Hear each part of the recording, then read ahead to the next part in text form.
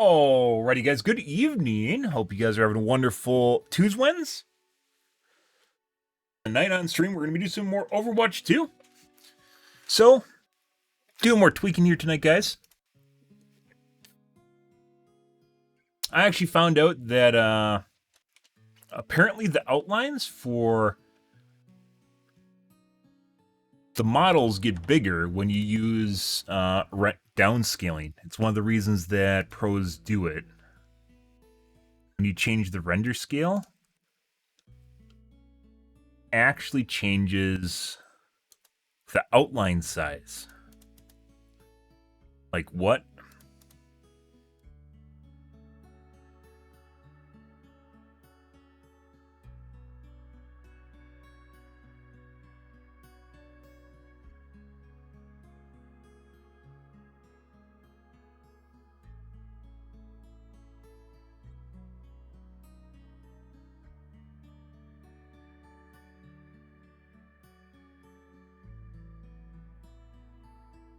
Hmm.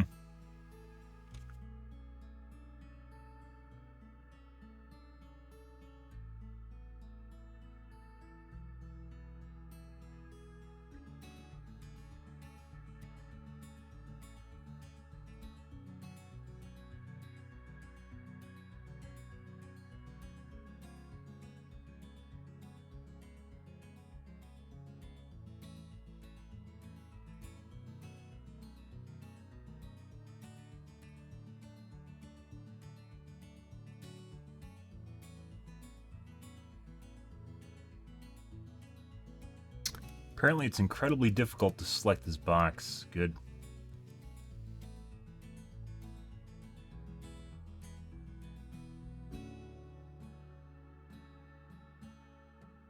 Definitely makes it look like ass.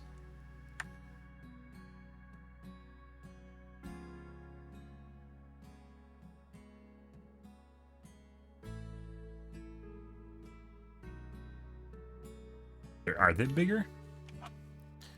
There. If you guys can't tell, it looks like shit. It looks like shit. So just as FYI. Yeah.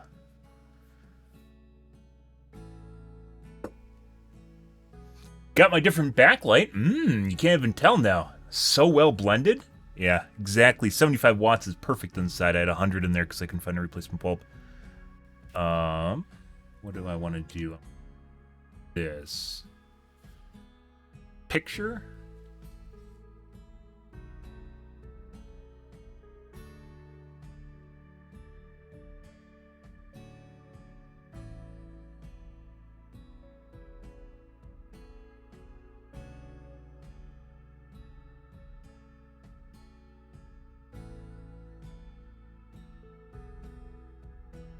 Camera can actually zoom into the pixels. No way.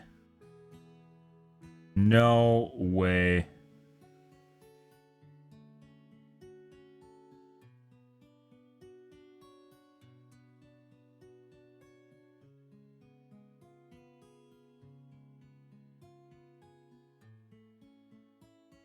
Maybe I can...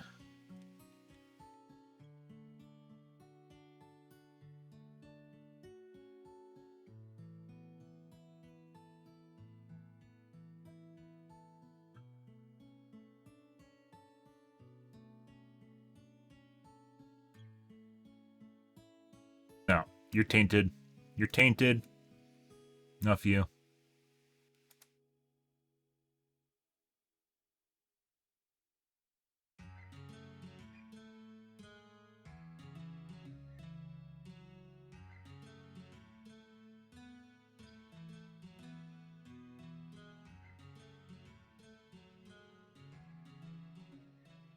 Okay.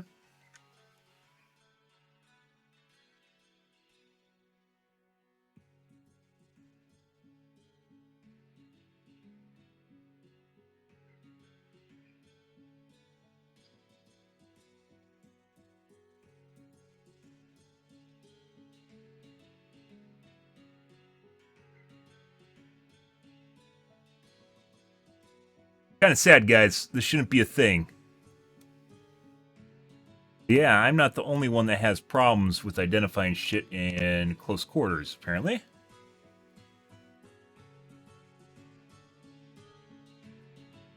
Okay.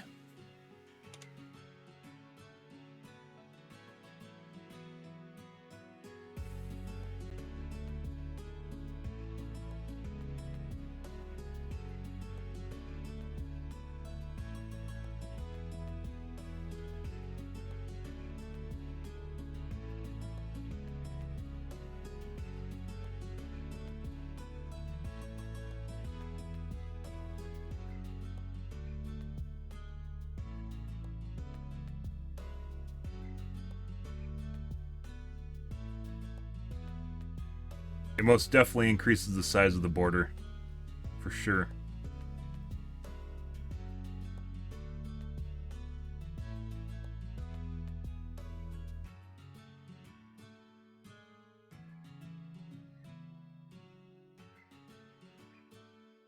Try this.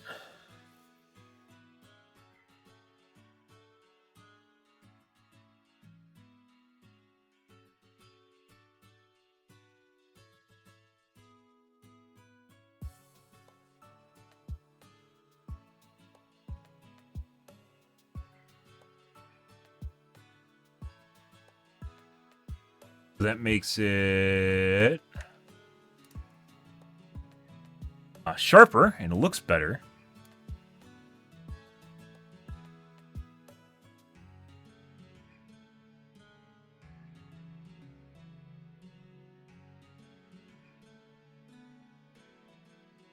That also increase the size of the border?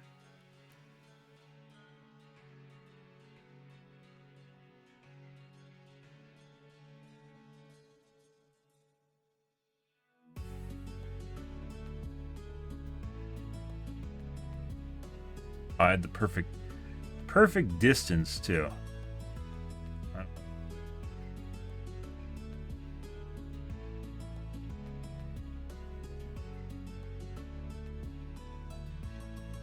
Better.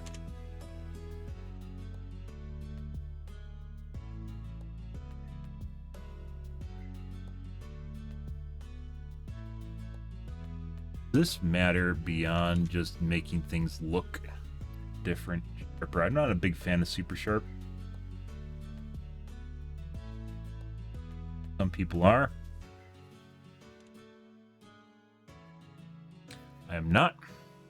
FSR does a pretty good job of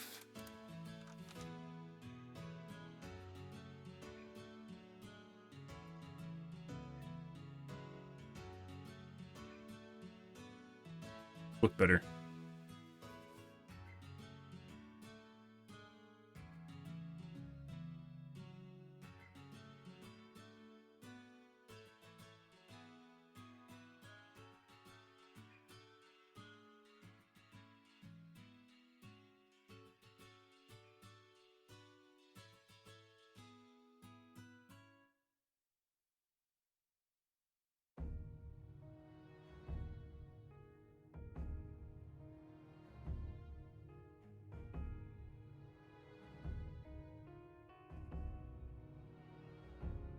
Trying to take a picture of the screen, guys, without FSR on makes a lot of noise on my camera.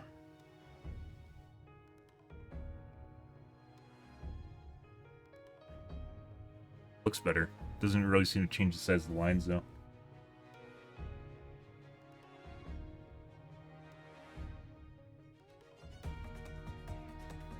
That's sad. Welcome to a day and age in which,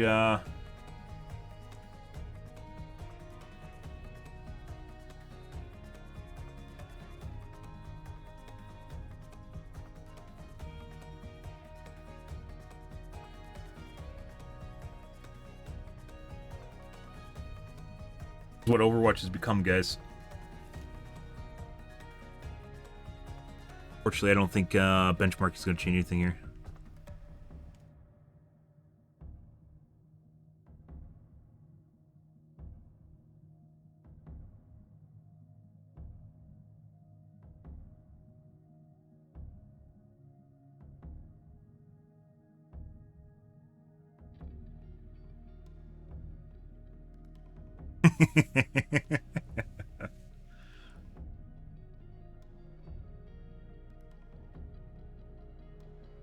$416, $355.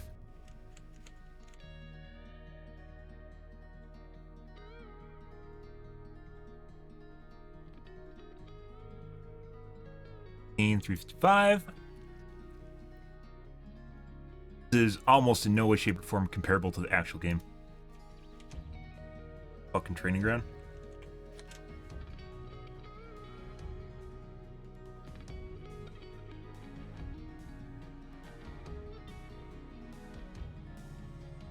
Sadly, this isn't really a benchmark at all. This is worse than a benchmark in my opinion. So it doesn't even test stuff that actually appears in the game. Like your performance in training grounds doesn't really reflect your normal game performance at all. In any way, shape, or form. The game does a lot of weird shit when you're connected to a bunch of people, and it doesn't do in something like training grounds.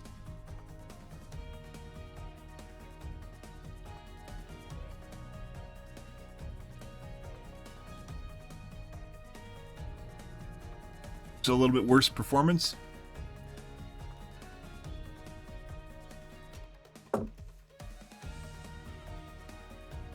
Not that it really matters.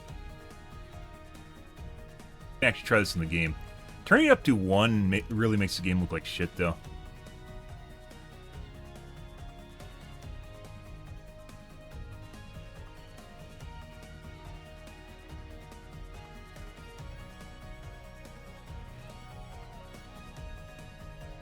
Overwatch, image sharpen.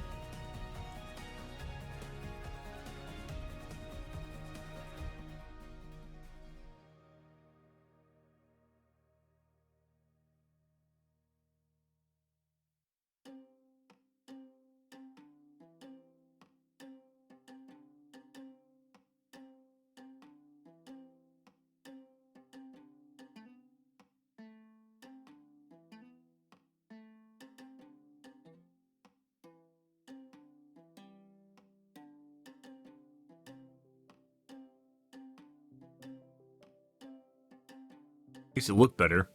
Just having it on makes it look better. I don't think 1.0 makes it look that much better.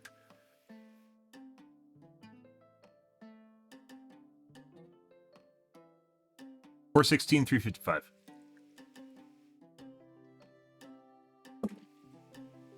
0.1% is very easy to mess with. Like what just happened here. I think it's when the bots died.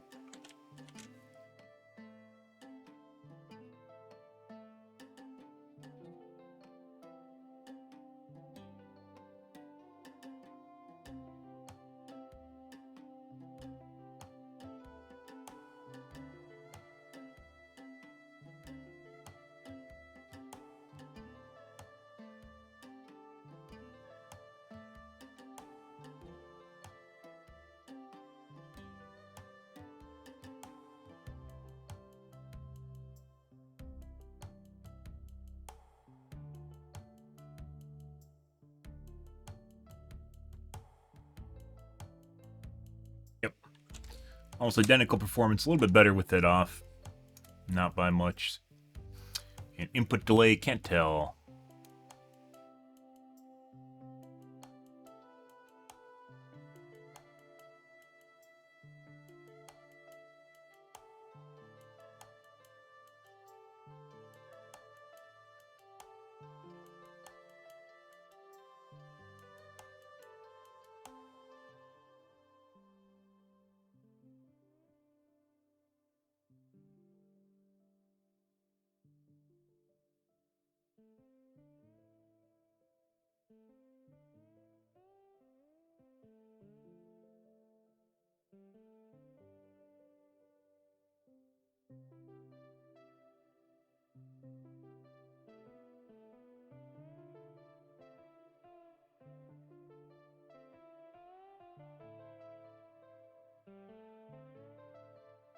Bitch?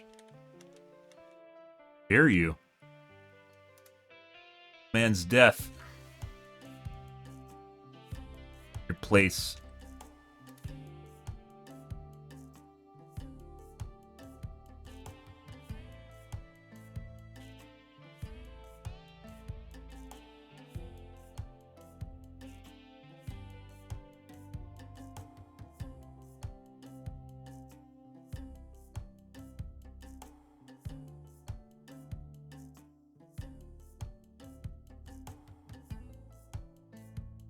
Not that I really need the FPS, by the way. No, I'm not 600 FPS capped in multiplayer games.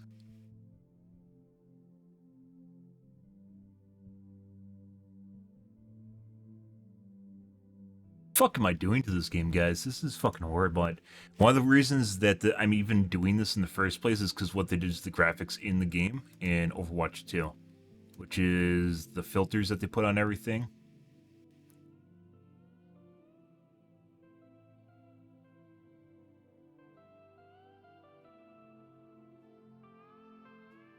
Filters they put on everything, and everything's super bright or super dark. Makes it very difficult to see stuff.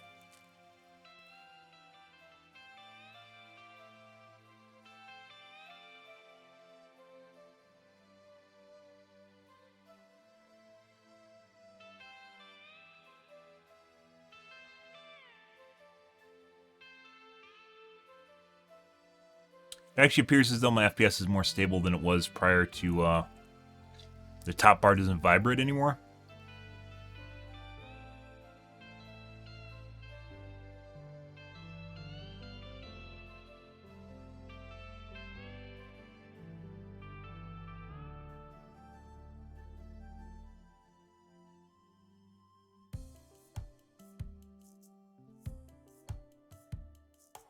Vibrating a little bit. I think this is what happens when it changes between CPU and GPU bound, is the bar starts vibrating. Top left, not that that's supposed to be any sort of visual indicator of what kind of performance you're getting.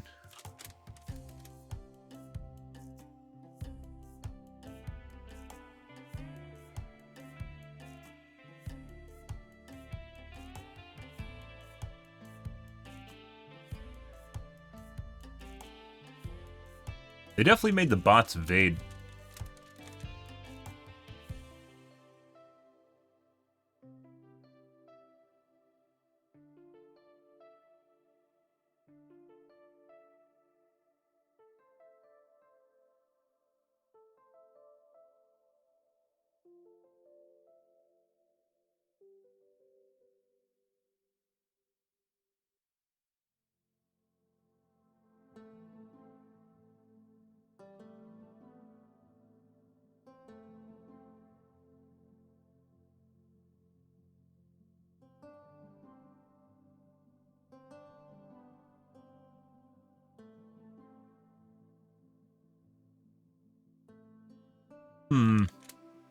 This could also mean that maybe I just need to turn my FPS down more than 360.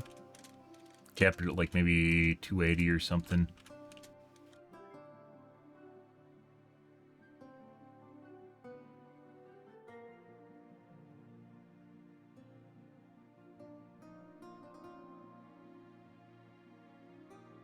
Yesterday I actually changed my frame cap limiter off of front end to back sync again.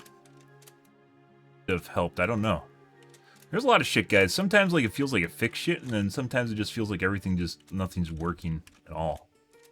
Like my shots are just super delayed compared to where I'm actually firing my shots, which then of course tilts me. I know the time to fire delay, and when it's not the same, it really irks you because it's like almost like making sniper shots. It's a lot like making sniper shots actually. Basically, you have like maybe 3 shots to kill someone. Sometimes less than that, sometimes 2, and sometimes even 1. And if I can't get in that time, basically I'm fucked. There's no room for error, retries. You just die. That's the ELO we're playing at, whatever that means.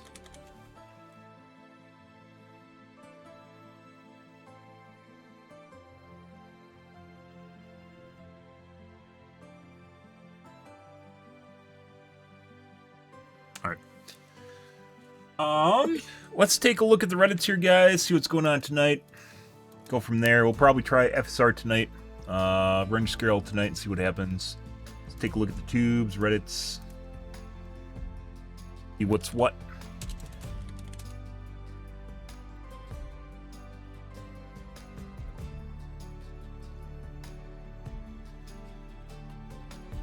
Ah, it has the energy symbol on it. It must be good. All right.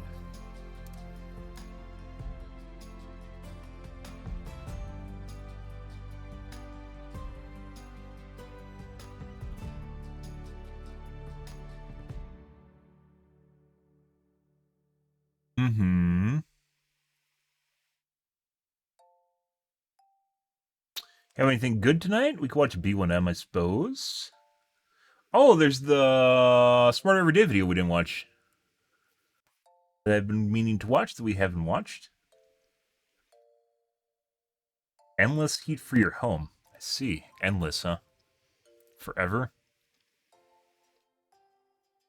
There's Linus talking about the vapor chamber.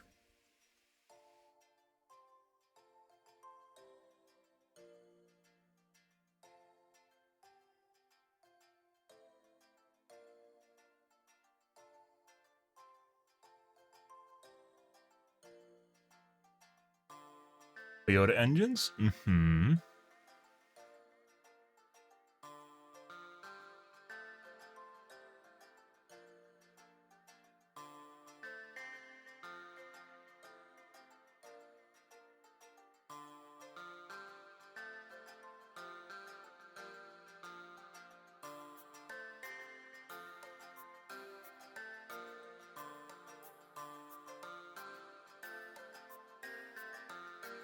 Also kind of lethargic today too, guys. He's doing video game reviews now? No way.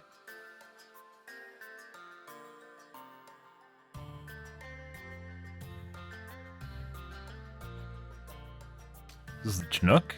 No.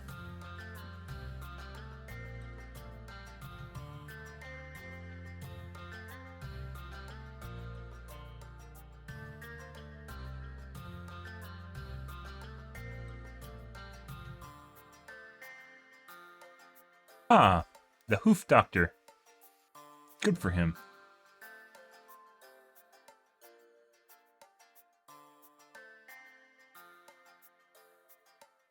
Kind of want to watch you guys. I do.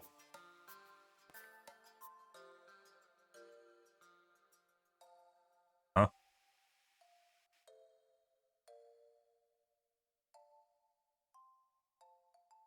The Hoof GP. Okay.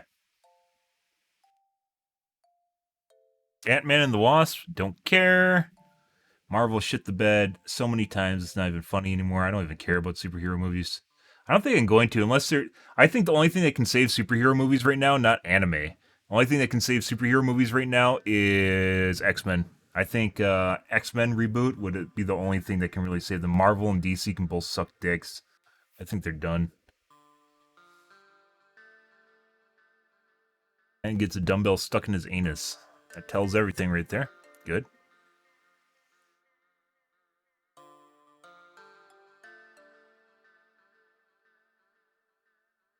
Inner hotel, very convenient.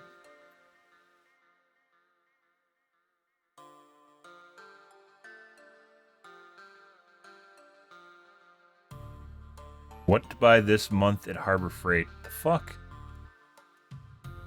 Shit and more shit? We're smarter every day. A Stardust. Yeah. Game Workshop totally buried that. Good.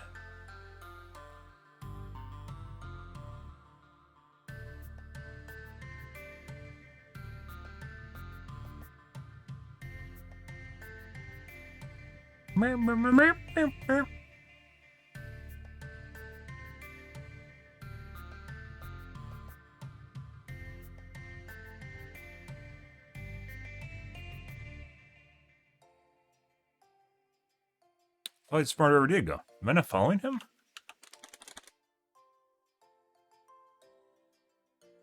I guess I'm not subscribed? That's weird. Yoink. No. Take a look at this. 2, 1, I've been interested in watching this. 0. All engine running. Liftoff. We have Saturn V. 32 minutes past the hour. Liftoff on Apollo 11. Back when, well, I guess the U.S. is still making good rockets, i.e. SpaceX, but not NASA anymore. And if you could have one person explain the Saturn V to you, who would it be? Today on Smarter Every Day, You? we're in the middle of a series about going back to the moon. We looked at how the Apollo astronauts trained to go back to the moon on something called the Lunar Lander Test Vehicle. We even spoke to one of the original engineers over that program. We also looked at one of NASA's early ventures into autonomously landing on the moon, something called the Mighty Eagle. We also took our first look at the Saturn V. We got to meet an engineer named Luke Talley. He was one of the original IBM engineers over what's called the instrument unit. This is the large computer shaped like a ring up near the top of the rocket that steered the rocket towards the moon. Now it's time to like go 19 deeper when he and did that? understand the entire Saturn It looks like he's V like 60s rocket. now? Wernher He von had to be Braun really young. said, "As the IU goes, so goes Saturn." That right there is none other than Luke Talley. So there is no better person to explain to us how the Saturn V works than Luke. He understands how all three phases of this rocket Is works. this like Home Alone, because the IU where has basically to that was the control pinnacle of the his life entire and rocket. nothing really happened Today afterwards? we're going to talk to Luke Talley in great detail. But before we do What's that, the actor's name? I want to tell you a little bit more about the person that Luke Talley is, because that will influence how you feel when you're receiving this information. November 10th, 1944, a young sailor from Alabama is killed in the Pacific Theater in World War II, and this young sailor had a 3-year-old boy and a wife back home in Alabama. This little boy turned out to be extremely curious, and like most little boys of the time, he loved making crystal radios and things like that. But he couldn't afford kits like this. Dude, Follow because they got were like kinda the bootstrapped 50s and everything. He 40s didn't art have a lot style of done money. perfectly. So a lot of people in the community helped him put together Fantastic. things like this. Bethesda. Just different parts. You could make your own crystal radios and stuff like that, and that's what he did. And it became clear that this young boy had an aptitude for electronics, which is why Luke was able to use his dad's GI Bill, because his dad couldn't use it, and Luke went to the University of Alabama to study electrical engineering. I want to show you this picture. This is Luke and his wife Kitty. This is Luke's favorite picture in the entire world. This is them all decked up on the, and she's sitting there on the hood of the 57 Chevy. This is a really cool picture because Luke and Kitty got married shortly after this photo, and he studied electrical engineering at the University of Alabama, and that's what started his career. After that, he went to IBM, where Luke quite literally became an award-winning engineer on the Apollo program. This is a plaque that was used at IBM as a part of the instrument unit team. You can see that it's signed by Alan Shepard, hailing Luke as a pretty important person. This is part of the Manned Spaceflight Awareness Coordination effort there, where they would make the employees that were working on the hardware know more about what was going on. Luke solved a really big problem. There was a problem on one of the early Apollo missions where a coax melted because it got hit by the sun on its way to the moon, and Luke and his fellow engineer here, they solved this problem, and Luke was awarded an award. This is the result of that. He got to go see the launch of Apollo 13, and you can see this right here is where he was given that award.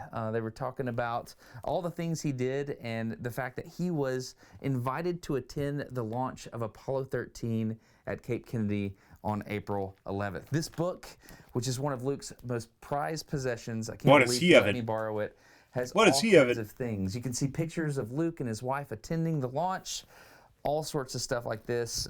They have different meet and greets with astronauts at that launch. So you can see Luke Talley is not just a normal engineer.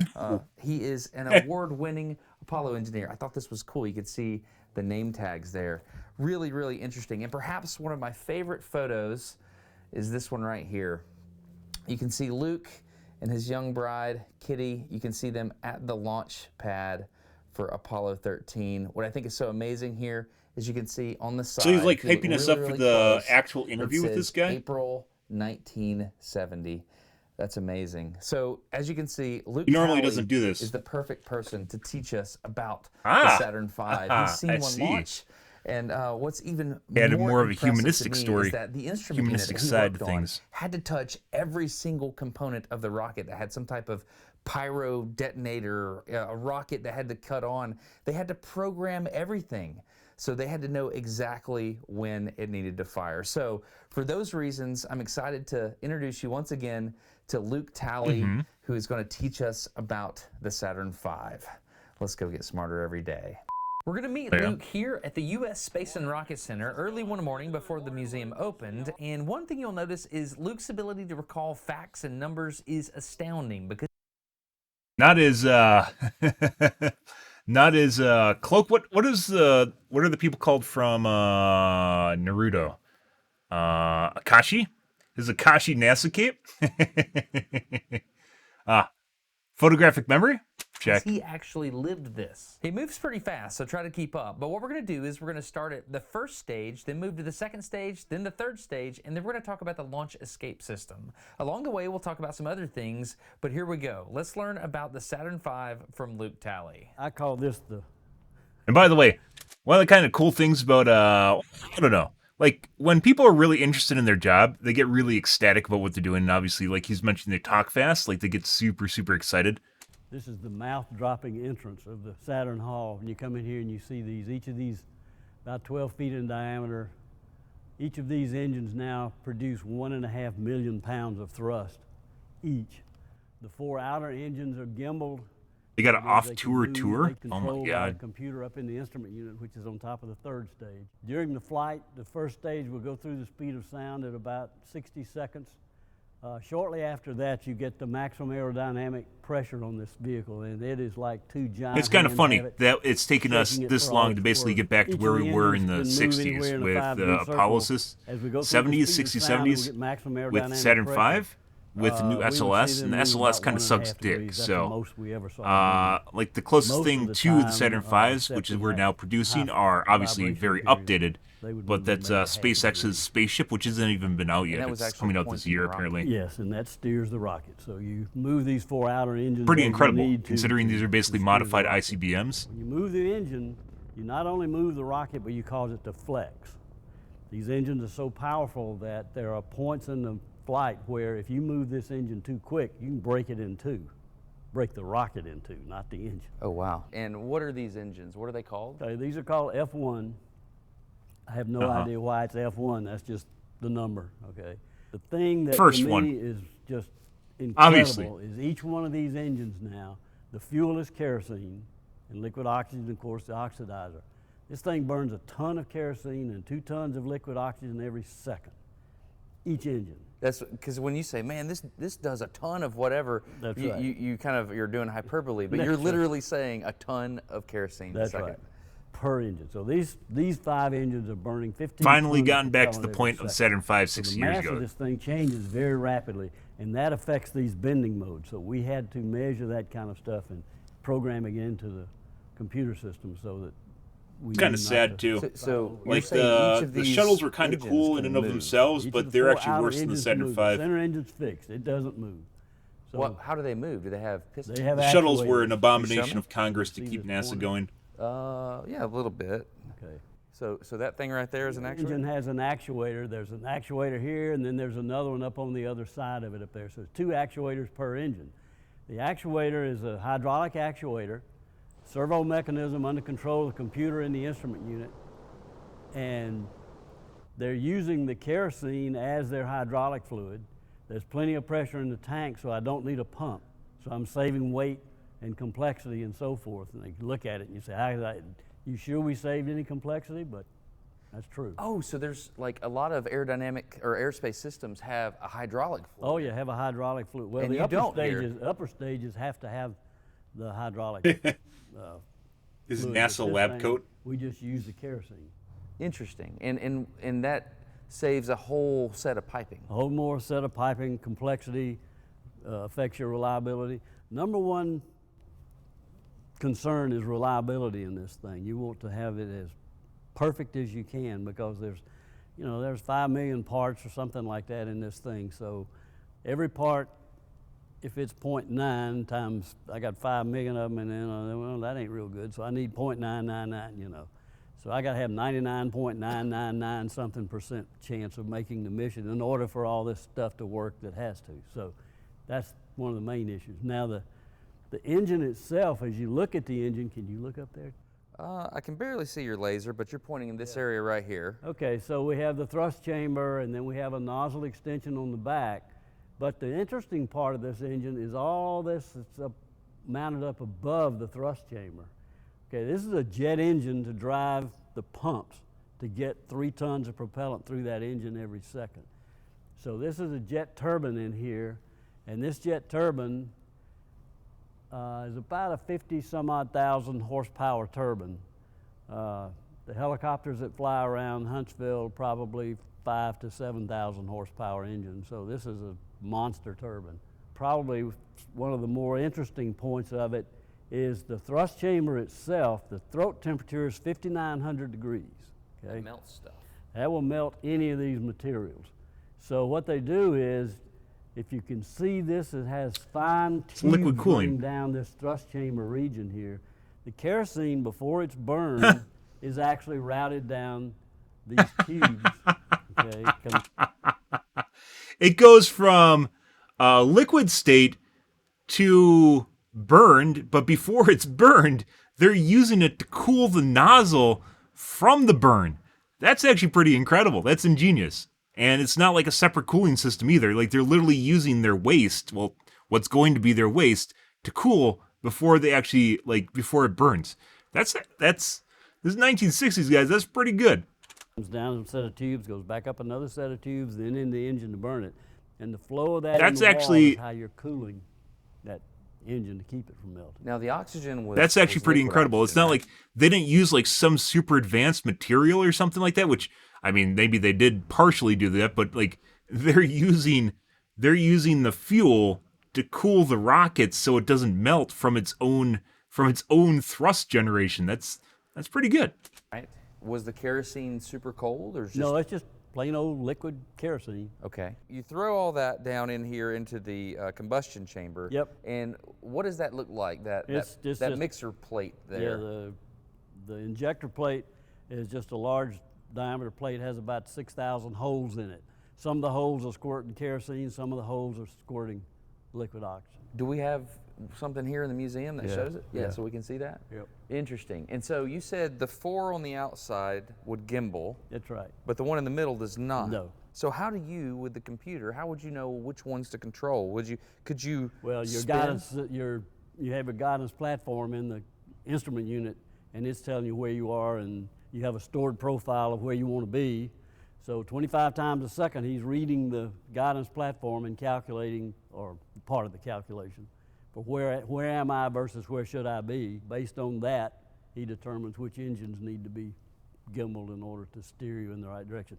Do I need pitch? Do I need yaw? Do I need roll? Do I need all the above? And all of that's done in the, And it's a closed loop system? yeah.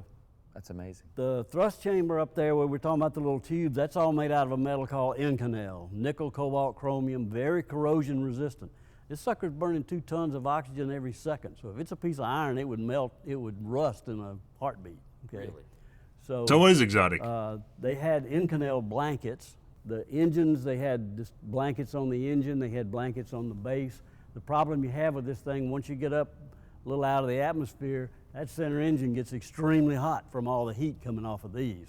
So you're trying to keep as much heat as you can away from that center engine. Oh, interesting, because you're kind of in a low pressure zone back Right. here. Oh, yeah. Yeah, because you're moving forward and you got this little pocket. That's right. Interesting. So Everything is There's blanketed no air cooling. with an insulating blanket to try to keep all the heat in the engines instead of dumping it over on that poor center engine. interesting. I didn't know that. That's amazing. As we say in South Alabama, he's hotter than a $2 pistol. I like that song too. That's amazing. So in here, as you look at this thing, you see there are parts on here that are yellow. Anything in here that's yellow is ground handling equipment. So you see those plates are there, and that's so this thing won't sag as it's laying on its side. So once you get it up, stand on the pad, you would remove the yellow pieces. We'll see a lot more of that on the forward section. And that's the original design for the hardware? Yeah. Okay. All right. Following you.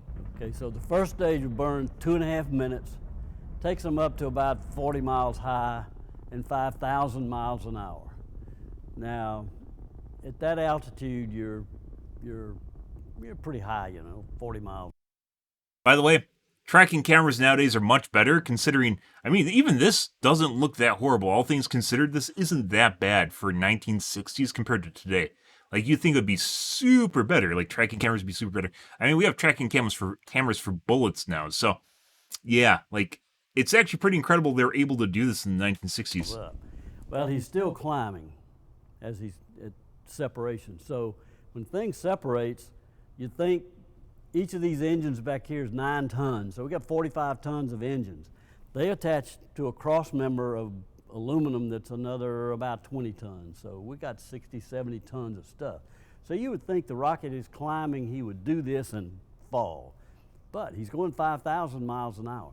When it separates from the second stage, it does sort of tilt down, but this thing will go almost 70 miles high before it finally starts coming down. Falling from 70 miles, when it hits the Atlantic, pieces just go everywhere. Kablooey. Yeah, kablooey. That's a good way And to be clear, the reason you separate the rocket is you've got all this extra mass. Right. Trying to get rid of everything you've used. Once you're out of all that fuel. Sitting on the pad, we're about 6.5 million pounds. The first stage is like over 4 million pounds of that. Okay. Wow. The first stage is a big chunk, but it gets you up and gets you up through the atmosphere and on your way up to 5,000 miles an hour. So as you walk up beneath the thing, you'll see there's smooth sections and corrugated sections. The smooth section directly above where I'm standing right now has the USA on it, is the fuel tank. Okay, so that's where the kerosene is. This thing is made out of aluminum plate, inch to inch and 3/4 thickness. They form a flat plate. They mill the inner surface for strength and some slosh baffling, and then they put this thing in a giant press and bend it. Well, this plate is 1/3 of the circumference. Then they take these plates, stand them up, and they have this automated welder. As I recall, there was something like 20 to 30 passes to weld this 1.5 inch, 1/4 thick aluminum plate. I remember some of the mechanical guys talking about it. They would set the thing up, they would put up these what we call test coupon, just a piece of aluminum to check out the weld to make sure that it's okay. So they make the welds, then they take this thing, slice it up, put it on the microscope, and they said you would be hard-pressed in most cases to tell the virgin aluminum from the weld. It was very, very precise. So they were super skilled craftsmen. Yes, yes. The forces from the engines are transmitted out through this structure we was talking about, and all the forces are transmitted upward through the skin. There's no internal beams or anything like that. So all your forces are going through the skin. Well, the tank now has to withstand the upward force plus the pressure in the tank, called a hoop stress. Yes. Okay. So the tank area has to withstand more forces than do the inner tank areas. So the inner tank areas are made with this corrugated material, so I can use a lot lighter weight material because I'm only having to withstand upward force. I don't have any inside pressure. Oh, so, well, correct me if I'm wrong on this, Luke. So right there, I'm looking at the corrugated stuff. Right. It has a bigger cross section so that it can withstand more axial forces. Well, it's just corrugated to give it more strength. So it's not going to buckle. Right. So are there tanks inside? Like, am I looking? So this is a model. I don't know if this is a correct model. Yeah, this is a pretty good little model. If you look, the fuel tank is the lower section down here, and if you look inside the tank, you can see that the liquid oxygen lines actually run through the fuel tank. Those things are about 18 inches in diameter, and if you had to bring them out around the tank, you would mess up your streamlining on your rocket, on your surface. So they're actually going through it. Now, the problem you have here is liquid oxygen would freeze the kerosene, so the piping that's going through there is kind of like a big thermos bottle. Okay, so you're saying like this is the liquid That's oxygen. the oxygen tank. So the oxygen's set above the Of the kerosene. fuel, yep. And these pipes that go in between the two. Yep. You've got these big pipes that go. They sure do. How many are there? Is there one 5, for one for each engine. Just a direct line. Yep. Okay, and so you want to make sure that you don't have frozen kerosene around that. So is double walled, or how do they do it? Yeah, it has an inner wall, outer wall, and then it has a low pressure gas in between, just like a thermos bottle. Really? And the purpose of the low pressure gas is to insulate? Insulation. Wow, okay. So volumetrically, how does the chemistry work? Do you have more fuel or more oxygen? Oxygen. More oxygen. Yep. So how does that? Well, you look up here, you about a 2 to 1. Where does the oxygen start? Oxygen tank is in the smooth section up top up here. Okay. The one right above us was the fuel tank. This now is the oxygen tank. You can see there's about a 2 to 1. 2 to 1. Okay. Wow. So And density is about the same. is it? Okay. Oxygen is like 9 pounds per gallon. Kerosene like 7, I think. Really? So we're still under stage 1. We're still on the first stage. We were talking about the injector plate. Down in the throat of the engine is this injector plate, got something like 5,000 holes or something like that. And some of the holes are spraying kerosene, some are spraying liquid oxygen. And you have these baffles. Yeah. When this engine was first made, the Air Force started development of this engine early on. They thought that nuclear weapons were going to be much heavier than they turned out being. So they thought they were going to need a heavy lift rocket. They thought they were going to put manned orbiting laboratories, spy in the sky type things, and ultimately the technology got ahead of them. So this engine was transferred to NASA to resolve the final issues and use it on the Saturn. Originally it did not have the baffles. The problem is this stuff spraying in here starts a circular rotating motion, so this gas starts circulating in this giant, like, we're talking about stuff swirling around maybe 2,000 RPM. I mean, it's really moving in there. Problem you get with that is these injectors, sometimes they mix, sometimes they don't mix well, so you wind up, you can get an engine that I'm getting too much oxygen in an area and not enough kerosene. It turns into a acetylene torch and cuts the end off of the bell. Really? And then the other problem you have is if I get too much kerosene and not enough oxygen in this thing, it starts like a car that's running rough on the road. So now it starts this terrible vibration, it'll shake it to pieces. So the baffles break that swirling motion up into much smaller areas that then don't have such a major effect on it. Once they put the baffles in, and this is only happening in the first few inches of the injector. So first few inches into the engine off of the injector. Mm-hmm. So these baffles were enough to solve the problem. Several injector designs, such Ooh. as this LOX dispersion injector, have been tested in an effort to increase combustion stability margins. Other designs tested include the baffled divergent ring injector, low-fuel Delta P injector, 21-compartment baffled injector, and the divergent ring injector. So basically, what they're doing is they're controlling they're controlling a very huge. It's like a turbulence museum drop. tour. That's right. Yeah. They're cutting it into smaller chunks, and then that way you Hosted can get museum more tour? complete mixing in these sections. That's right. Yep. Are these the pipes you were talking Kind of as a segue, Yeah. some of These are the tubes museum in that or tube where you're historic, pumping the coolant. some of the historic Now, this big baffle around this thing, tours this around the jet U.S. turbine, I think, there's a nozzle have I seen extension them in on the other countries? engine, which is not on this one laying on its side. I think There's I've only another seen them in the 6, U.S. 7 Some feet of the of more, engine out here. the newer historic It's a tours in the nozzle U.S., like the big extension. Well, ones, it's made have out of audiobook high-strength tours or audio stainless. tours now, And where what they basically you actually have do is a they tour take the guide by turbine getting a exhaust. headset. The turbine now is running a No, I've seen them in fuel Europe rich too. mixture. So its Some in Europe. I exhaust definitely had it in temperature is only about Nostradam, 1200 Notre Dame. degrees. So by Nostradamus? capturing that exhaust, Notre and Dame? Notre routing Dame, around before it burned here, down.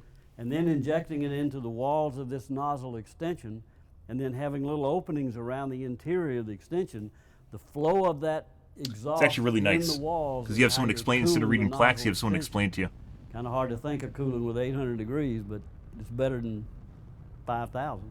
Wow. And then you allow the exhaust to be injected into the nozzle, and that way your extra thrust you're getting out of that is put in the direction you're going. That thing will produce about 18 to 20,000 pounds of thrust. So if you squirt it out to the side, you'd forever be correcting with another Just the thrust. cooling section is 18,000 pounds. Of Just the exhaust from the oh, I see. turbine. Yeah. So you have to control where That's your right. So coolant you goes. direct it into the thrust chamber so it's going in the direction you're going. Okay, Luke, you're absolutely right. We could do this forever, couldn't we? that's right. I don't know how you're gonna cut this, but Oh it'll be man, fun. that's All right. quite the reveal for We'll- stage 2. We'll hustle. This episode of Smarter Every No. Day is sponsored in Commercial break It's just level money. for stage 2. You can like Now, when we get to the top of this stage, we were talking about ground handling equipment. You see this big yellow structure on the top of it. This is how you lift this thing off of the transporter and pick it up and put it on the launch pad.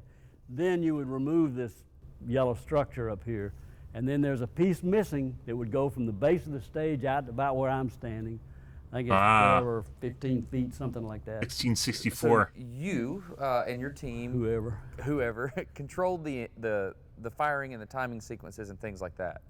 So we've lit off the engines, we've burned all of our fuel, and it comes time to do separation. So you have to shut the So you have to shut those engines down. MECO, main engine cutoff. That's right.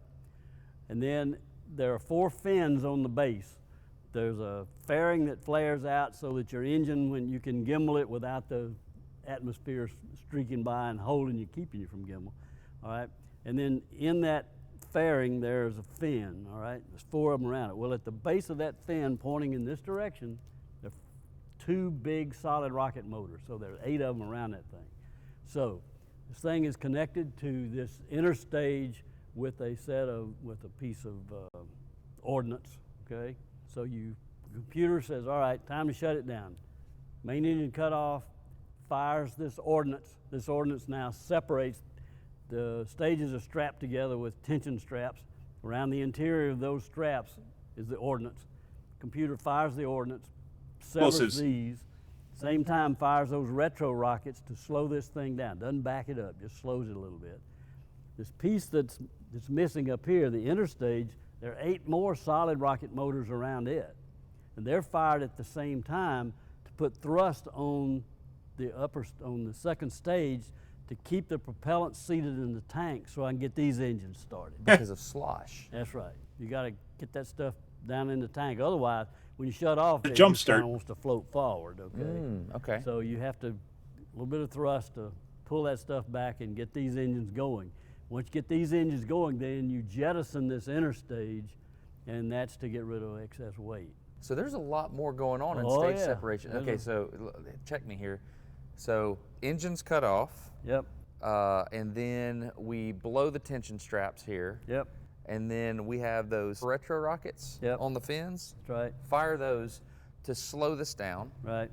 and then we have a kick right here. Then we have these are called ullage rockets. Oh, okay, so we have a little Push bit of, forward a little bit, yeah, a little kick in the pants. seat my tanks, fuel and propellant in the tanks, and then start these engines. Now these engines, first stage, 1.5 million pounds of thrust, F1s. These are J2 engines. The fuel here is liquid hydrogen. So hydrogen gives you a lot more efficiency, but boy, hydrogen's really tough to mess with. 426 below zero, so everything in a whole different world now for messing with a bottle of kerosene versus this stuff, okay? But more efficient. So each of these engines now, the first stage, remember we were burning 3 tons of propellant every second to produce 1.5 million pounds of thrust. These are burning about 600 pounds a second to produce 230,000 pounds of thrust. So these 5 engines equal about one of those first stage engines. I see, but you have less mass that you're hauling That's around. right. That's right. And so you don't have to accelerate all that. So, And I'm carrying hydrogen, which is pretty light. okay. Hydrogen density, remember we said liquid oxygen is 9 pounds per gallon, liquid hydrogen is 7/10 of a pound per gallon.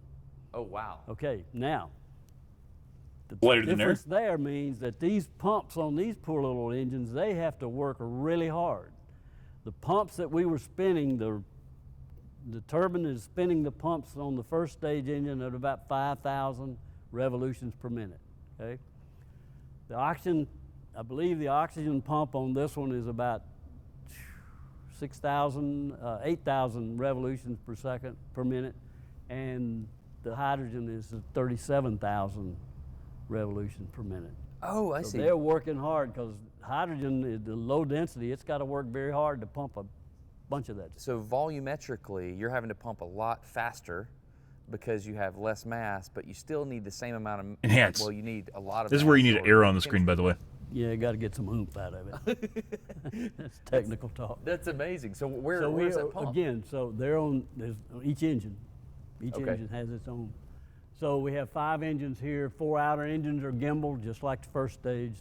These, I think, first I think that was he didn't know offhand, by the way. stage could move 5 degrees. I believe these would operate closer to 10 degrees. And you're Yeah, controlling 10. these with your computers These as are well? all still under control of the instrument unit. Everything's under control. Everything we've talked about so far is under control of the instrument unit. Well, how do you connect the computer from? So that means the instrument unit, which is over there. It's that on big top of the third stage. It's way up there at the top of the third stage. How do you connect the computer? Yeah, you got cables going down, all the way down. Where would they be? They would be going between the stages.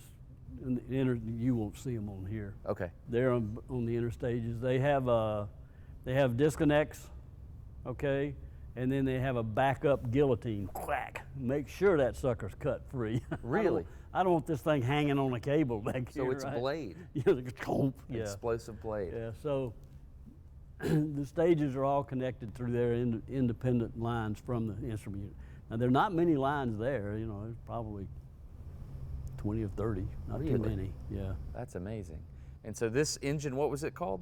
J2. The J2 engine. Yep, J2. They'll be on the second stage and the third stage. So a lot of people spent their entire lives just working on this engine. Oh yeah, a lot of people spent their entire lives working on one part of that engine. Really? It's kind of the way it goes. And then here you come along and you get to control everything. That's right, yeah. Okay, well above us is the S2 stage, all right? Now, the S2, we got a little bit of corrugated, but most of it is smooth. Okay. All right, so in the first stage, remember we had the hydrogen, bubbles. we had the kerosene tank, and then we had the liquid oxygen tank, and they're two totally separate tanks. And here we have a deal where there's a common bulkhead between the two tanks. That saves a tremendous amount of length, which saves a tremendous amount of weight. What I is don't a have bulkhead? I don't have a hemispherical tank here and then another one up here. Actually, I've got one surface, and that surface serves the oxygen tank below and the hydrogen tank above. But they share, one of the bulkheads of the tank is shared, okay? Now this stage you see above us up here, it has sort of a funny looking surface to it. This was a phenolic honeycomb grid, and then it was filled with foam. The hydrogen tank is hydrogen is so cold, 426 below zero. You really have to insulate it, and you have to insulate it very, very good. The problem you run into is if you don't insulate that tank, the boil off from it will be so great that you can't fill the tank. So you got to insulate it to fill it, number one. Plus you got to insulate it to make sure it lasts any time. So the second stage is insulated on the outside. This was used on some of the early flights, this phenolic deal. Later on, as my understanding is, they went to like big styrofoam blocks just glued to the outside. It worked a lot better. Upper stage now, the upper stage will last. First stage, we were burning 2.5 minutes. This one's gonna burn about 6 minutes, okay? So not long into the flight, these two stages are gone. But the third stage now, he's gonna go in orbit, and it's gonna be a number of hours before we're through with it. It's actually insulated on the inside of the tank. Really? Okay, now, when you come to the end of the second stage, beginning of the third, we've got another inner stage, and of course it's missing here. So there's a tapered section that goes, the first two stages are 33 feet in diameter. The third stage and the instrument unit are 22 feet in diameter, and the spacecraft is 11 feet in diameter. Okay. They knew there were going to be a lot of us Alabama guys working on it, so 33, 22, 11, they were keeping it simple. You don't have to put that in. Somebody did make a decision though, didn't they? Okay, so now when we get to the third stage, we've only got one engine. Okay. Well, before first two stages, we've got 4 outer engines, and we can gimbal those, and we can make the rocket pitch, we can make it yaw, and we can make it roll. With one engine, I can pitch and I can yaw, but I can't make it roll. Interesting. So the two black pods, there's one up here on the upper right, there's one on the left, probably can't see it. There's a set of thrusters in there to give us roll control while the engine's burning. What's that called? Is that called the reaction? This is called the Auxiliary Propulsion System, APS. Okay. These are hypergolic, nitrogen tetroxide, whatever that other stuff is, hydrazine. Okay. Hydrazine. When they squirt it into the chamber, it immediately burns. You don't have to have an igniter. Okay. So during the boost phase, they have the APS gives you the roll control. Now this will go into orbit and will coast, and while we're coasting, there are roll, pitch, and yaw thrusters in there to control it. And you were controlling those? And that's all under control of the computer instrument, right? first stage shut down at about 40 miles high, and then it went on up higher and then fell into the ocean. Wound up about 450 miles from the Cape in the Atlantic. They put out maritime warnings. You don't want that thing to fall on your boat while you're out there fishing. The second stage now, he shuts down. The first stage was still climbing. This one now, he's up to about 115 miles high, traveling 15,500 miles an hour. He's going to do a nosedive into the atmosphere. Going into the atmosphere probably begins to break up at altitude. Doesn't burn up, just breaks up. And pieces in the neighborhood of 2,000 miles, 2,500 miles from the Cape, something like that out in the Atlantic. Okay, now the third stage is going to burn for about 2 minutes. Okay, now he's going to take them up not much higher, 117 miles higher, probably 17,500 miles an hour, puts them in orbit. Now the problem we have here, or the situation, we're going to the moon, but we launch from the Cape. You can only launch in certain directions from the Cape, all right? So what you do is you launch and you wind up in an orbit about the Earth, but that orbit plane is in a different plane from the plane of the moon that's also orbiting the Earth, all right? So we go into orbit, we shut this thing down, usually coast an orbit and a half. We could have coasted as much as 6 hours before batteries ran out, okay? Usually only an orbit and a half, hour and a half or so, 2 hours. And what we do is when our orbit, we come around in our orbit and it intersects the plane of the moon's orbit, we restart this engine again. So this one burns twice. Now he will burn for about 6 minutes and we'll take them out of the moon's plane, out of his orbit plane and into the moon's orbit plane and up to 24,500 miles an hour. Now they're on their way to the moon. Now after that, the crew's got to get separated and do all their magic, okay? So we'll talk a little bit about that if you want to. Let's do it. Where do you get rid of the third stage? Does it go to the moon with you? Oh, we'll get back to that one. That's a good one. Okay, so we won't spend much time on the spacecraft. We'll just say, here's where it is. Yeah. We won't talk much about the little thing that went to the moon, like the Well, actual land part. If you want to know about that, go to Johnson Space Center. Here's probably the best little thing you can show is this model here shows the third stage, the instrument unit, and the lunar module is inside what's called the Spacecraft Lunar Module Adapter, the SLA, the SLA. And then the service module atop that, and atop that is the command module. They still have that where they the three adapted it for the astronauts are SLS. located. Now this launch escape system up here on top of it, if we had to abort during the first stage burn, if we lost 2 engines or the rates got too high, if the rates get too high on that first stage, you can break this thing in two also. So that is an emergency, get them off of there right now. So there's an emergency detection system hardware in the instrument unit. We don't need the computer, we don't need any of this, it's all hardwired. It's triple redundant and everything. So if I lost 2 engines on that first stage, that system would automatically fire a rocket motor that's in that launch escape tower up there. That thing would pull just the command module with the crew and, the crew members are inside, the astronauts are inside there. So this thing now would pull them wherever the abort occurred, would take them 30 to 40,000 feet higher. Then it would jettison and they would come down on their parachutes. Huh. And so I'm looking at That's it. only in first stage burn. There was an ejection seat for a rocket. That's pretty good. I don't think most people consider that, but there's an ejection seat for a rocket. Yeah.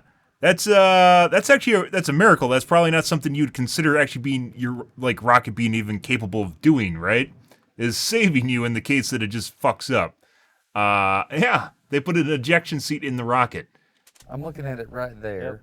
Yep. So I can see the nozzles on the back side. So Yep. that's a rocket. It's a solid rocket motor, yeah. And those nozzles are pointed That's out. right. That's right. And that's to So not you burn the top of the gumdrop. Don't melt the spacecraft. Now the spacecraft, during that point, as they're going up, in case you were to have an abort, that launch escape system actually has a cover that is actually over the top of the spacecraft. Until they jettison this during second stage burn, they can't hardly see anything. There's a little window down at the side they can see out, but the main one they can't, it's covered. And that's in case we had to fire that thing, we wouldn't damage the spacecraft, yeah. Interesting. And when the launch escape tower separates, it pulls that conical section with it as part of the. So when does that fire? I mean, you got to get During rid second stage, just after second stage burn starts. Okay, so it's after We jettison it. So you jettison it while you're firing the second stage? Yes. Yes. Really? Yeah. Oh, okay. I didn't It realize has that. it has a little motor up at the front of it that will pull it away and pitch it up out of the flight path. So there's a little motor on top of. Yeah, there's a couple of little extra auxiliary motors inside that thing. That Is it a pretty dumb rocket up there? It's solid, right? yeah, it's solid. That thing has as much thrust as a Redstone rocket, just doesn't burn as long. It'll snatch them away there real quick. They will pull some G's. Really? They'll probably be sore if that ever happened. Luckily, we never had that happen. That's amazing. I did not realize that you jettisoned that. Is that the word, jettison? Mm-hmm. I didn't realize you jettisoned that while the second stage was burning. Yeah, just after second stage gets up burning, then you get rid of it. Now the instrument unit, we talked about it, this is where it's located on top of the third stage. Okay, now, when we get to this point, we will just, the lunar module is inside the tapered section up here. We've jettisoned the launch escape tower, so it's no longer there.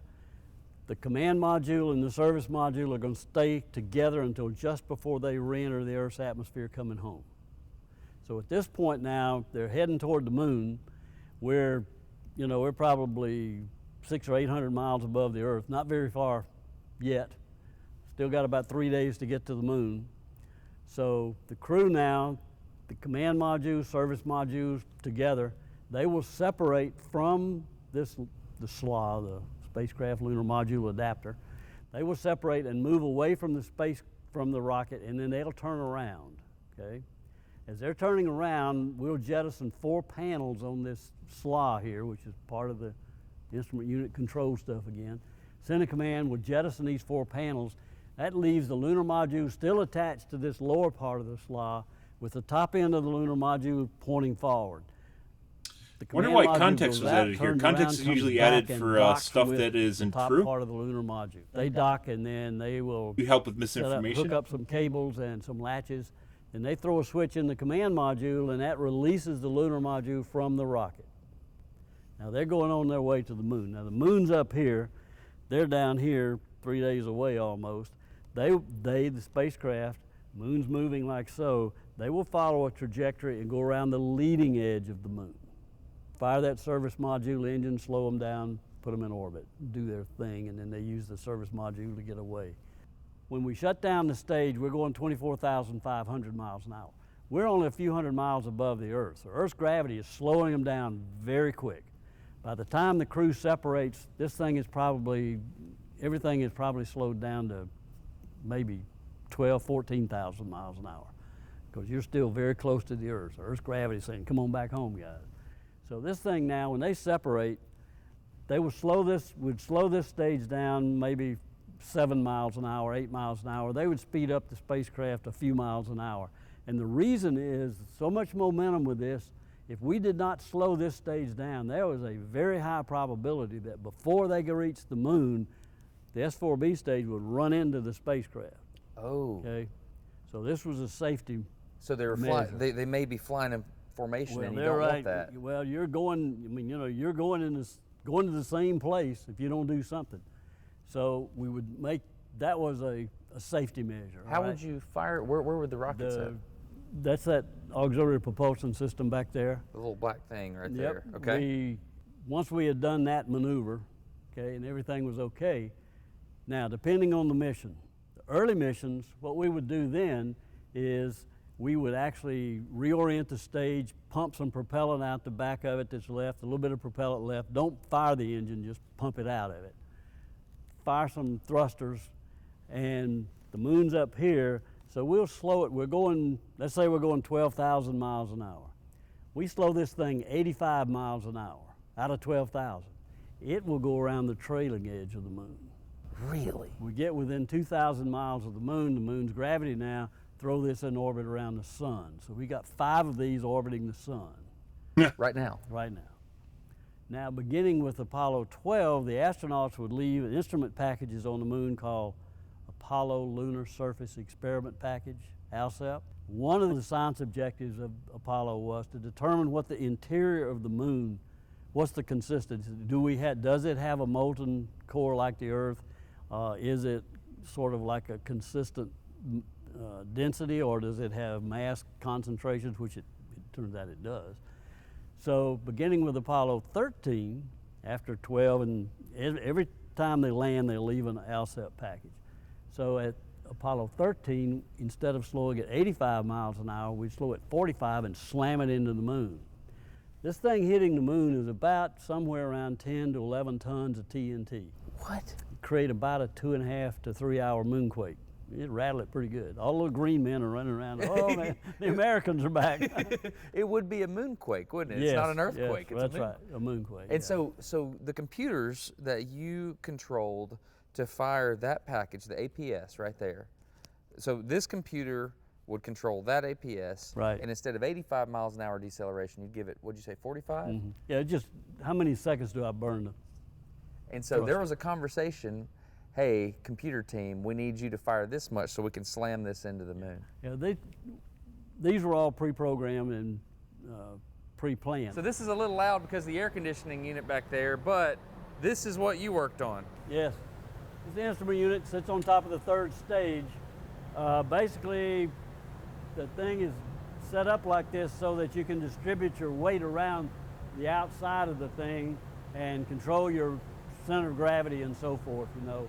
The hope was that we would go on with an Apollo application program, and with this layout like this, with the different thermal conducting panels, we could move equipment around and, you know, do different experiments. So this thing sat on top of the third stage. Top of the third stage. And controlled the whole rocket. That's right. Those lines up at the top up there you see going down, those were the lines that went down, connect to the other stages to allow us to communicate with them.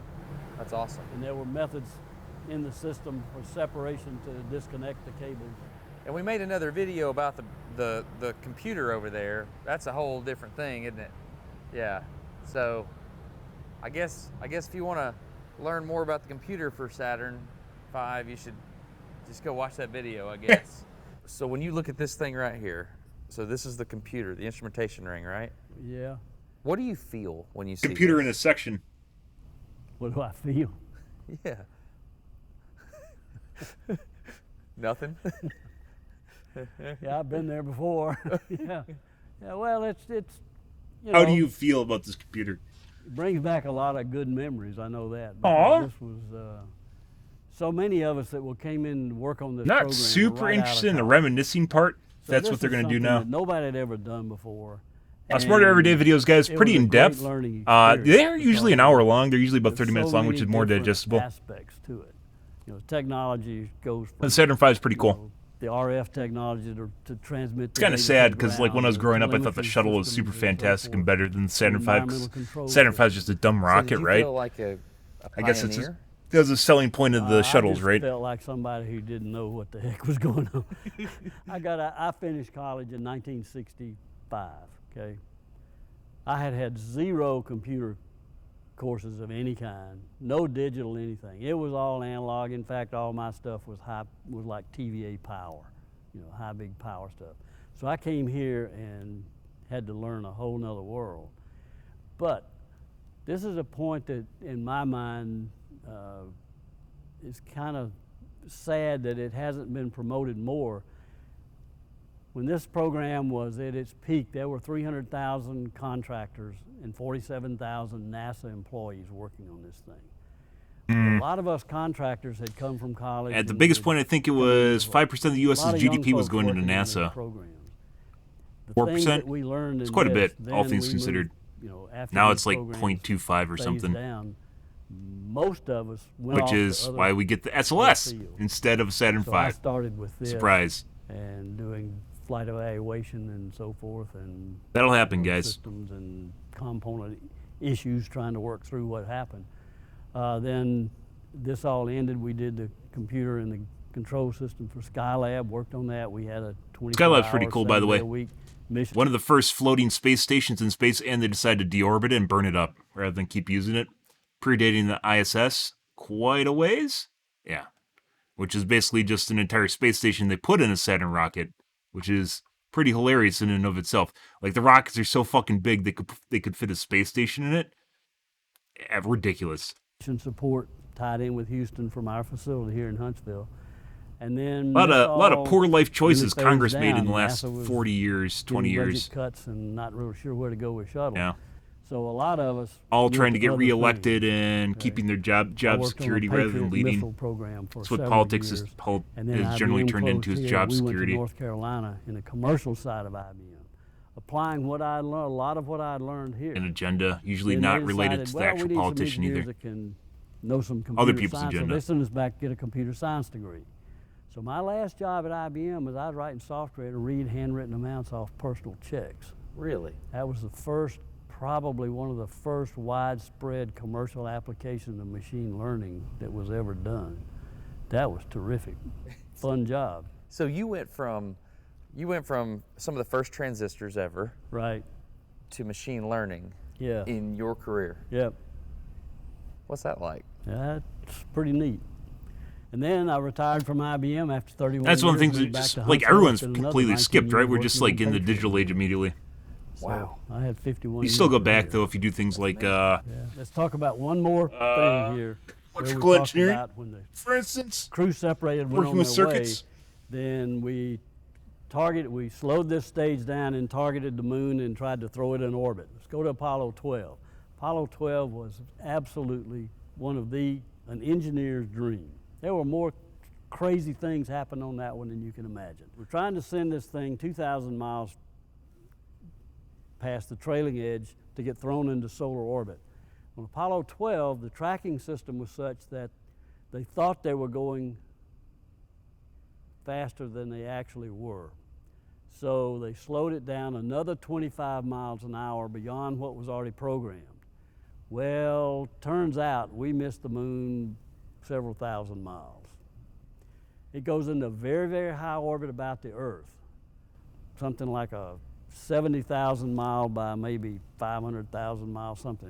It's really is very high orbit. Well, over the next several years, this thing apparently, as it's going in this orbit, is getting affected by the Earth's gravity and the moon's gravity. So the orbit slowly gets stretched. Well, there's a point called Lagrange L1 point where the gravity of the the gravity of the sun and the gravity of the Earth equal. Earth's pulling this way the same amount as the sun's pulling that way. Well, the people at, I believe it's JPL, they believe that this thing's orbit stretched out to the point that it went beyond the L1 point and was ultimately pulled into orbit around the sun after all. So this thing goes out there and he orbits the sun. Of course, everybody said, oh, well, we knew that would happen. All right. Anybody believe that? So about 30 years later, 2002, amateur astronomer sees this white dot, goes on the internet, reports that he thinks this is an asteroid, whatever. JPL and I think MIT people start looking at it and scratching their heads. No, the trajectory can't be an asteroid. And I believe it's this Dr. Paul Chodas at JPL. Their group started looking at it, and they are the people who track space junk. Yep. And he said that he had done some back figuring and thought this was actually the third stage from Apollo 12, and it was coming back into orbit around the Earth. In 2002. 2002. Wow. So this Lagrange point follows the Earth around the sun, okay? This thing had gotten into some orbit about the sun, and it's just, it's just going to stay in that same pretty well orbit. It may precess a little bit, for the most part. So this Lagrange point now is following the Earth. Well, at this point in time, S4B, the Earth, and the Lagrange point just happen to be at the right point, and this thing gets S4B, and the instrument unit gets pulled back into orbit around the Earth. So it orbits the Earth for about a year, gets near the moon on one of these orbits and gets thrown back into solar orbit again. Now, the people at JPL said they think this is going to happen again, will re-happen about every 40 years for the next 1,000 or 2,000. Ultimately, it'll run into the Earth or the moon. And that's all because this little module right here, the APS on the back of the third stage, fired just a little bit. 25 miles per hour too much, yeah. And that put this That thing in. started all this foolishness, right. So This started all so this foolishness. yeah, right. So this guy is still floating around. If you want to know about it, you can go out on the internet and do an internet search on J002E3. That's the space junk number for this thing. And there is there's a couple of people have. That's someone's Monday coffee fuck up right there, guys. They didn't have their Monday coffee, and that's what happened. It's just in space for the next couple thousand years, just floating around. Put plots of. I mean, that being said, what there's a the lot of shit JPL like floating around simulation space, is right? that So shows this thing coming around L1, orbiting the Earth, and you can see every time it gets close to Earth, you can see how the shape of the orbit changes. And then on this last one, it comes around, and the moon just grabs it and throws it out into orbit. But my grandkids will see it again. I could. That's Yeah. amazing. That's awesome.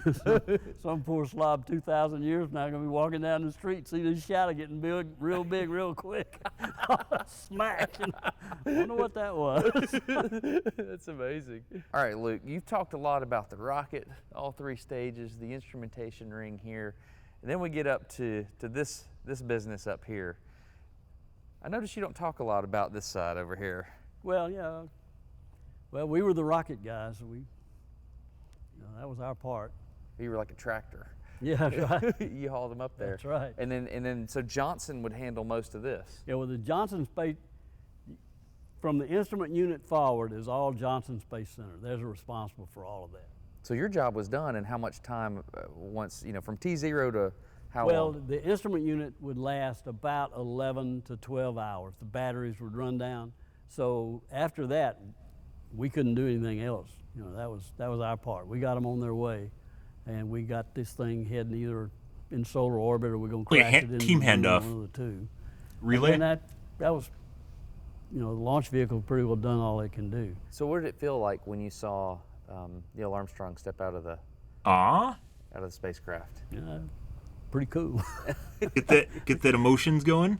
I think the biggest problem was my daughter was sitting in front of the TV and I couldn't see. Really? Hey, Carmen, move over a little bit. And that was, I think we all kind of just, wow. I think he's trying to get a teary reaction out of him right now. Oh yeah, had a little piece of Kids it. love that. I hope you enjoyed this video. It's something I wanted to make. I love Luke.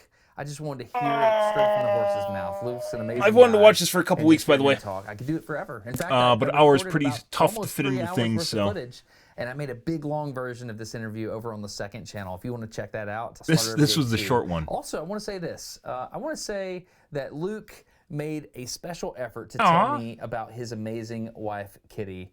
Kitty recently passed away, and Luke just wanted me to let you know that she was a big driving force. I would be remiss. It was important for me to say that. Thank you so much to everybody that supports Smarter Every Day on Patreon. Right now, YouTube's not really, I don't know, it's not a place where you make big, long videos like this, but I think it's important to do this kind of stuff. So thank you to everybody that supports on Patreon. Not really. At patreon.com/smart. You're getting smarter. Cool shit. Yeah. It's kind of sad. YouTube should be a place where you can put documentaries on it, right? But the way media is going nowadays, what really sells is TikToks. It's 30-second gotchas where they get you interested in the clip and then it's done before you can process it and you go, what? And then you watch it like 5 more times. Basically is where everything is. It's not an hour-long documentary, which is basically what this turned into. As I mentioned, his videos are usually shorter, around 20 minutes or 30 minutes long, and this is much longer than that. Yeah. I don't know.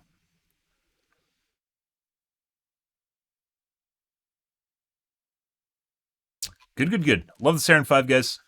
Love spaceflight in general. Kind of sad where we are, but at least we have SpaceX still, so there's that. We wouldn't even be we wouldn't be the ones going to space if it wasn't for SpaceX right now. Mainly because NASA got defunded, and you can only blame them so much for what happened, right? And their version of trying to still make things work with their current predicament is SLS, which sucks. So the SLS is literally worse than the Saturn V rockets. It's made from basically parts from the shuttles. Yeah, it's kind of sad. Instead of getting an improved like Saturn 6 or something, we have an SLS, which is upside down face, upside down happy face, which would be a frowny face. Cool stuff regardless, guys. Oh, we got to do our upload from yesterday. And then we're going to go into the Reddits here and then move on to some Overwatch. Use you.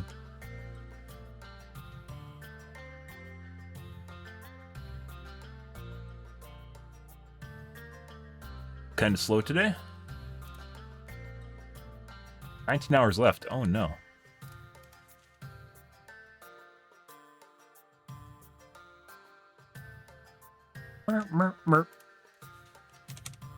How many cheaters are we going to get tonight, guys? Probably a lot. Mostly, though. It is so incredibly easy to cheat Fortnite. Like Overwatch, I've started, ever since I learned that Google cheats were in the game, which they never used to be, I started looking into it more and more, and there's like literally people helping people make cheats for the game. It is absolutely inundated with cheaters. It is very easy to cheat, very easy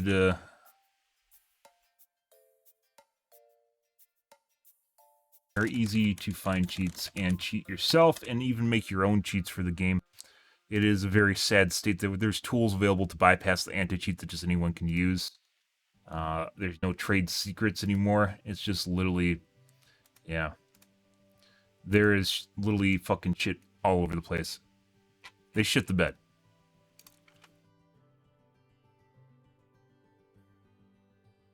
That's the way it goes, guys.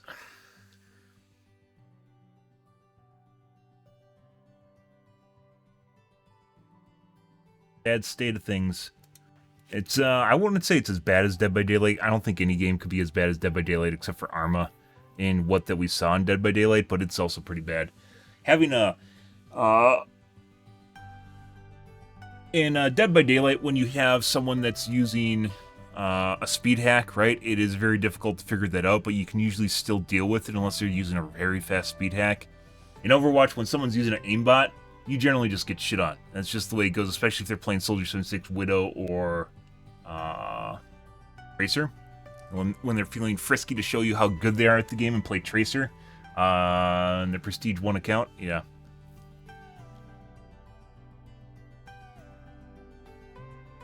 But there's almost nothing you can do against it, and even the bad players, even the really bad players that don't even, like, spam shots on Widow but hit every single fucking shot. Casual player, I still haven't unlocked Ramatra, and at this point my hype from is completely gone. Okay. Bye. Play some other heroes. You could also spend $10 and buy them, so.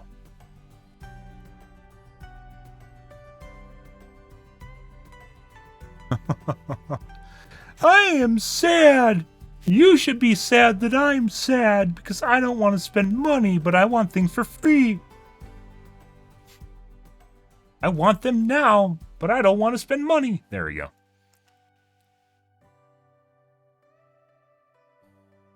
I think of Overwatch, I think of Hanamura. There shouldn't be map rotations at all for Overwatch 2. There's not enough maps. There's not enough maps in rotation. It gets boring. It's playing the same maps over. It's like 4 or 5 maps just over and over and over again.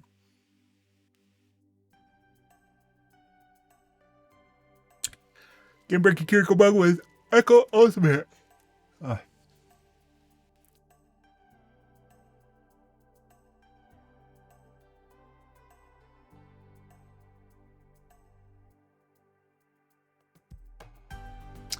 Looks like that's where they go to the spawn location, just like with when someone's changing heroes.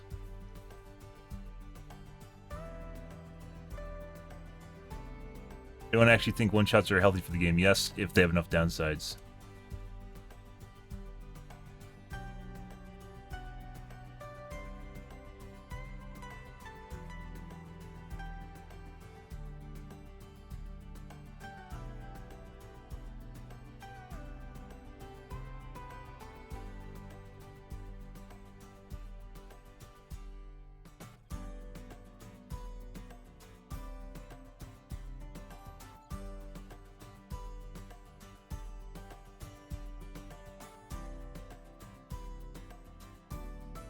Yes, if they have enough downsides to offset the power spike, anything can be balanced if done well. In the current game, no, there are not enough downsides to offset insta-kills for people using them.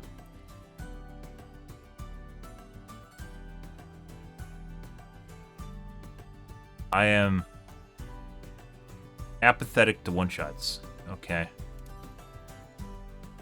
The higher MMR and just die constantly over and over and over again. When can Hanzo shoot through walls? When he's laggy enough?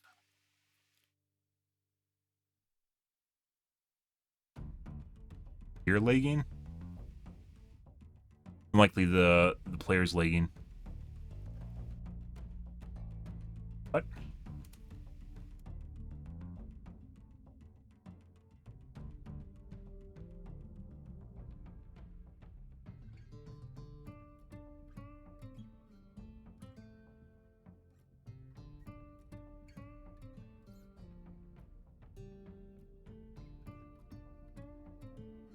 Cheat. There's a teleport damage thing. Which is a magic bullet. I didn't think it was actually in the game because I've never seen it. That actually looks an awful lot because he obviously just shot the wall. Doesn't even look like he's shooting at him. Council?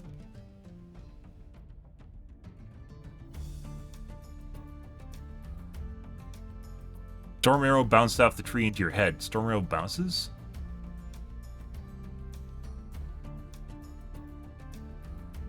I know there's a magic bullet. One website's advertising it, and I didn't think it's a thing though. Really bad when your game is magic bullets.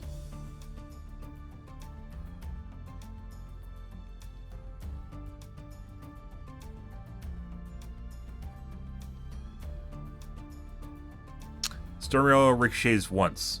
Okay. Problem solved. Projectiles are much harder to manipulate than hit scan too, so there's that.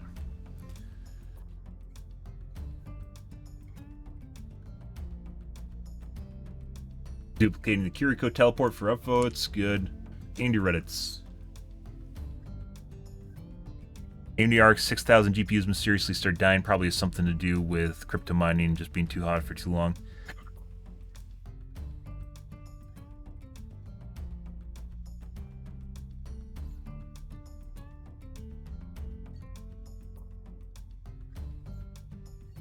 Gains with PBO2, curve optimizer, MS600. People that talk about huge gains with PBO are usually on an unstable overclock. PBO is not magic, and if you manipulate the variables outside of the norm, you'll end up in an unstable state just like with normal overclocking, unless you know what you're doing. And my chip's no longer stable at stock clocks, so yeah. January 23rd, possible new X3D release date. Don't know.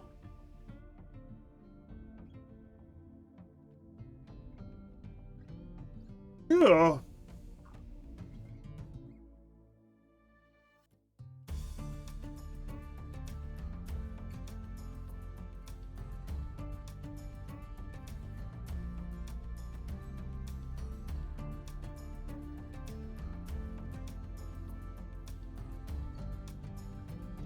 Article updated to February.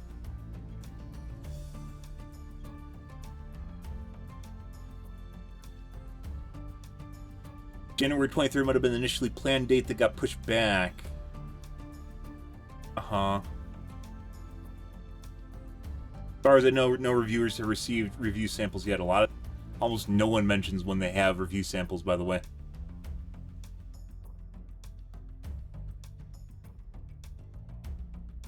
Leaker forgot a month ago said the reveal will be in January 23rd, launched February 23rd. I mean, the reveal was at CES, so.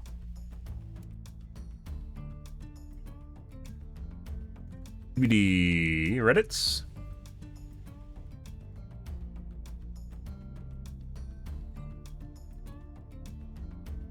What do you want me to do? Twiddle my thumbs on the other side of the map and politely wait for y'all to unhook a group heal in 10 seconds.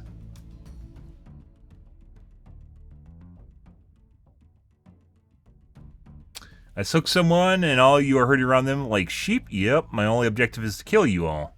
Yep. I have no reason to leave because all the survivors are here near the hooked survivors, and the moment I walk away, you'll unhook. That makes sense to me, so I should stay near the hook. Filthy hook camper. Yeah, imagine actually trying to play killer to win because you're a killer. I love the Dead by Daylight community, guys. Like, the hypocrisy and double standards, oh my god, they're so good, and they believe it. Like, the gaslighting is extensive. I've never seen any other game with such extensive gaslighting. Just to try and make you do what they want, which is survivors will do that. I've never seen, well, maybe killers do this because I don't play Survivor anymore, but yeah, I've definitely never seen killers do this amount of gaslighting the survivors do to try and get them to do what they want at the end of the game.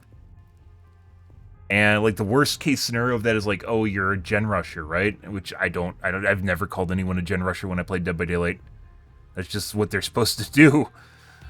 Yeah, I've never called someone a gen rusher, and everyone makes fun of anyone that calls them a gen rusher. But if you call someone a hook camper, that's a mar against your character and your person and your family and their families. It'll mar you for generations.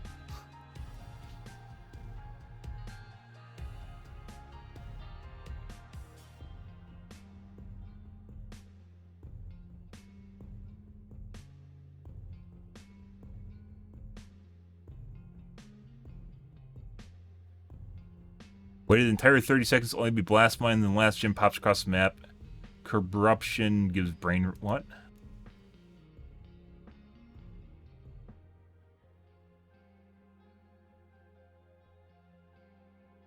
Yes, that's who you're playing against, so that says something about your skill too. Good.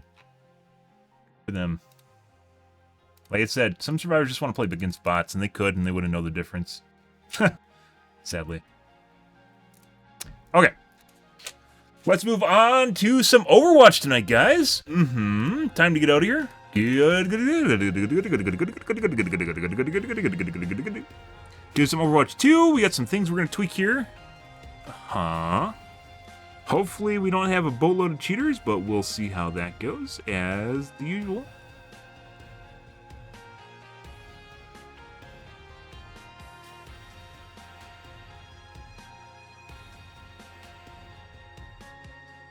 I need to wash out my coffee cup, guys. Grab a soda.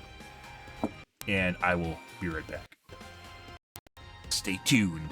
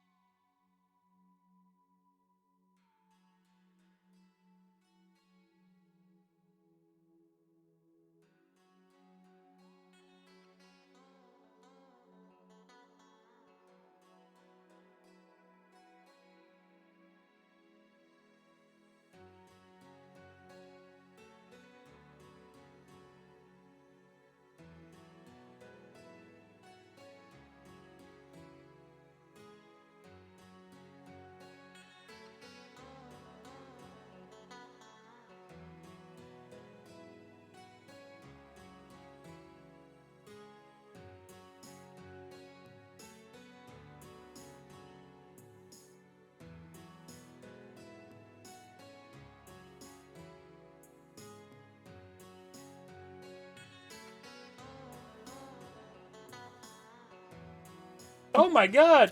Endorsement level. Wow. Like I said, it's very difficult. It is very, very difficult to be at Prestige 1. which is why it's weird when you run into these prestige ones that are always super fucking amazing at the game. Which means they have like a deactivated account or something. Sold. I don't really understand how you end up with prestige 1, to be perfectly honest. All right.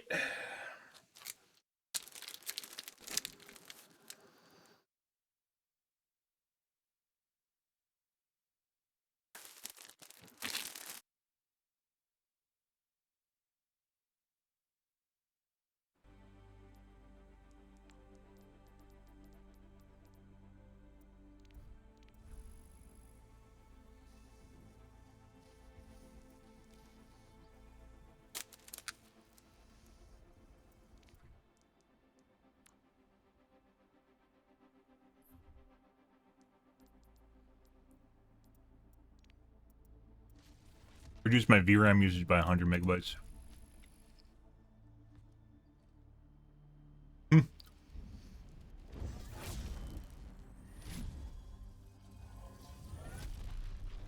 Can I make this game look like ass? Yeah.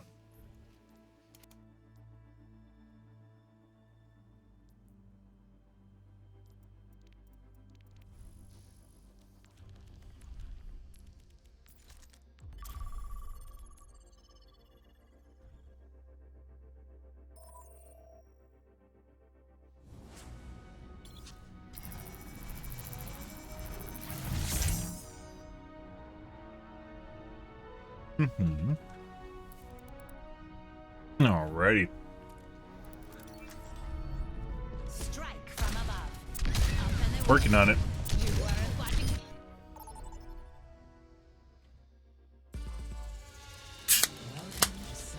Prepare your defenses. Select your hero. Uh-huh.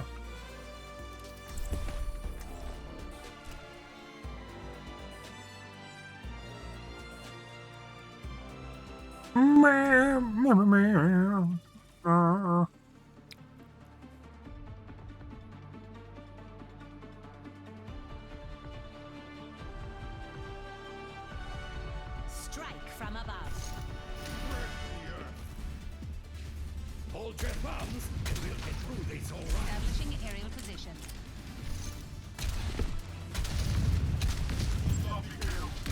Good leadership makes all the difference.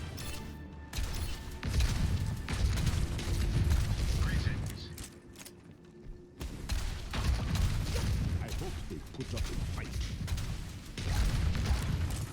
Some of these shots, guys, I swear to God, shooting through the fucking palm tree. But on my screen, 5, 4, 3, 2, 1. I will not waste Attackers incoming. Stop the payload. I found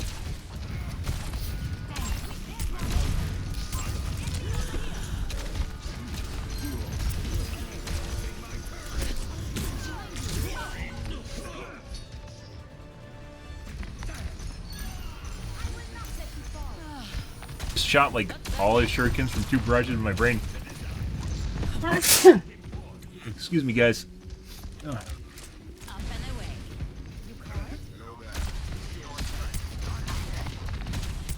caught? A headshot.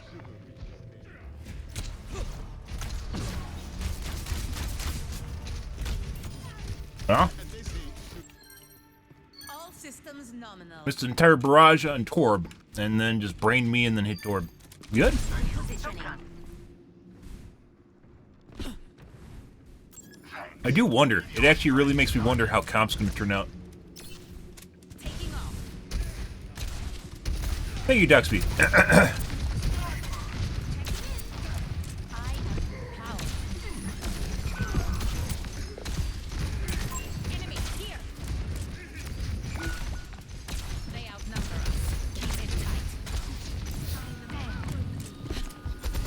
tight. Holy shit. That was beyond his hook, by the way. Yeah, that was maybe 20% further than he should be able to hook me. Another approach. 15% further, 20%, 15%. Further than he should be hooking me. Positioning underway. Yeah. Although I don't think it's him. The hook is bullshit in and of itself. It's designed that way. Repulsion. I will not waste this opportunity. Heroes never die.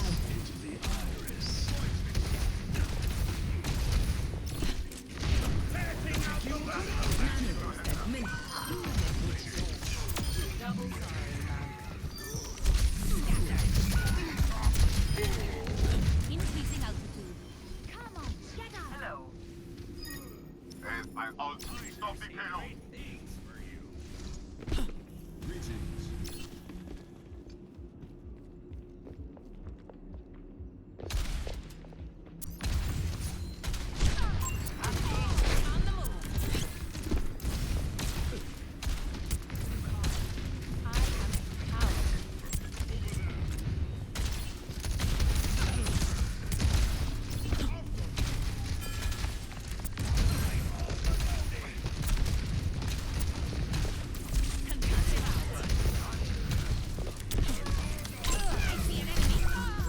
I was starting to feel a little bullshit.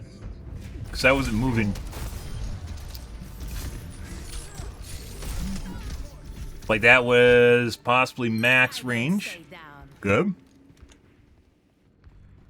Nothing to do with hitting the hook as much as the range on his hooks.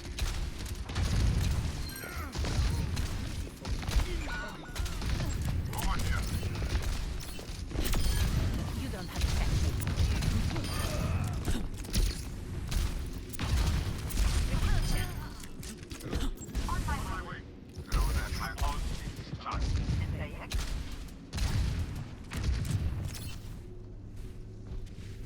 Show them what you can do.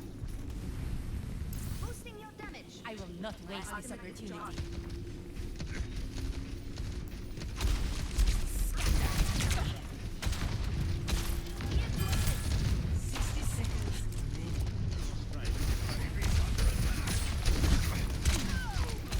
Aerial positioning underway.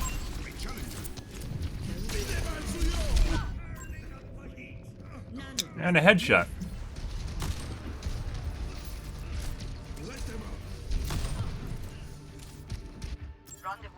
Okay, my head's in the game. After we killed her. After she didn't hit any shots in target. On the move. 30 seconds No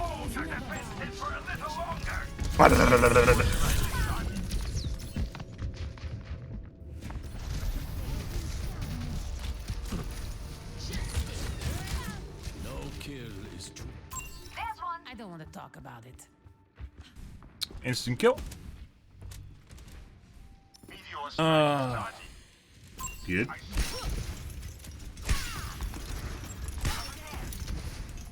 Increasing altitude.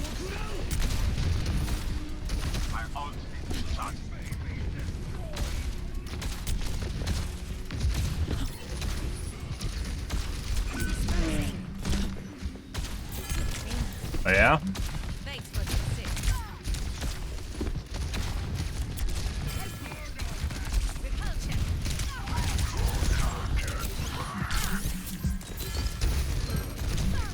Establishing aerial position. I don't think so. Starting to see this guy is extremely laggy. Jesus Christ, Mercy, the fuck are you doing? I'm not done yet.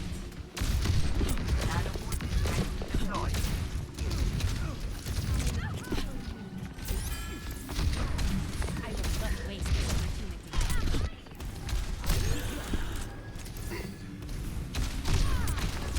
En route. This guy's 100% lagging. That's how I'm able to break his hooks on the wall.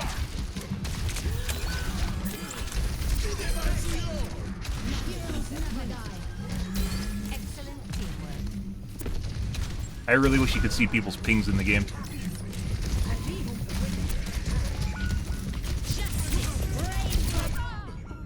My god, I should just kept shooting him.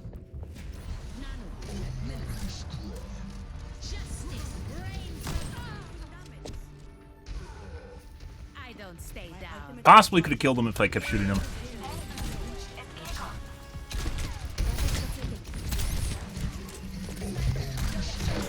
It explains the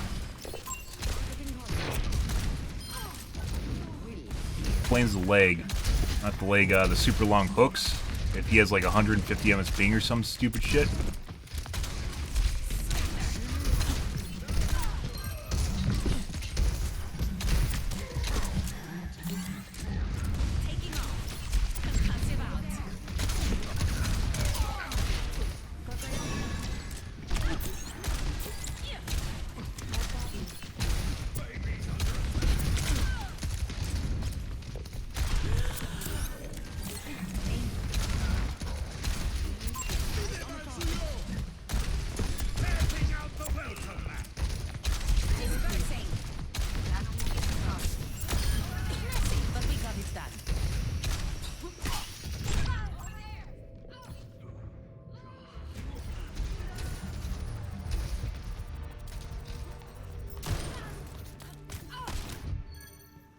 Okay, my head's in the game.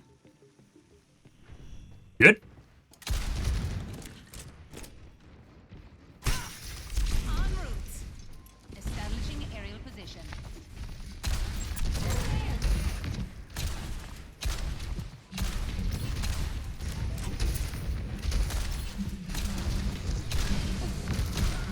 I don't think so. Just fucking spamming too. Good.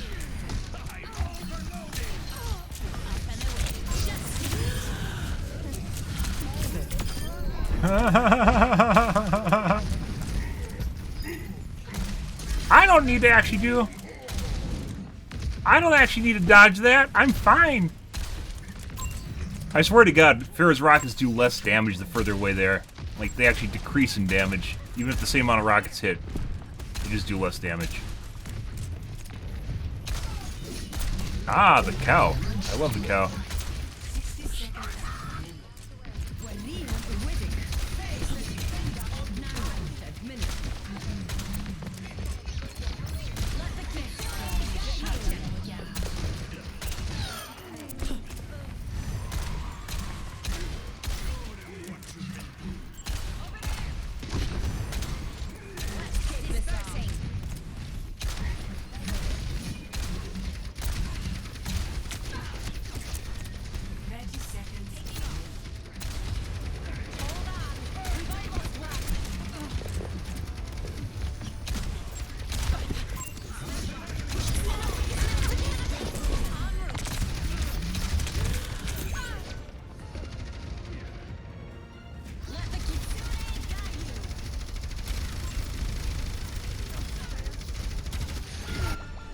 Oh, no. No. Aerial positioning underway.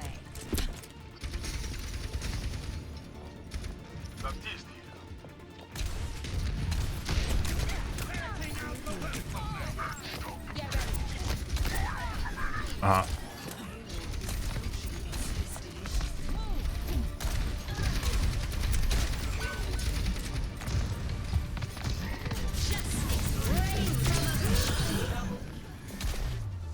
My.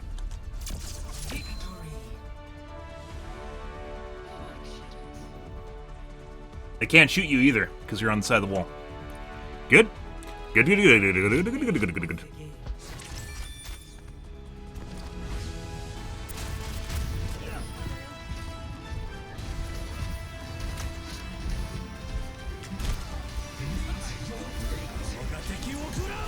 When Hog's gone, widows that just insta-kill you. I don't know why Farrah is the most hated character in the game when there's widows that literally just insta-kill you. Just like over and over. And I'm not talking about like that one. I'm talking about widows in general just insta-killing you over and over and over again. And they're like, oh, Hog isn't fun because he one-shots you after hooking you, you know, and there's a lot of things you can do to try and prevent that from happening. Yeah. Meanwhile, Widow walks out of spawn and you die. And they're like, oh, I can't wait for Hog to be gone. It's like, yeah, okay, I don't, you know, might be a little bit of a, I don't know, maybe, discrepancy here?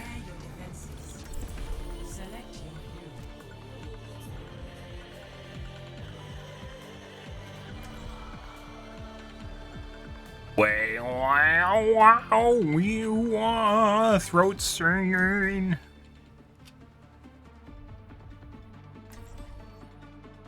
Good. Good. Strike from above. Good leadership. Do I have Siren right now? I don't think I do I? No. DRB, not FSR. Boop. Now I do. And my javelin is sharp. Taken to the air. There is always room for improvement.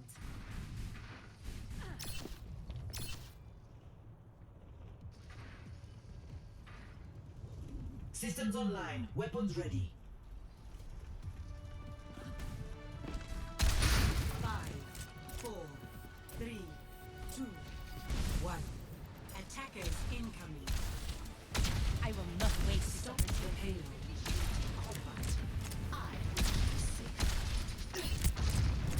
aerial positioning underway. On the move. Enemy here.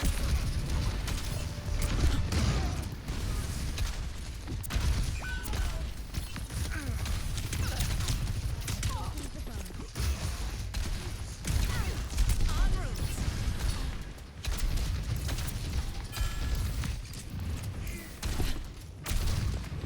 Thanks for the assist.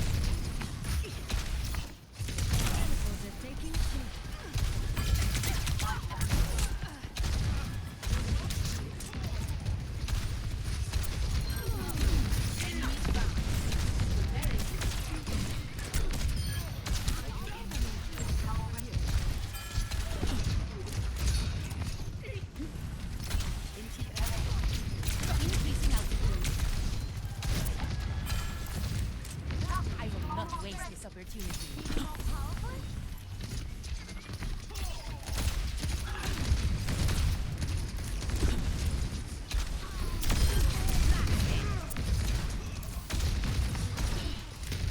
Maybe we could. Got him. Or is he just got shot in the face trying to res me?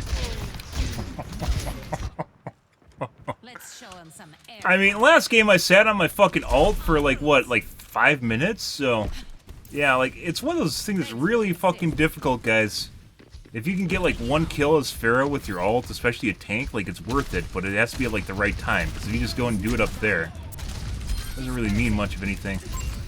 Okay?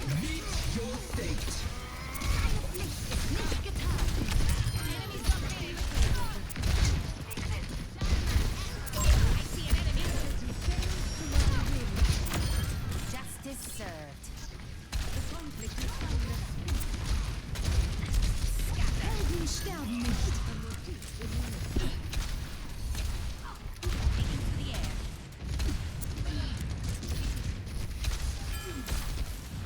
I will not waste this opportunity.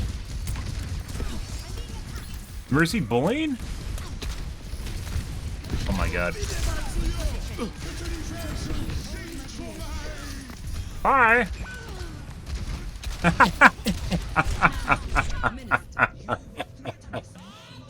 It looked an awful lot like he just tried to fucking kill me because I was on the ground. The skies await. En route.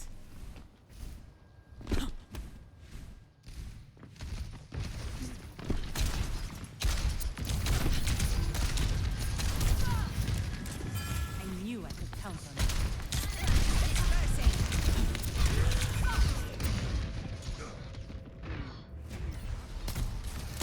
Get a toggler?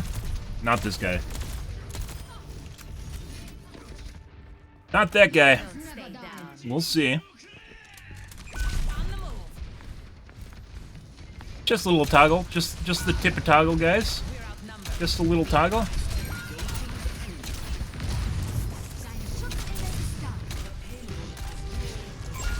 Oh my god, game. Aerial positioning underway. I'm dead.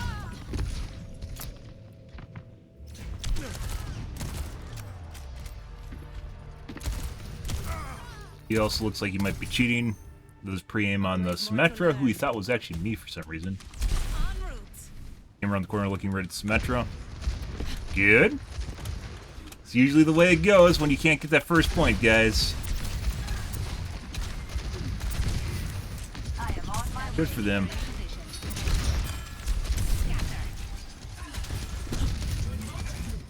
It's the fact that I killed their tank outside spawn.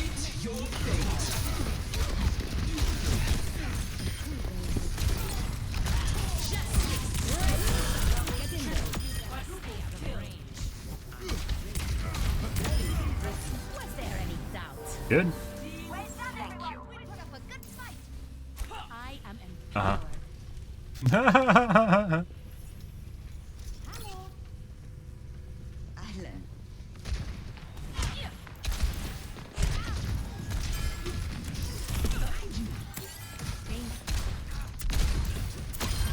You weren't watching the sky. I don't think so.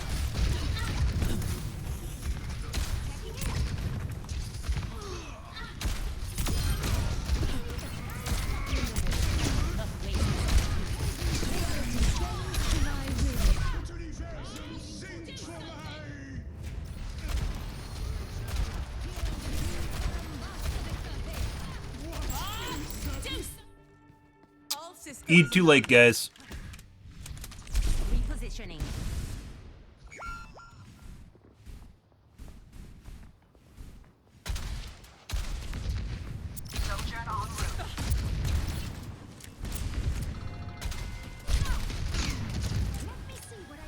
I knew I could.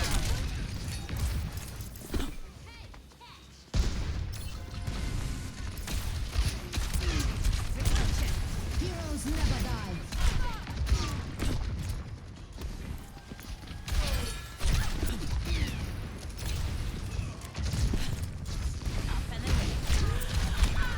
Ash once again is getting very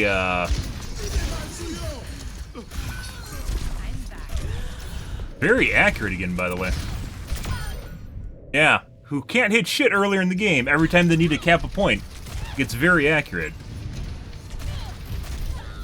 Like the first one even hit and just didn't do anything. Returning to battle. I see. Good for them. I guess when the pressure's on, they turn it up a notch, right?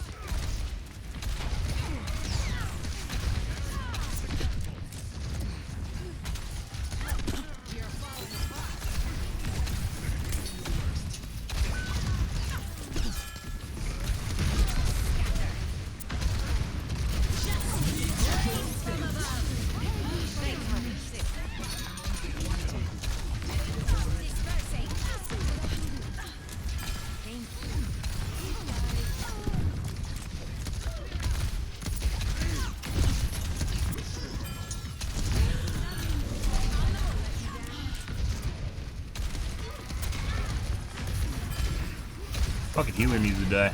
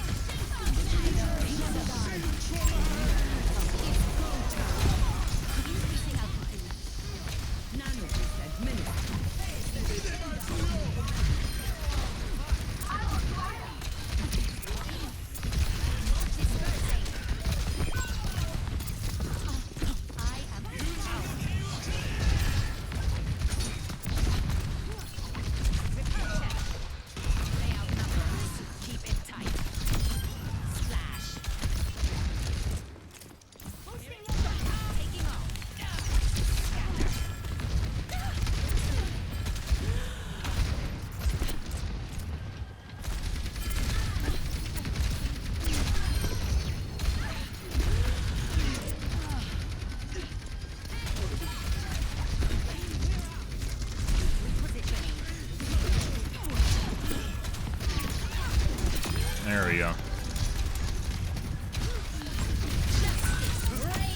Ready to bounce a castle. Frog legs.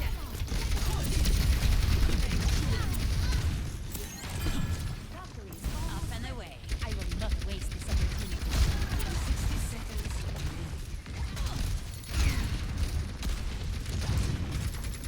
One thing a lot of cheats can't deal with, by the way, is if you get too close to them, like right on top of them. Like the shit ones can't deal with that. And there's actually a dead spot.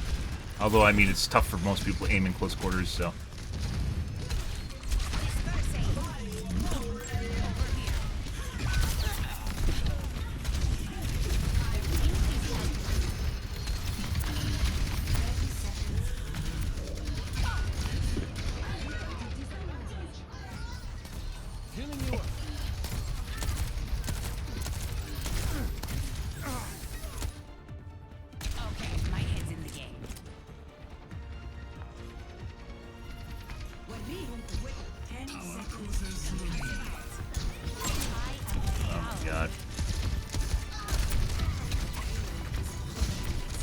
Oh my god!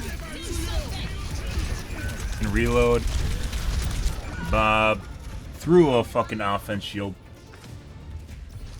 Fucking reload, guys. Obnoxious. Obnoxious timing.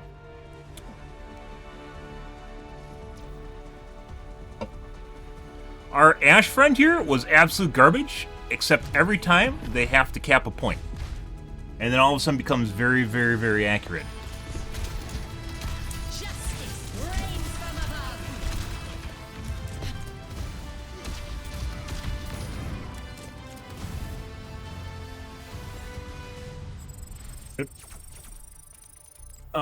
Let's see.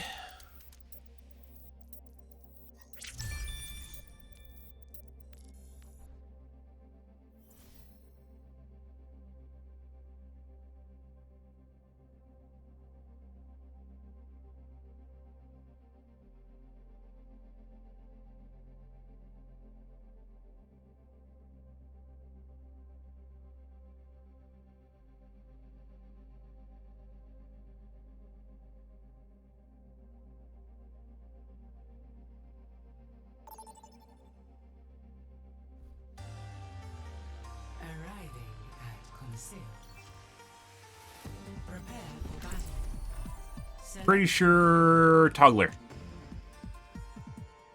That guy could not hit shit for the first third of the game, and then for the first point, couldn't hit shit again until after they capped the point, and then up until basically the end of the game again, couldn't hit shit.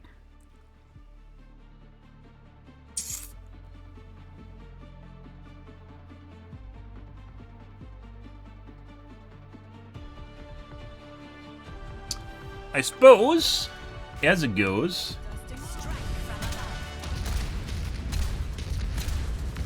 Ooh, I live for this.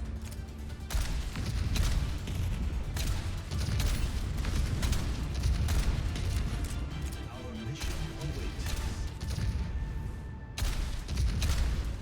5, 4, 3, 2, 1. Objective underway in 30 seconds.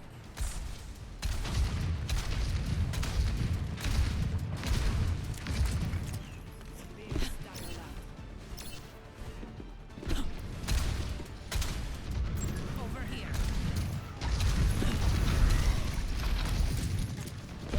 why is my reload field delayed? This is a goof 4. What the fuck's going on here? I want that robot back. Let's go. They don't put a stop To their efforts. Is there a big med back here somewhere? Small med. Normally they have a big med by your spawn somewhere. There's one over there in the corner. The enemy has pushed past us.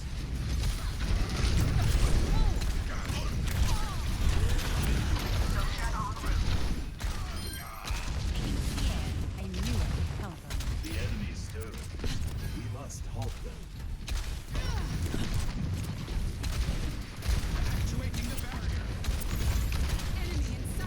Robot is on Dude. the move. Like, I'm pushing the fire button sometimes when my rocket definitely should be up, and it's not there.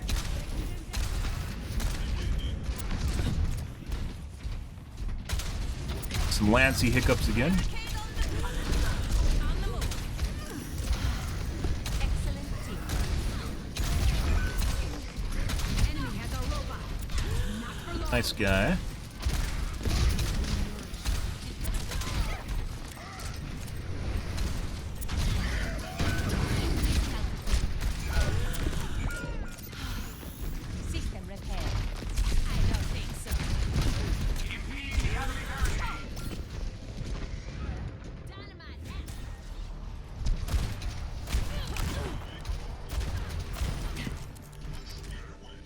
That looks a lot like an aimbot. Another approach. Them. Yeah, it's actually pretty rare for them to show pod Gs.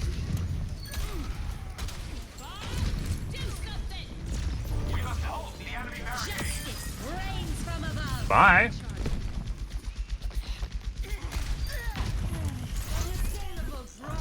The robot is in our possession.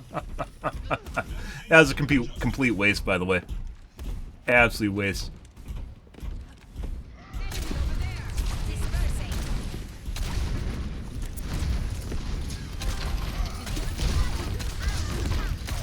Pretty sure the Ash is cheating and just trying to harass by constantly throwing dynamite blocks on me. Dynamite, if you guys didn't know, does up to 150 damage. And probably a pre-made. Yeah, there's no call out there. She couldn't see my health, so pre-made or cheat, one of the two. My head's in the game. Or I guess they're using voice comms. You know how often they use voice comms, guys? They used voice comms for a little bit when Overwatch 2 came out, and then everyone just came to terms with the fact that no one actually uses voice comms. I have voice comms on, just no one uses them. Oh god.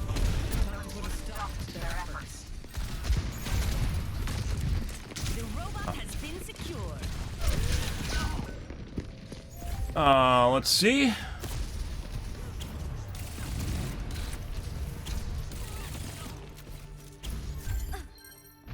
Good. But yeah, normally they don't actually, Pachis don't happen with Q anymore. They'll show like a shutdown where someone gets like 2 kills, one being the guy that shut down the Pachi. Someone's Q being a Pachi.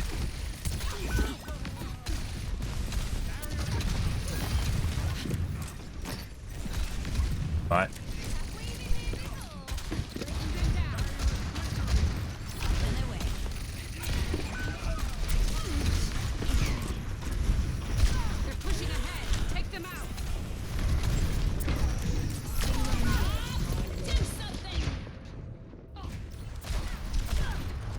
this guy's definitely cheating. You know, it locks dead center on the chest on scoped accuracy. You guys aren't seeing that. Tracer, I'm not sure about. There's a lot of sway in it. Normally they add sway to make it look more human. Because when it locks dead center, that's very obvious. Shit cheats are the one that's locked to your center of your chest. Yeah, he's definitely cheating.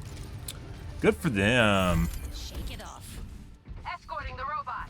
Let's move. Aerial positioning underway.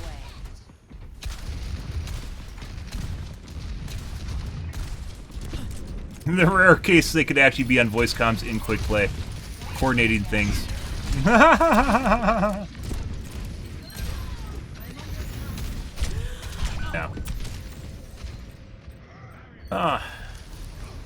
She's gonna blow.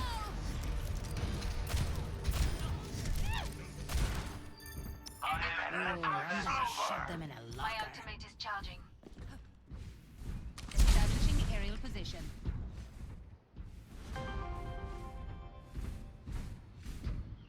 Destiny beckons us toward our destination. What is that melody?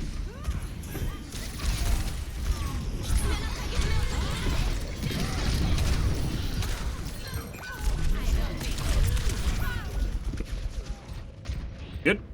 Mm-hmm. That guy's 100% cheating. So you guys actually just saw, when it's not scoped, it's not hard locked, but when she scopes it hard locks, which is why you saw it like click to my chest and just like fleeing across the screens because I use my concussive right there. So, yeah. She's 100% cheating. Good shit.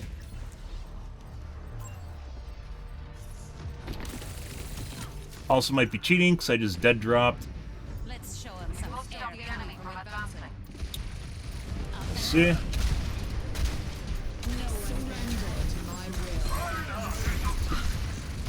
Escorting the robots. You don't have that. Repositioning.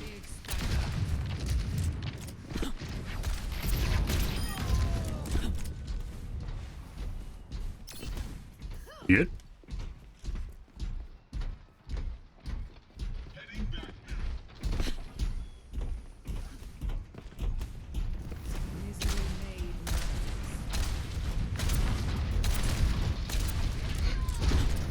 Yeah.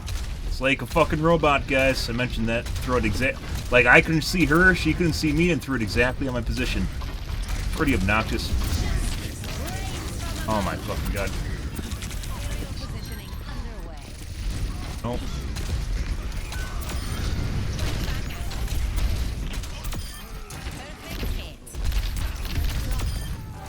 There we go.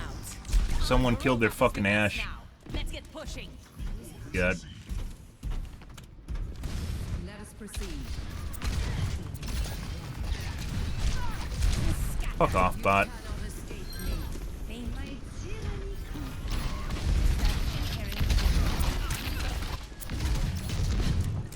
Apparently we got a Widow. Do a little toggle. See.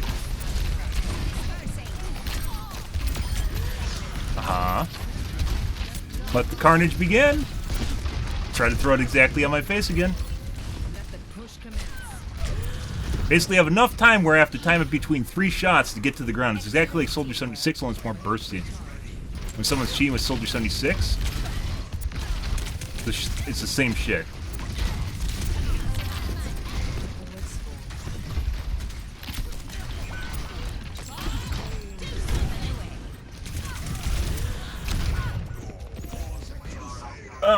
See you that or die. So. Oh my god, did she actually miss one? As I mentioned, a lot of aimbots seem to have problems with close quarters, the shit ones do.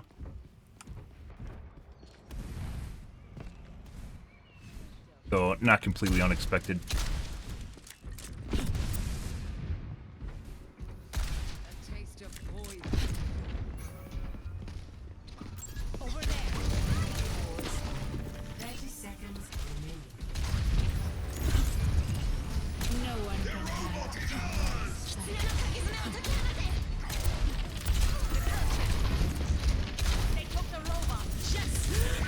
Almost. I think I actually died to the Widow. Let's take a look here. Also looks like he's toggled. Yeah, or not the Widow, the Ash. Even though the Tracer finished me off for about 25%. I'm pretty sure 75% just went to a headshot on the Ash, but the punch or the replay didn't show it. Good.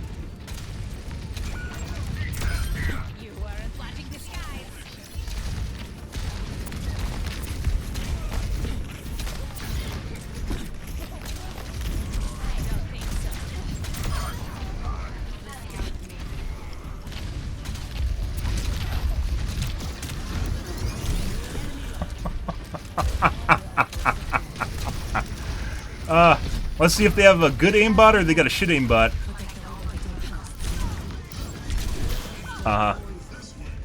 So you have to get in close if you have a shit aimbot because it doesn't actually lead projectiles, so we'll take a look here.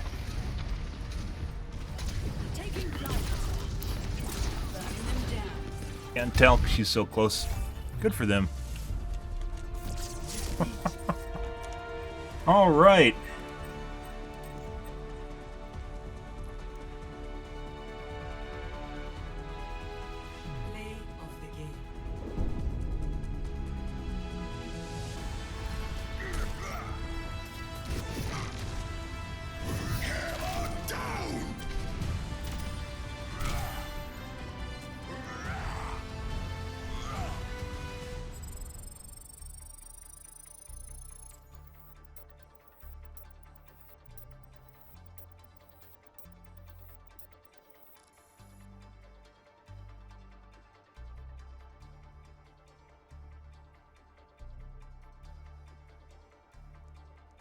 Okay, Tracer might have been cheating, but don't know. Might just been a good Tracer. Ash is 100% cheating, though, even prior to Echo. When it locks dead center like that, guys, normally they'll add, like, a little bit of, like, deviation. So, like, the best aimbots will either be a soft lock where it will magnetize your aim to them, basically like aim assist in, like, Call of Duty, for instance. Or, where you basically can't tell that you're cheating and actually convinces the audience that they aren't even cheating, the people playing the game that they aren't even cheating. Player. But bone mesh aimbots, for instance, will click through your mesh on your body, and as such, it'll look like it'll snap the parts on your body, but it'll look much more natural than just something that hard locks your chest, or something that'll slow down your aim and basically bounce around on your chest. It'll get stuck to a box on your chest. When are you coming back for good? I'm trying. But that was 100%. That wasn't a very well configured aimbot either. With me. Good for them. I've been patient for years. What's a little while? It's probably our most obvious cheater tonight. You must all find a cause worth fighting for.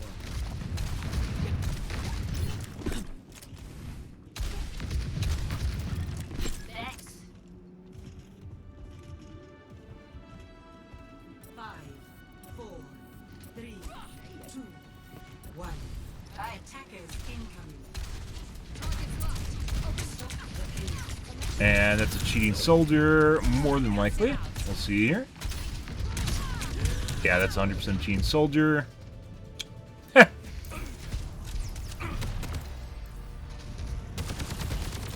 Uh-huh. Good for him. Okay, my Good head's for in the him. game. More than likely. Establishing aerial position. From one to another, guys. Oh, he's missing now. Holy shit.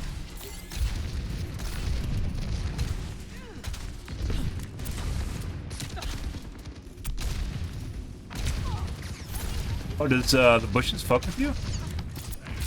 We got some bush tech? It doesn't fuck with Anna.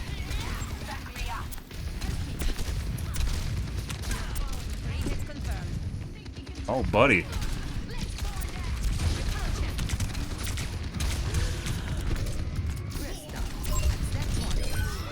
Oh. Well, they're still dead. Ha!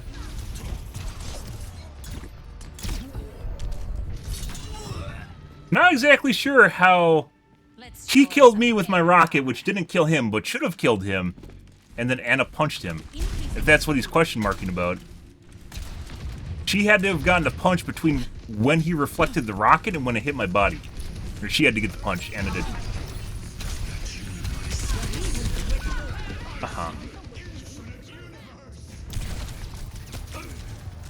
I've got you in my sights.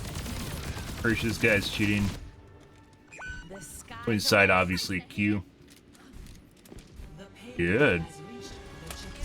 positioning underway. Oh, he has a lot of, he has actual deviation, maybe. Wait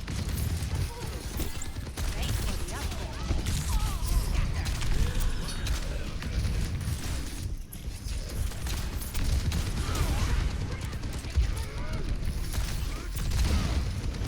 Three hits. Passive out. Looking better already. We have a. Enemy over here.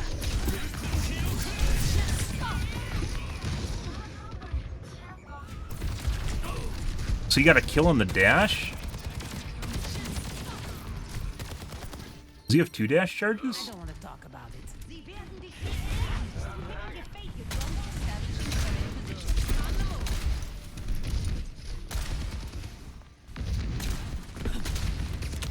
Let's take him to the wasteland. I don't think so. Right back at you. I need healing. Enemy here. Good. They didn't even cap the fucking point. Taking to the air. Funny.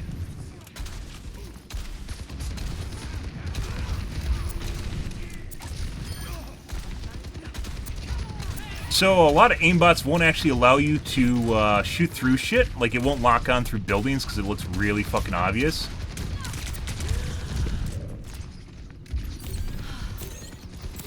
So you'll get some cases where you can use foliage, depending on how it's coded. Like, it won't actually lock on through foliage. Good. Thank you.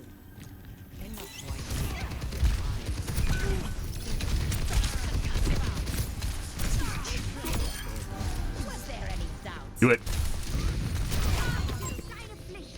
Dead. Actuating the barrier. That's straight up, too. All Yep. systems nominal. Taking off.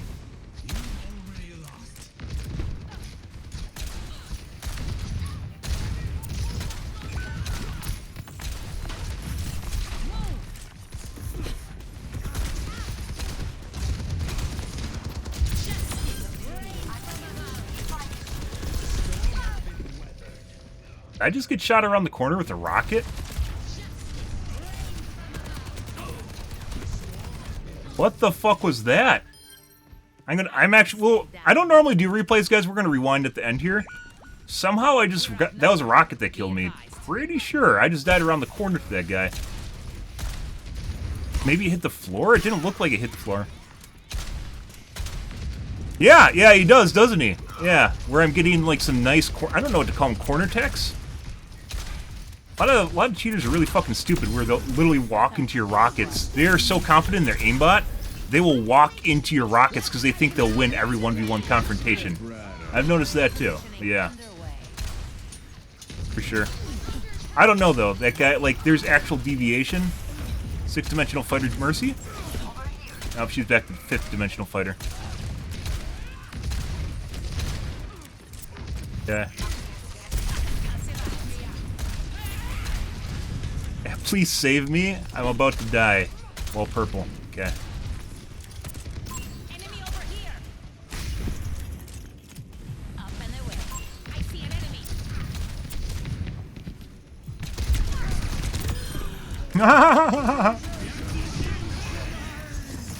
Hey, buddy. Oh, I woke him up. I really could use a med kit. I have no idea where they are either. I require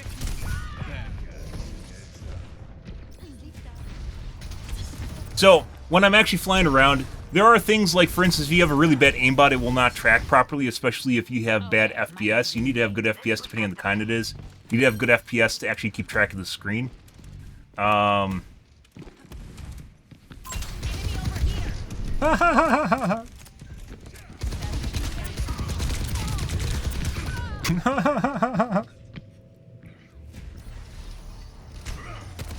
that could be a reason for the delay. But for instance, when I'm flying around the screen, you can see that there's actually, like, it'll trace me side to side.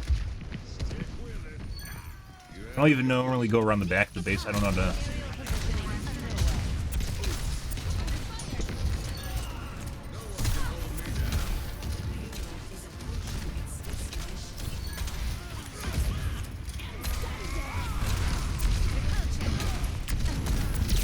Oh my god.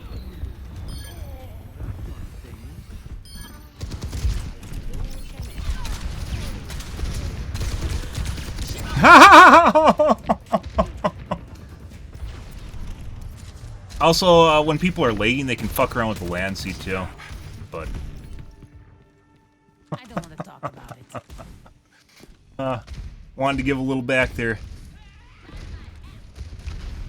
On the move.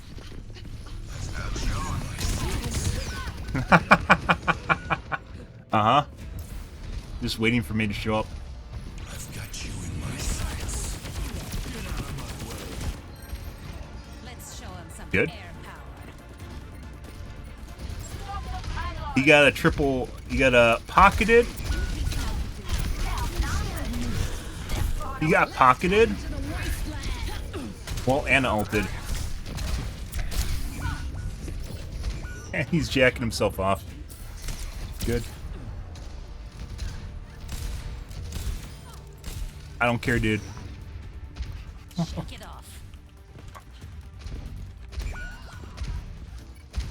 Rally to me. Do something.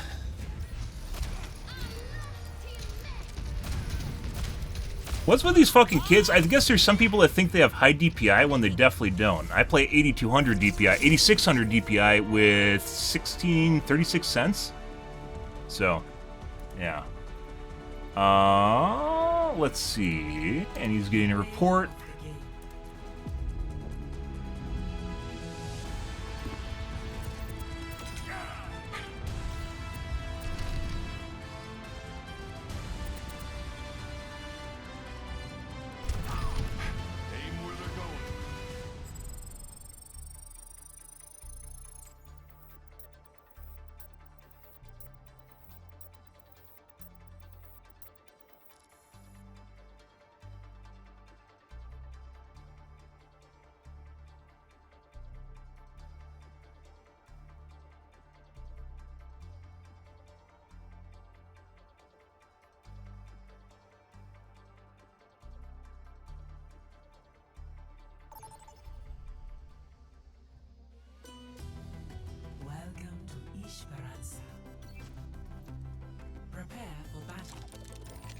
Select your hero. Nice game.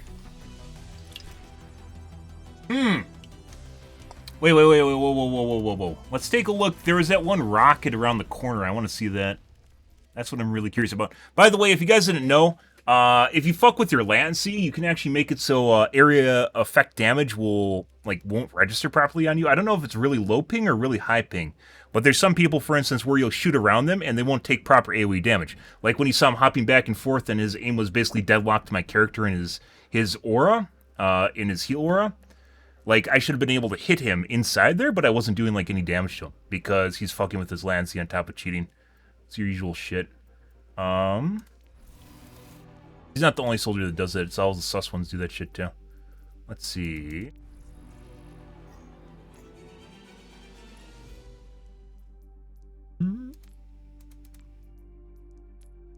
Still fucking broken. There's no replays. Can't watch it.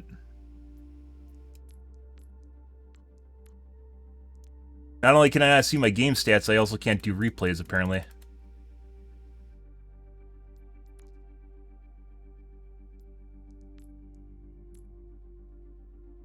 What?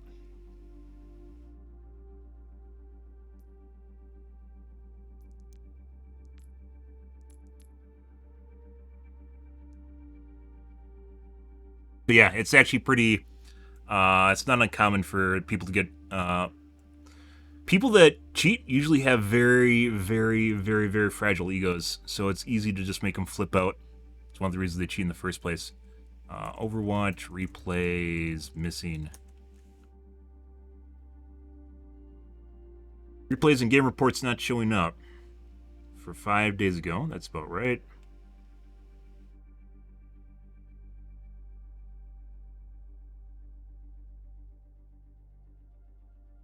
Took a very long time to load in. I played a game and they finally showed up. I mean, I've played a couple games tonight and there's nothing here, so...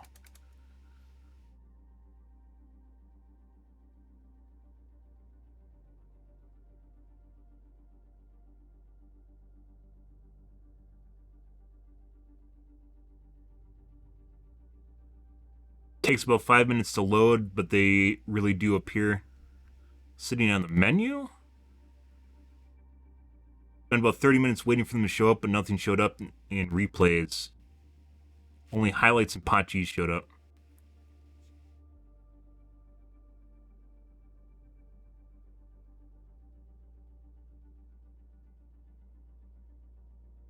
Mine are also gone. Even ones I have just played in. Started to look for it today. Took line reports.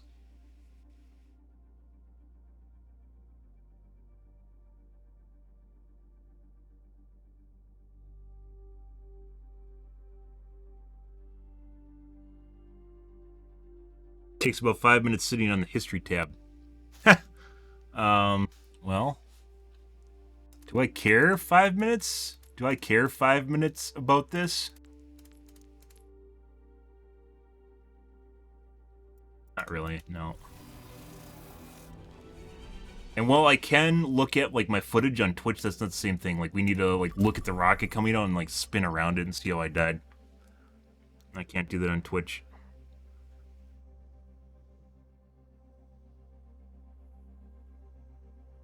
And I know sometimes people, by the way, want me to like sit here and look at footage of people I think are cheating. I used to do that like years ago, like 8 years ago. I'd actually consider doing shit like that. It takes too much time, and I'd rather play games. So if I see someone's cheating or doing something soft, I'll report them, and that's basically where things end for me.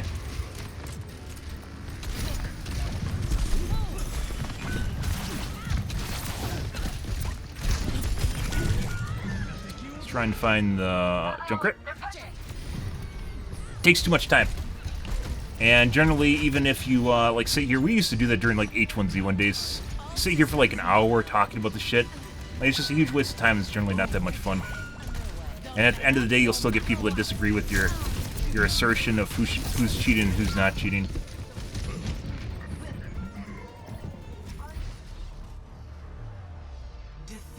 That was fun.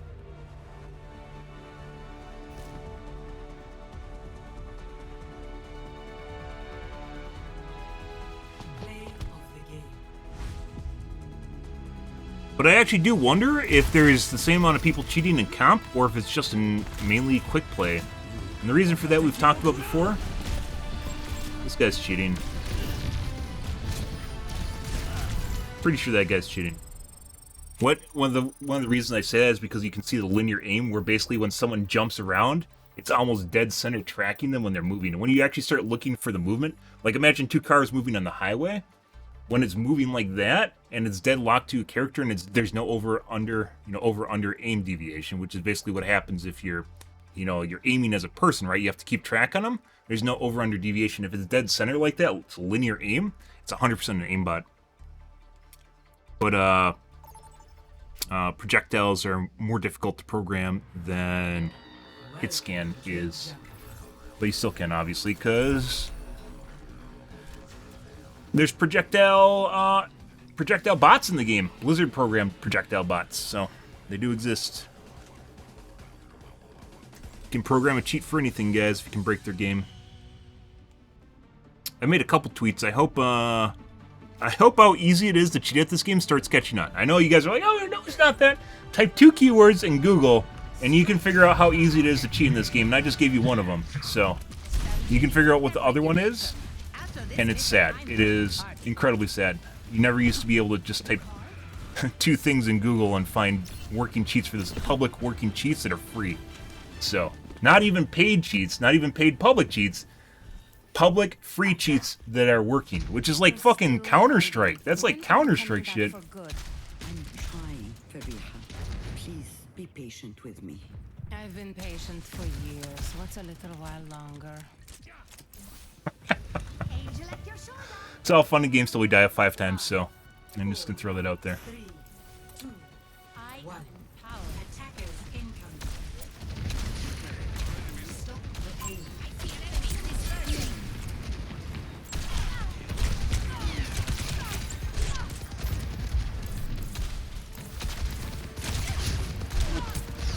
Increasing altitude. Can cut him out.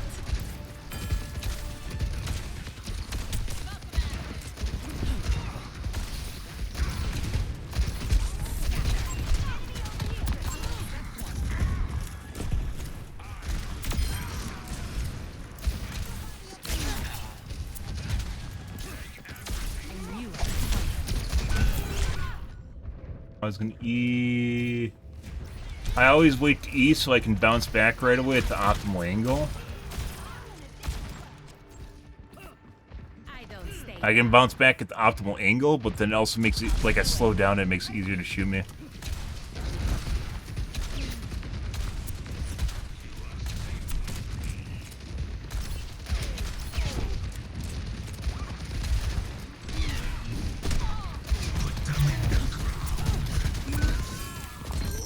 Yes.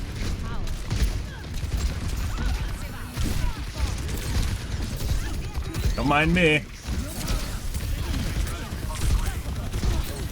Oh my god.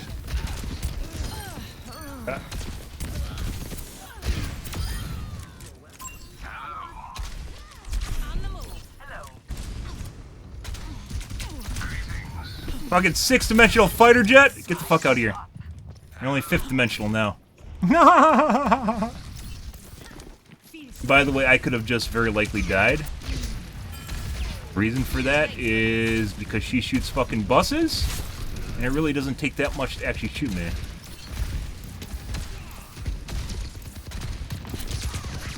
Luckily, she didn't realize earlier that she could do that and just kill me.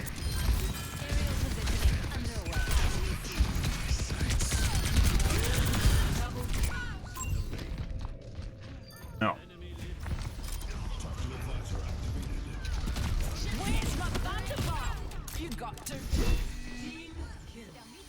Good. I'm back. I will not waste some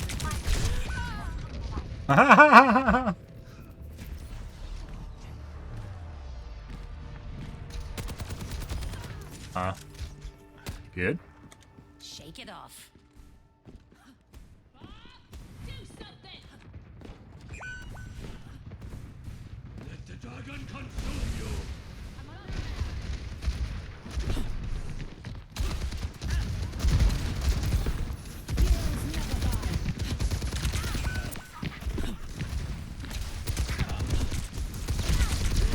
Oh, Mercy's angry. Basically stalling. Good. What? The fuck did we do? That guy just accidentally tracked Mercy, if you guys missed that. So the Ashe is definitely cheating. We just saw an oopsie right there in the kill cam. Ashe is 100% cheating. She just, her aimbot just accidentally locked into the Mercy that was slingshotting around me.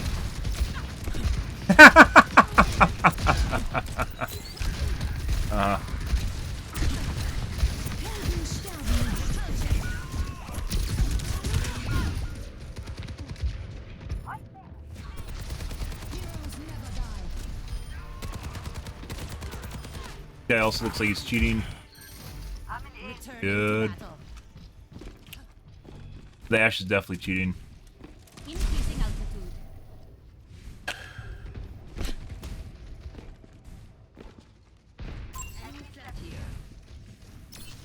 Tough call.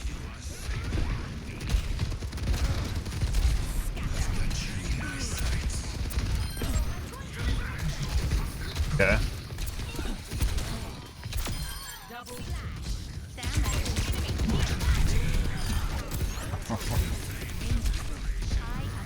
Hey, Mercy. They don't give these suits to just anyone. Up and away.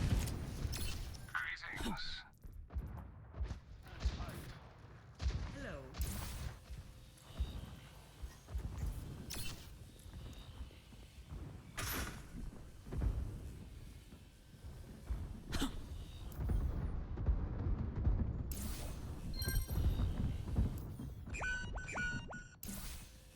Thanks for the assist.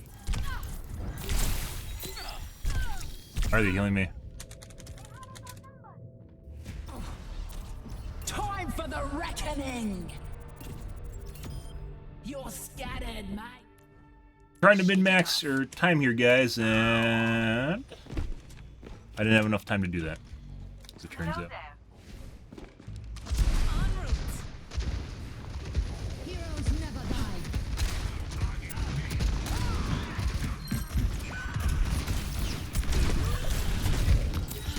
I don't think so. Justice reigns from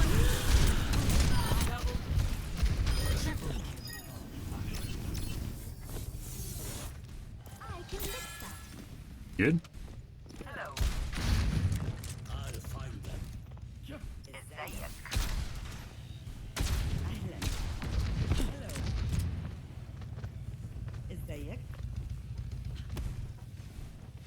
Scanning.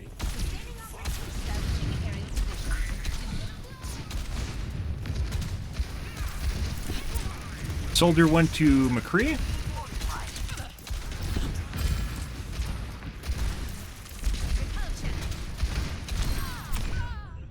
Thought he's still up there. He dropped at some point. I didn't notice.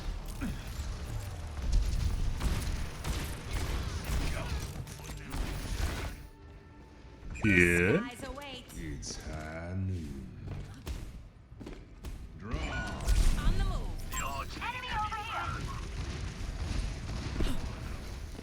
Let the dragon consume you. Increasing altitude. High and power. They love. There we go.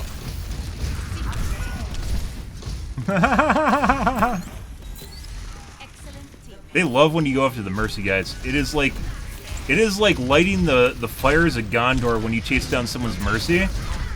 It's actually pretty hilarious.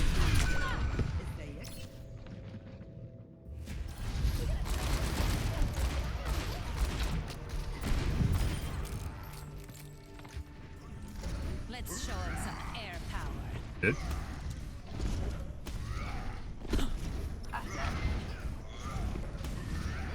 Aerial positioning underway.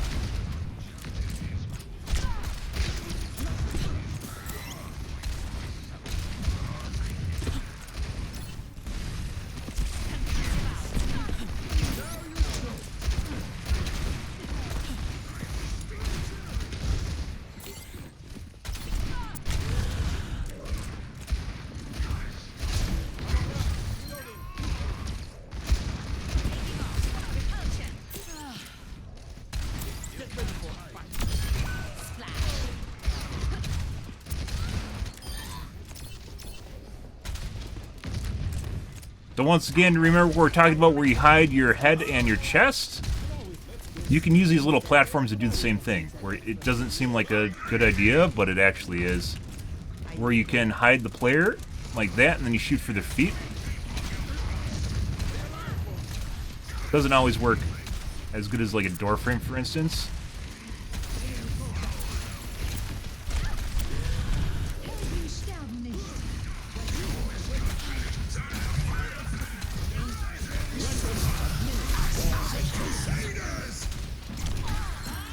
There's a McCree up top.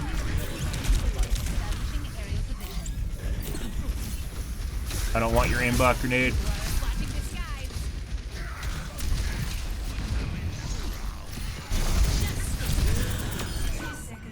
Don't. Good. Oh, she's missing like fucking everything. Maybe no, maybe not. Making another approach. Definitely missing shots there. And was missing shots a little bit earlier. Increasing altitude. Also, a problem is if you report people, if people are watching you. Like, let's say, you know, no one would stream snipe, right? 'Cause I'm a tiny little streamer. Gonna make it? Nope. Tiny little streamer, but we've already definitely had cheat stream snipe squads, so. And they stopped doing silly shit they have. We had a couple groups where what they do is they trade off who insta kills me in their groups. So only like one person will kill me like maybe 2 or 3 times, and then they rotate through the roster, which is fucking hilarious.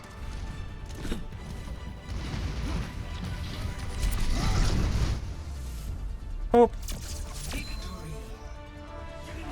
Ah, good stuff.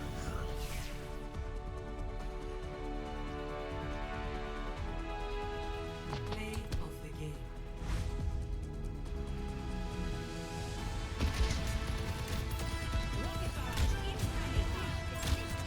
That's where I just died. The Junkrat. Junk Queen. Yeah.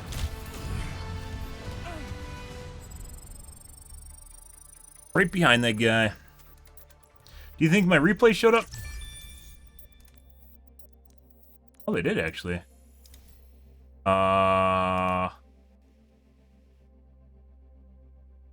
Did Coliseum... It doesn't show you the actual link that you're in the match for. This is the one where he filled. Circuit Royal. Those with the cheating soldier in it. Ready for battle.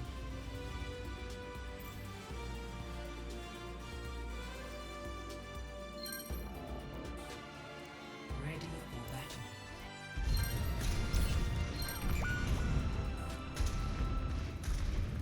What?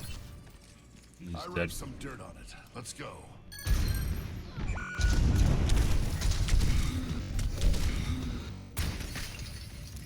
Earlier.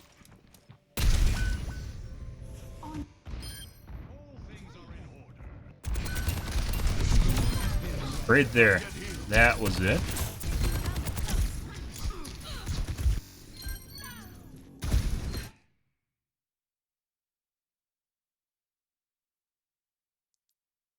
It doesn't remember your settings. How do you go up?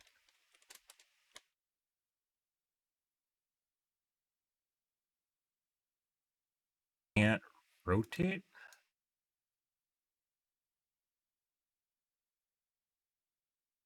Like some hentai shit.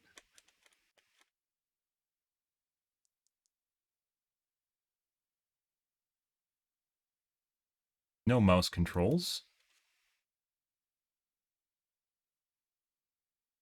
How do you rotate the camera?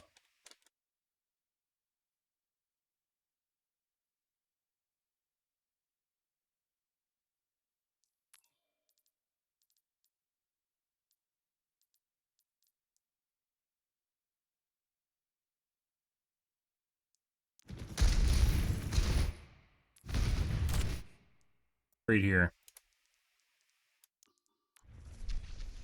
Move.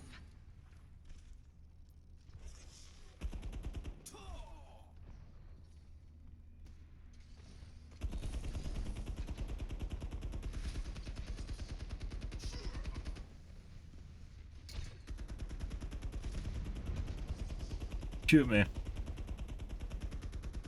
Justice. Justice reigns from above. The payload has reached the checkpoint. Barrier unsuccessful.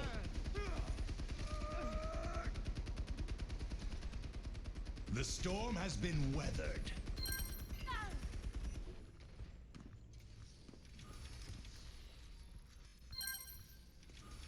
The storm has been weathered. How do you rotate the fucking cam? The storm.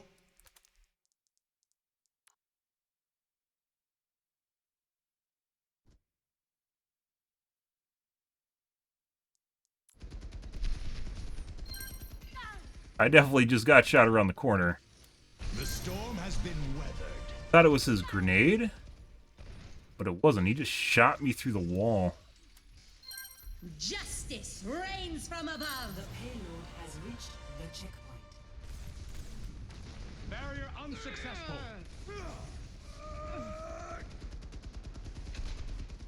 The storm has been weathered. Where he's shooting it. That's where the server sees him shooting, by the way. And then he just shot here and then shot me around the corner. Yeah, so it wasn't his rocket grenade. I thought it was his rocket grenade.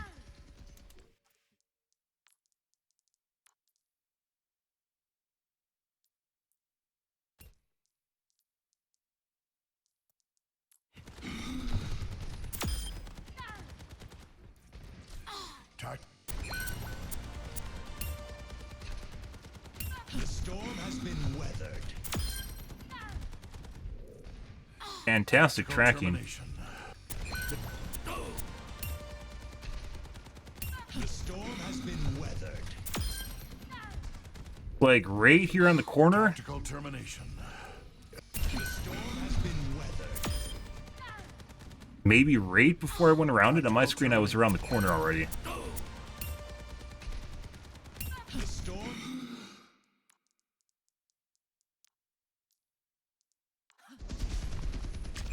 Yeah, on my screen, I'm definitely around the corner from him. On his screen, we're on the same server, by the way. On his screen, I wasn't around the corner. The storm has been weathered. It actually looks like the one right there on the corner is what kills me. The storm has been weathered. Maybe not, it's like literally right before I go around the corner, and on my screen, I'm already around the corner. Fun. Good.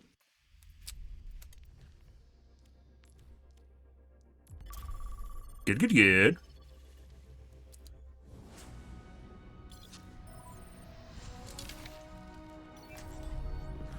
Strike from above. Taking off. Double kill.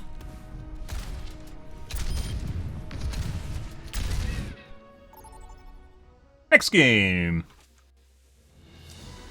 Welcome to Blizzard. Mer, mer, mer, mer. Mer, mer, mer, mer. Mer, mer. Mer, mer.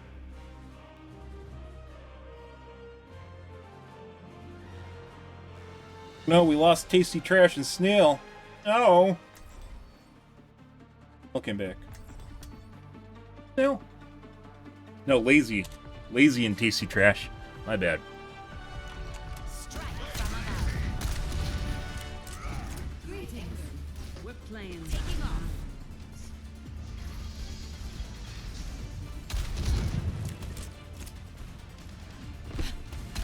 You're still hiding. When are you coming back for good? I'm trying very hard.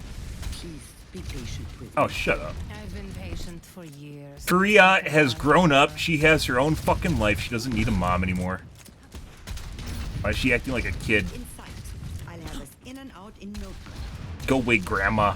You had your chance.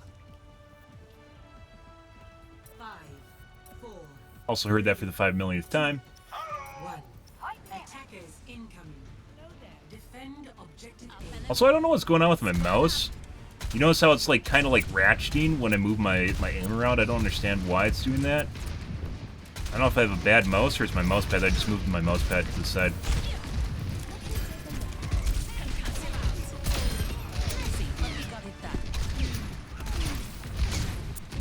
Ash is missing.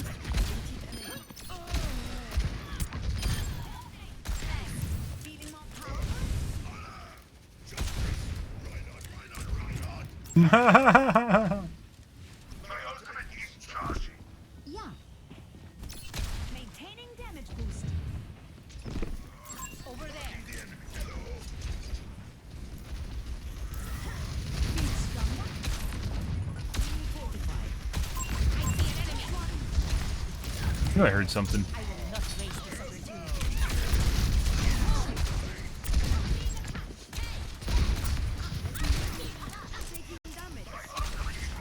Ah, should we use the crotch? Never thought about using the crotch as a way to obscure aim. Oh, we'll get some crotch shots here, guys. Oh, yes, please.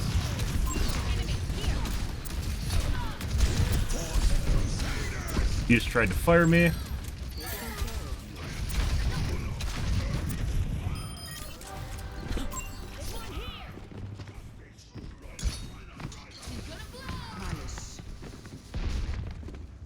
Hi.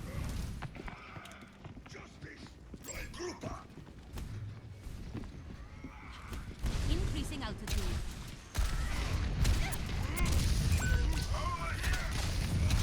And the healers decide to chase down the Genji.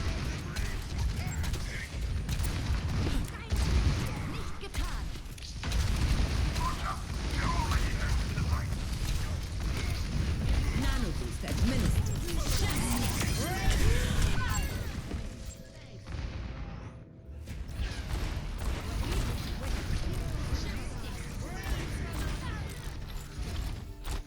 Good. Let's show him some But yeah, if you look at my aim sometimes, it'll like start vibrating and shit. aerial positioning underway. And that's something to do with my mouse or my computer or... Defend the objective.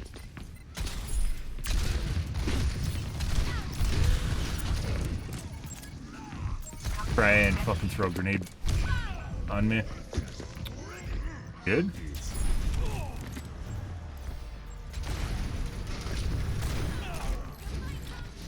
That should have been a pin. That wasn't a pin. Objective lost. Up and away. Stop the payload.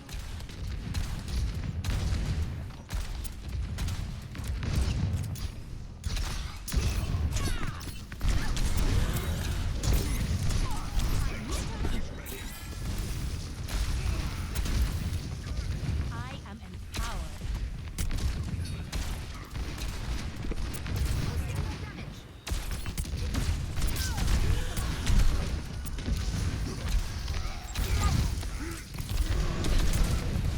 Uh,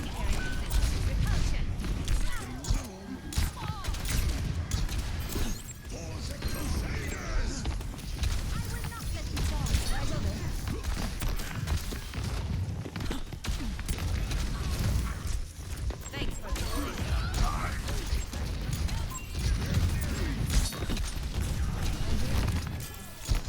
fucking Christ. got one. Auto? Auto bong? The fuck is that shit? I've seen that before, by the way. It's like when you use a CC ability, they'll automatically use their Senzu Bean. It's a waste, but... not the first time I've seen that. There's no way. Like, maybe she just did that at exactly that moment, so maybe, I don't know, like Spine Tingler, she thought I was going to do damage to her. But it's particularly to my CC ability. Like Diva, for instance, I've seen a Diva with an Auto Matrix that will eat every single one of my missiles the moment they start flying towards him. Enemy over here.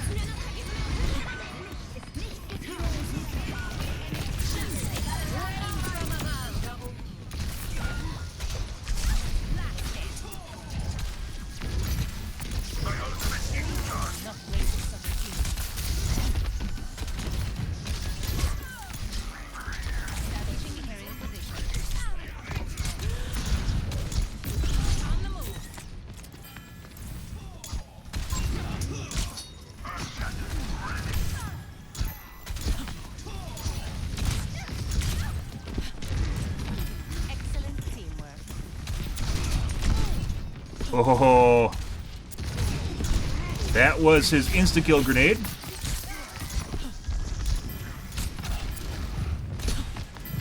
Increasing altitude. I am empowered. Be easier to kill the Mercy? I don't know.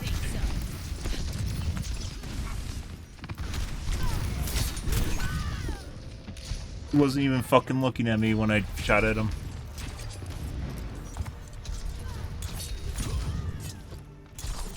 Good. On his screen he was.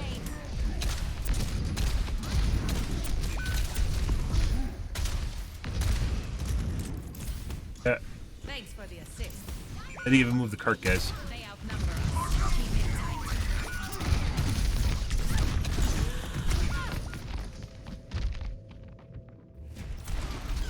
I need some water, guys.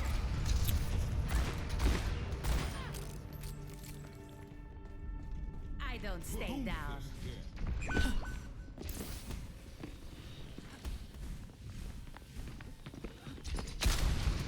Dispersing. Up and away.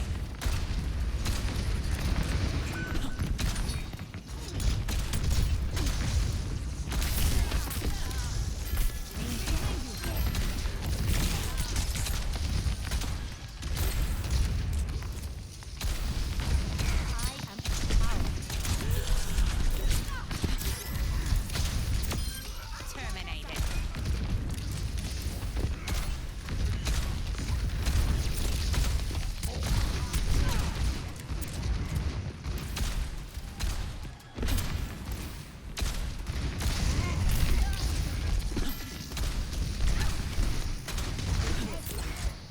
Increasing altitude.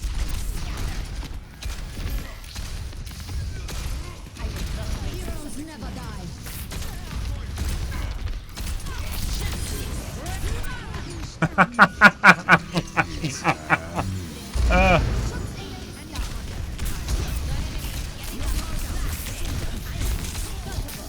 Hey, look, guys, Mercy rezzed.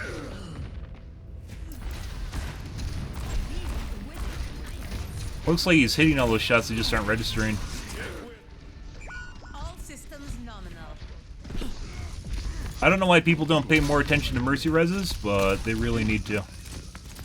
Now it only seems like I'm the one going for Mercy rezzes.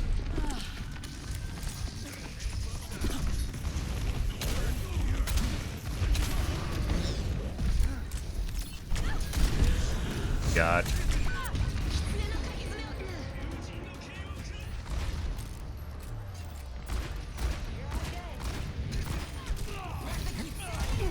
But it literally looks like he's shooting me, he's just not doing damage to me.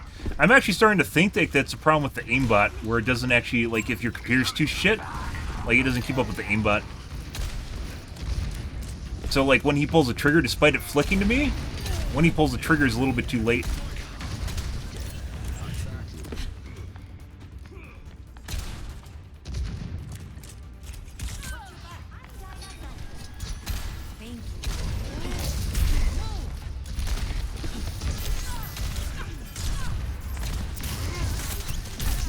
Christ.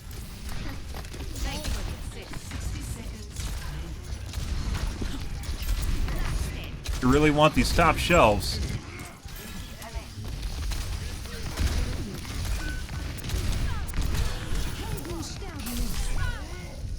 They're coordinating their jumps on me.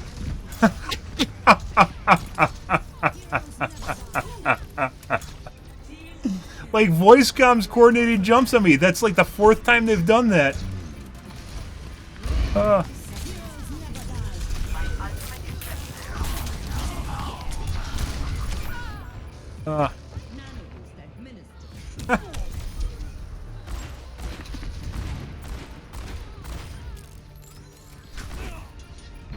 pretty sure the McCree's cheating, but his computer's like garbage or something. So it looks like that, where he just misses a bunch of shots even though he's like shooting me. Because it looks like almost every single one of his shots is dead spot on you. Both Mercies were awful? They weren't.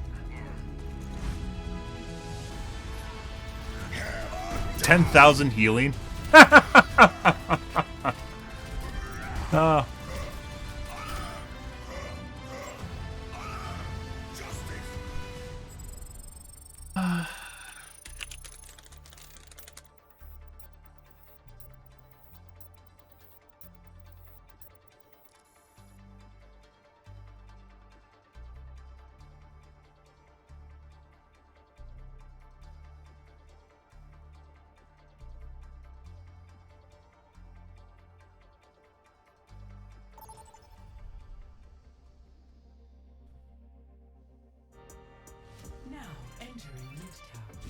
your defenses. Select your hero.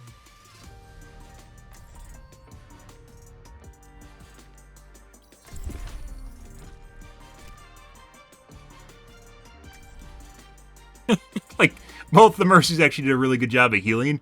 And the Genji's like, the Mercies were both awful. And I'm pretty sure we saw the Mercies keeping the Genji alive multiple times throughout that instance. Throughout that that mission, that map. Like, holy shit. What seems like magic is Ah, Mercies are awful. Like, just because one kept me alive and one kept him alive, I guess he forgot about that. The Mercies were bad. Jesus Christ.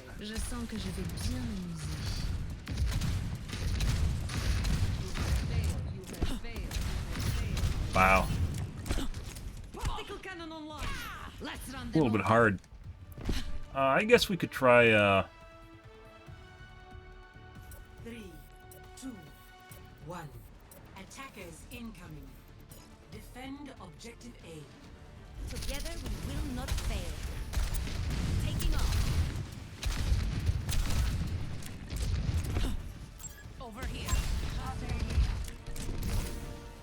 I will not waste this opportunity. Over here. Feel better? I don't think so.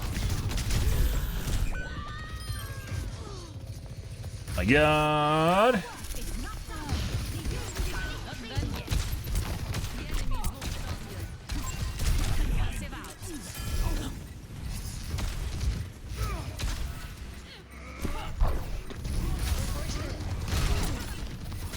Aerial positioning. This actually makes it hard to see shit because it's so fucking blurry. Feels more responsive, but it is blurry as fuck. We're only at 75 too. The skies await. For that. Objective lost. Stop the payload. Roblox. Increasing altitude. Soldier is very accurate. I am empowered. Share my balance. Casually negating 120 damage with a 15-second cooldown.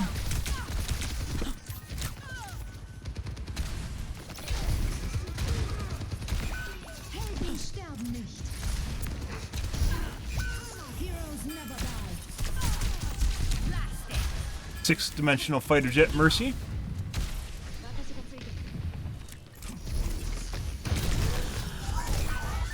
Him up. No one can hide. Good.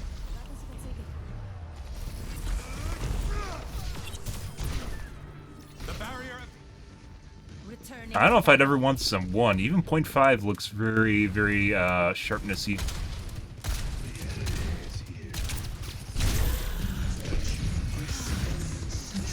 Ooh, give me that.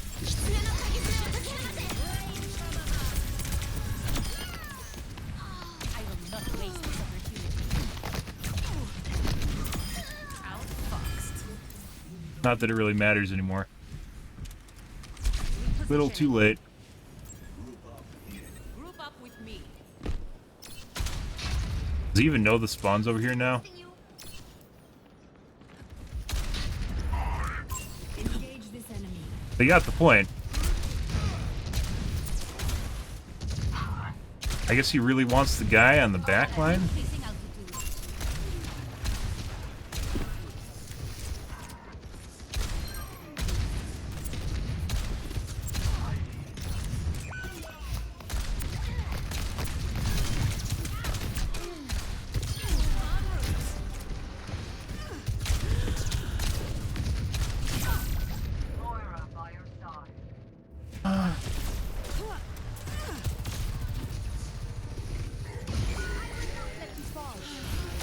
This ends now.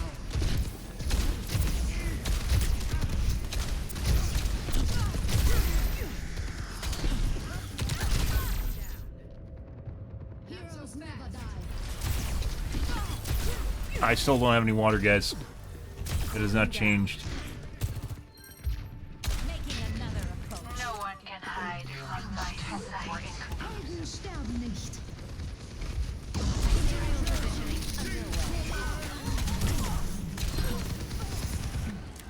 time to fuck around with the Mercy.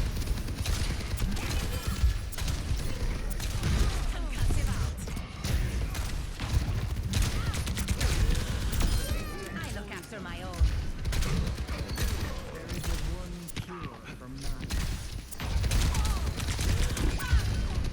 Heed.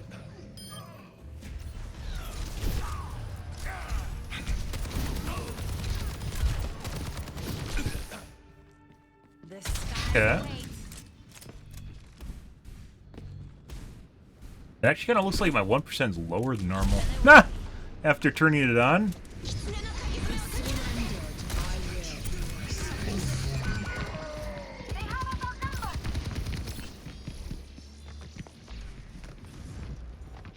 Stop the payload.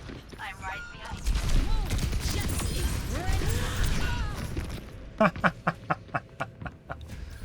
Uh-huh. They aren't with me, by the way. Kept aiming it where they were. Let's show 'em I don't know what our teammates are doing back there after they decide to forgo the push.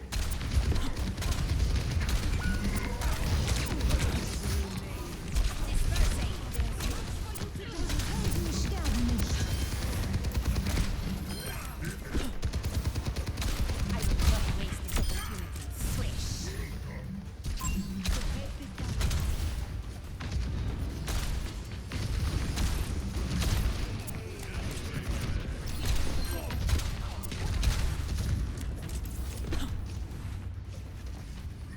Engage this enemy. No one can hide from my sight.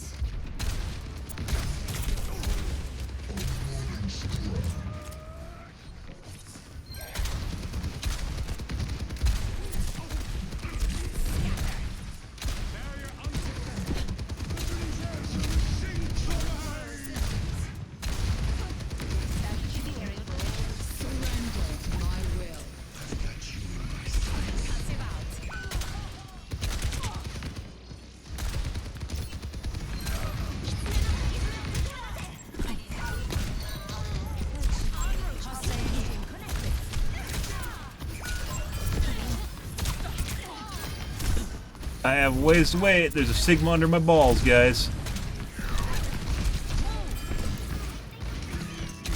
Oh, that sucks.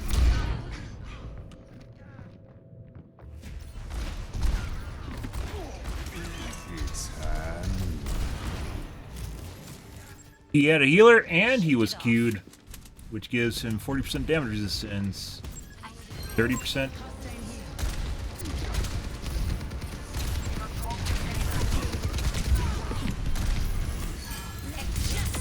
Rains from above.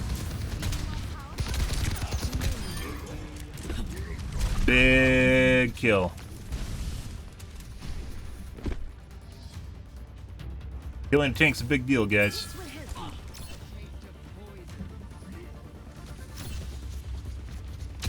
No one can hide from my sight. Oh, we almost saw something really good there, guys. I almost killed the Kiriko.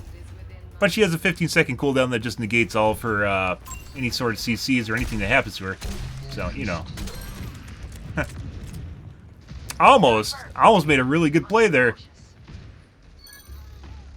then, lo and behold, she used her 15-second cooldown and got 0.75 seconds of invulnerability and cleansed all of her CCs. It made her immune to CCs on top of it.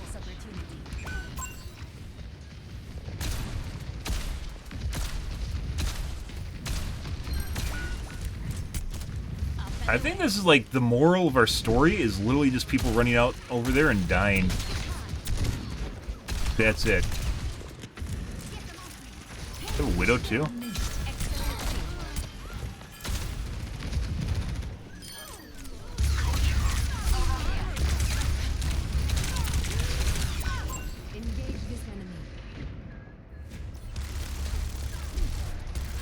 You guess I could have went under? I should have went under, kited him under, and then went back up.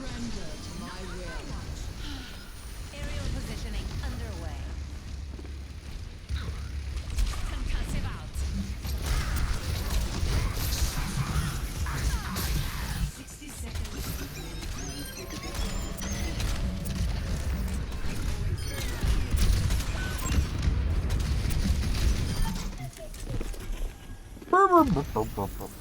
System repaired.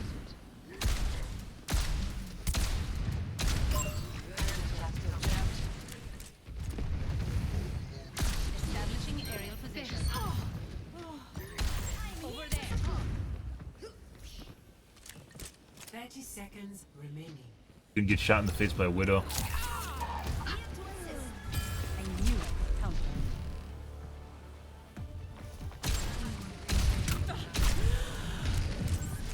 I just got headshot twice by. I will not waste this opportunity. Oh, their tank left, I think. No, not their tank.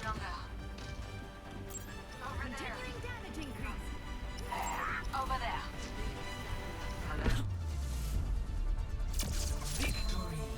Tank gap is insane. I mean, I killed their tank a couple times. Like, literally just went out of my way to kill their tank. Actually, I do in most games, I go out of my way to kill their tank, because it's a big deal. I guess they don't,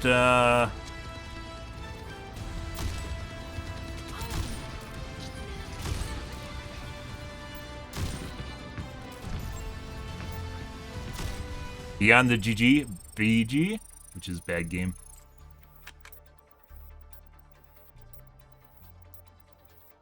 Okay.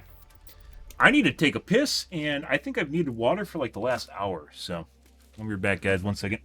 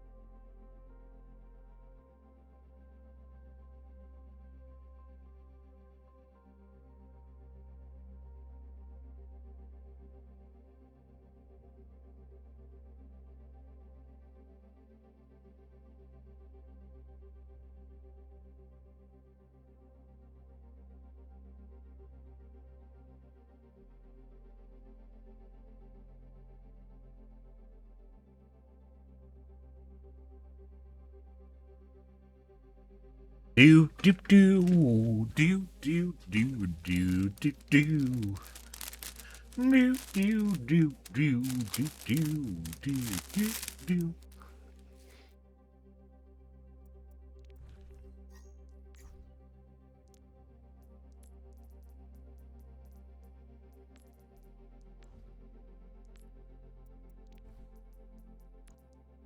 Yeah.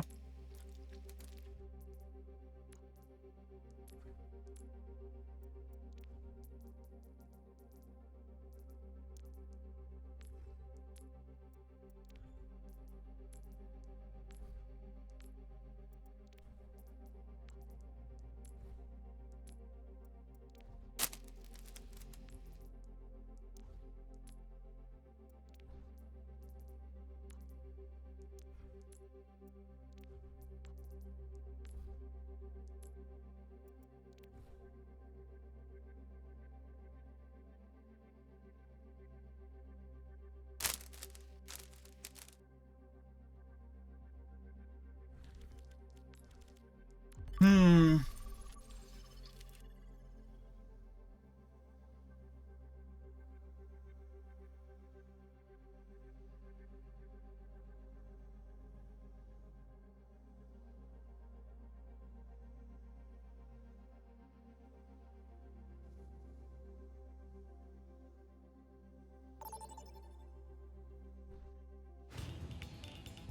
Traveling to Route 66. Prepare your defenses. Select your hero.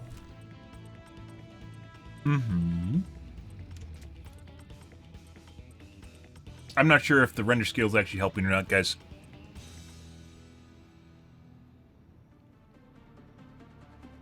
It actually, I almost want to say, like, the blurriness also makes it more difficult to see shit, too. The lack of detail. Strike from above. Taking off. Safety's off. It's a cruel world.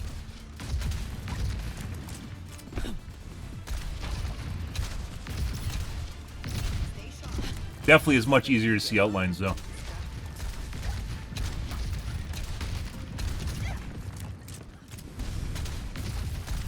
This Ah, part of the country is Logan so 2043099. reminds me of road trips He when must I have was just a bought kid. his account. He's ready to use his new aimbot Different after getting world. banned. Good for him. Never get it Thanks back. for the assist. 5, 4, 3. Good thing there isn't phone verification anymore, so it doesn't matter. You can just buy as many accounts as you want. Actually, I take that back. You can buy accounts that are phone verified, so it doesn't even matter. Like that was just like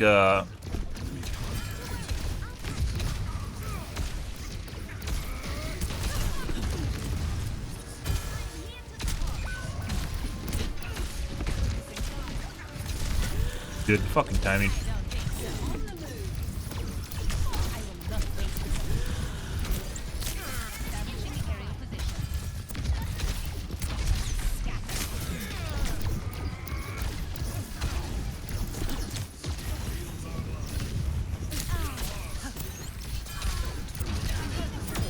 Elimination mid-ascent.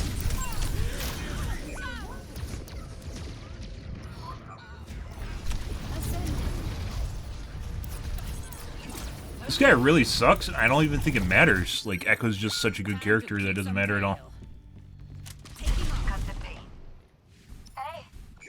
That laser beam does a shitload of damage.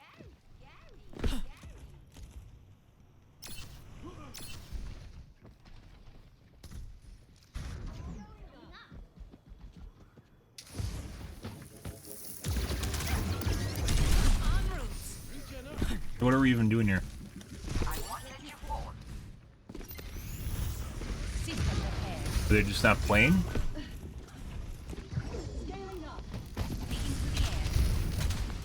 Ah, I'll go in and die then.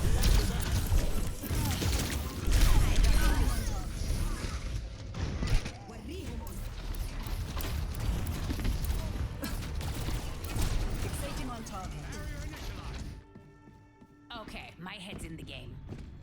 Repositioning. Like, did I just have to go in and die to make the tank go in and die? Or go in? Is that what it takes? You have to initiate for the tank?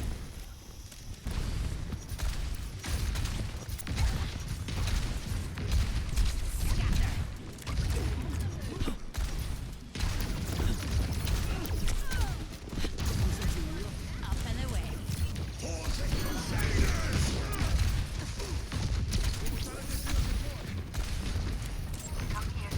Definitely feels that way sometimes. Bad timing.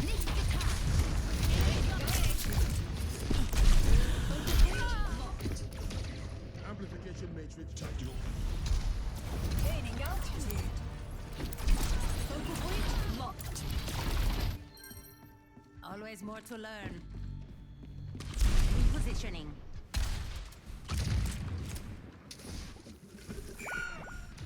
We're outnumbered. Be advised.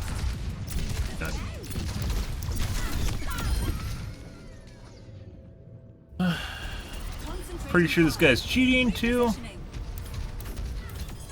You're not when you look at his laser beam, like it hard locks to your body. I thought at first he just have a projectile. Occasionally you'll see people with non-projectile aimbot playing projectile heroes, and they'll always aim at your exact position. They'll never leave their shots at all. Means like you'll see a Sojourn, for instance, that does shit like that because Sojourn's actually a projectile hero.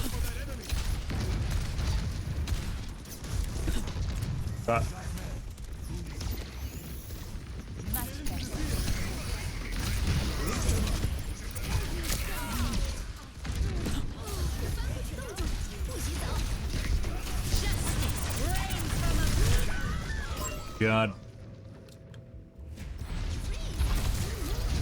Get over heal. And Anna was healing him. I don't want to talk about it. Thanks.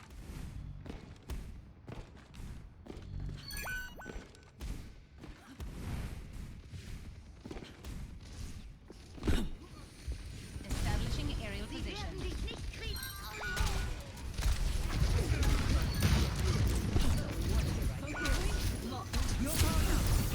I am unstoppable.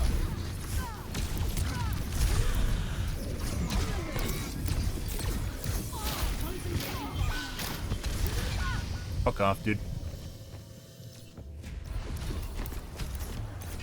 Concentrating fire.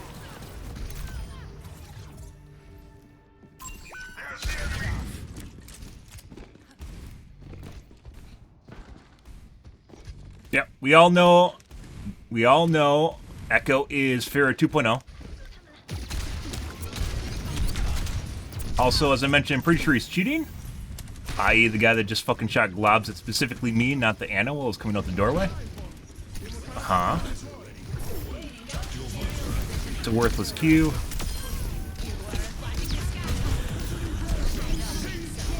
Uh-huh.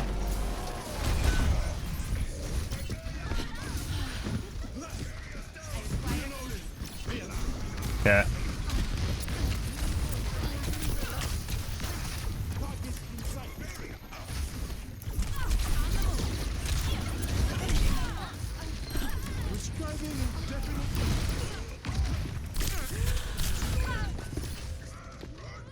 Good.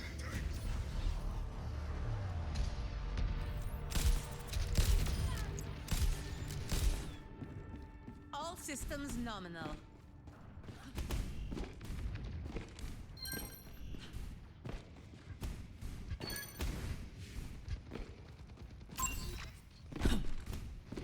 Up and away.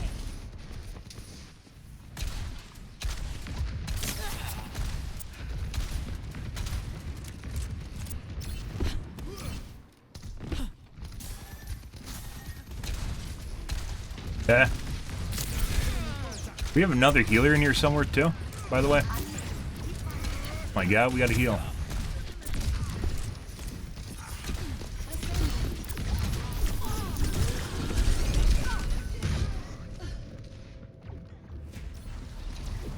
Yeah, I'm pretty sure he's cheating. As you could see by him staring at people through walls just now. She's done a couple times, but his aim isn't like spot on.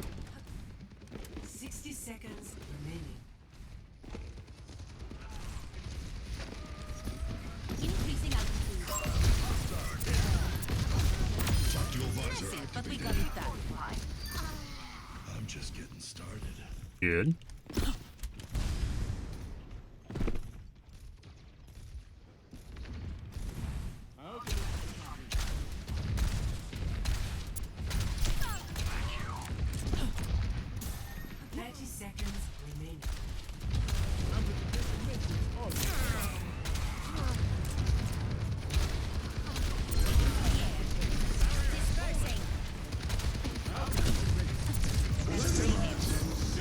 Let's go heal ourselves.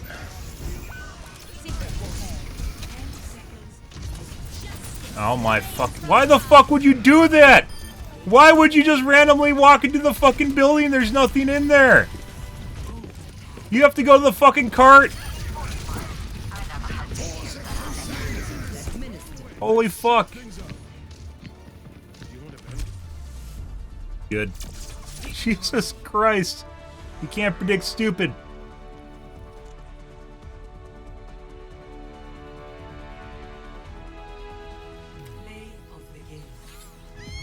Their Echo didn't even have that many limbs. It was just like me?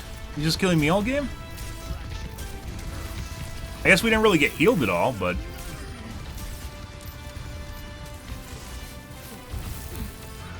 Jesus Christ. When your team's trying to kill you and the enemy team's trying to kill you, it makes things much more difficult. Guys. Like, their aim, sometimes, like... So there are aimbots where you have to, like, be within a certain distance to lock onto them, but even then, like, when it's locked down, it's kind of all over the place. I think it's just normal aim. It's just fucking Echo. Echo being Echo, not related to the actual player playing it. Where you can just dump all your cooldowns in someone. Fuck off. Where you can just go play a custom game.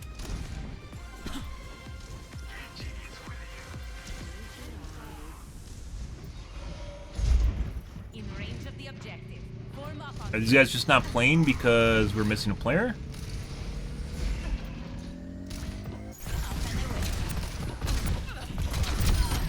Also being on a shit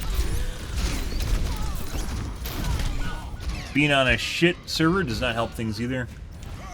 This is the guy from last game? No. So Echo has like basically just shoots buses with her, only it's a little bit less than that because of the triangle. The globbers. Ah.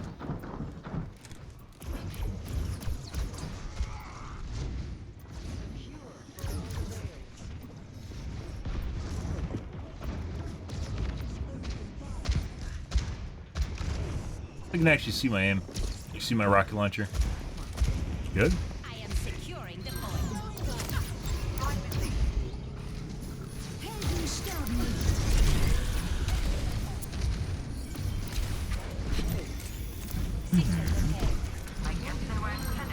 Just wasting time, guys. Hey, our team showed up.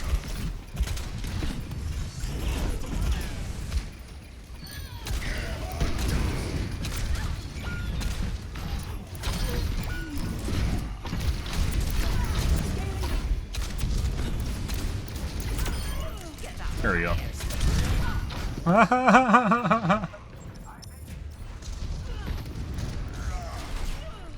It's easier punching someone in the air than it is to hit them with a missile, so. Okay, my For sure.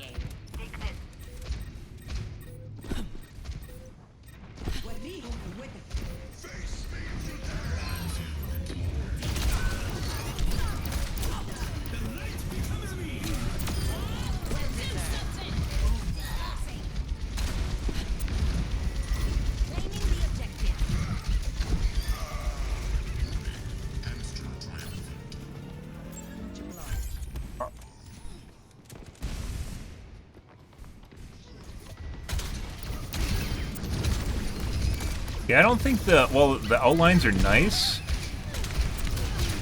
Fucking Losh's quality really fucking sucks.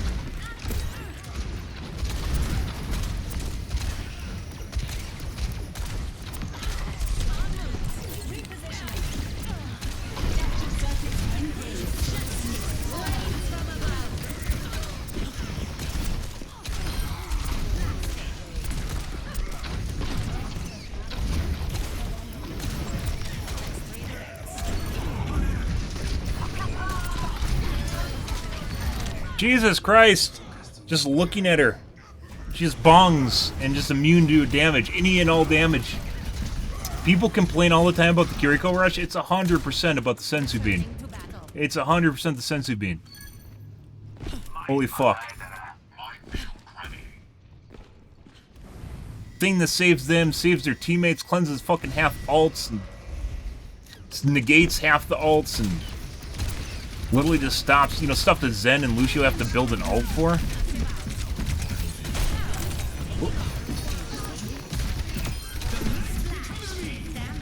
Easy in.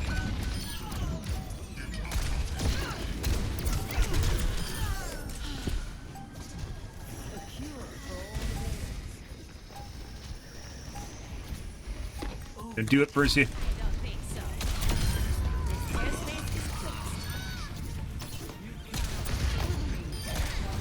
But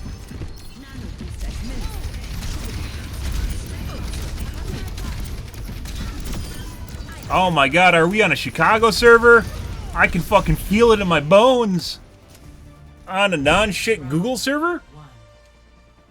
A non-Google shit server. I have to preface that because the shit servers are actually Google servers. Fuck the Goo 4 server. The Washington server is horrible. Absolutely fucking horrible. It's like playing on 20 tick. It's terrible. Remember when you had a bowl cut? Yes. You didn't want to be young. I never had one. I believe I have pictures. I have pictures of your mom. No!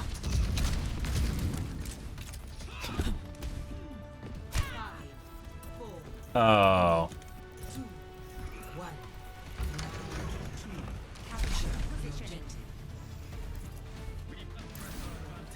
Thanks for the assist.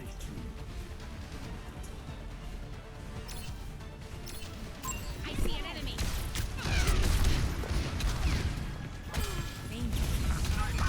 And Sensu Bean. No. Oh. I almost got flashbang grenaded. And that's without getting the aimbot grenade thrown on me, guys. He did just try to throw out the aimbot grenade on me. I actually preempted that perfectly. Good. All systems nominal.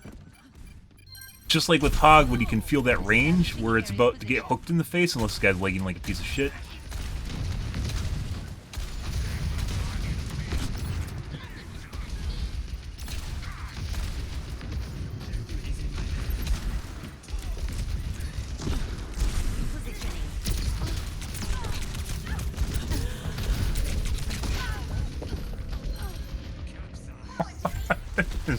Is their Widow trying to make drop shots on me? Yeah, it's like harpoon grappling to fucking hit me with the shot in midair. Finish me off.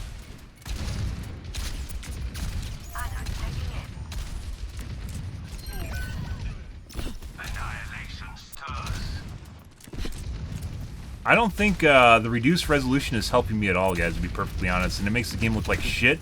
And I think I actually lose track of characters because they look like garbage now. Even if the outlines are better, they look worse. So the lack of detail makes it harder to recognize them. And she fucking has jets that just keep going, guys.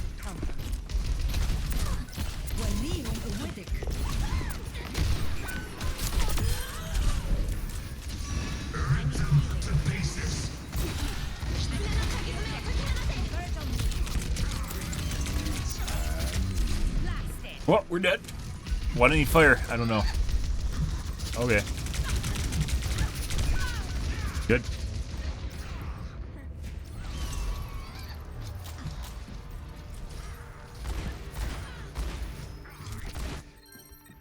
Okay. That is the Echo, I believe, trying to get revenge.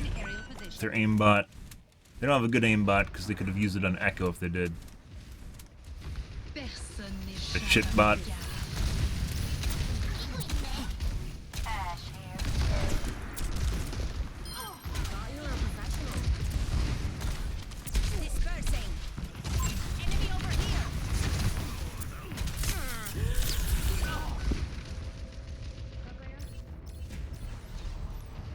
I wonder if the Ana damage does more damage than the Ana healing. So if I'm getting healed by the Ana, or if it heals faster. If I'm getting healed by the Ana, while they're damaging me with their Ana, if the damage Ana just wins. I don't know what's going on over there. Whatever. Good luck.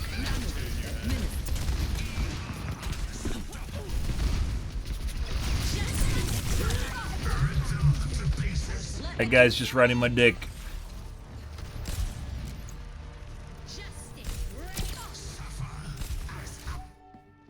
I don't want to talk about it. Increasing altitude. I think I should have just went in and queued on his face and then died.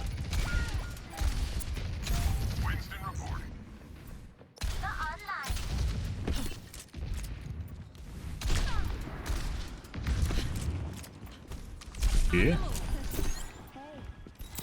Excellent teamwork.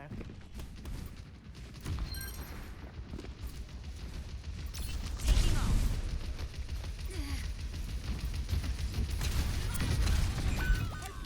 Oh. Taking the point. Moving.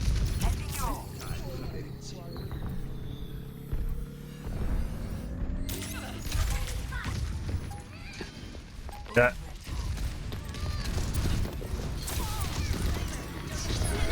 Fuck me.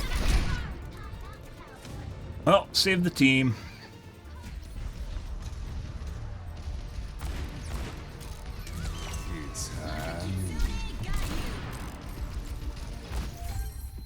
Let's show him. If I aimed better, I could have aimed him around the corner as well.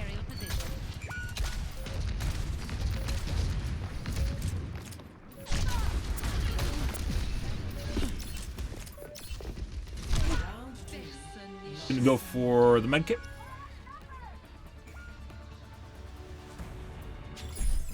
Score 1-1.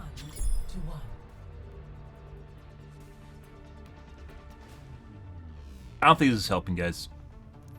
It feels a little bit more responsive, but I prepped all night for this mission. that Well, maybe I gained a little too. Maybe one day we ugh, it's like removing cataracts. Jesus Christ.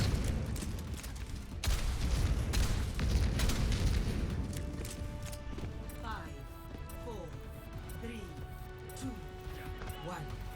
Round 3. Capture the objective.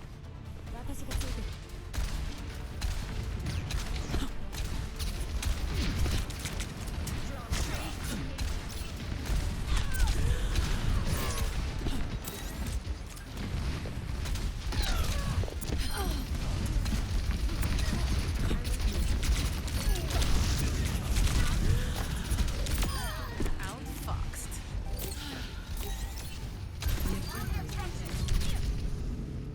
Bye. Knew I could counter. Increasing altitude. En route.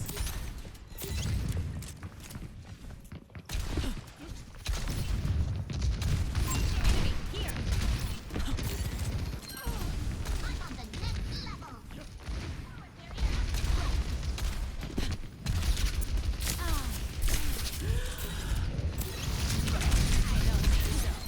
Excellent teamwork. Up and away. Don't get caught.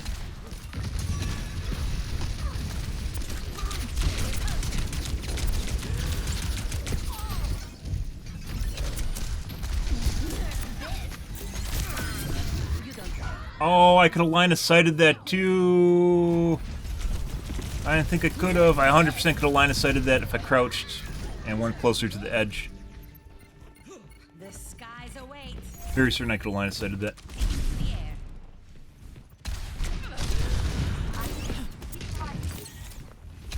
Danger rules.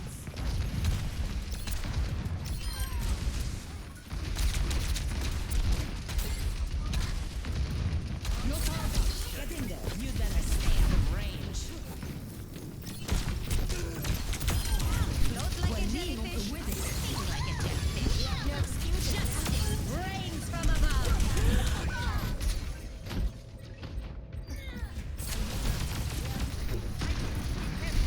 I don't know why our team is having so much problems with the diva, but apparently. Okay, my head's in the game. The diva has time to not only tank her team, but then also come and try and kill me. So. I don't see healers on her constantly either.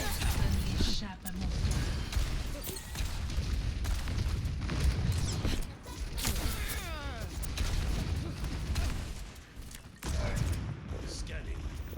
I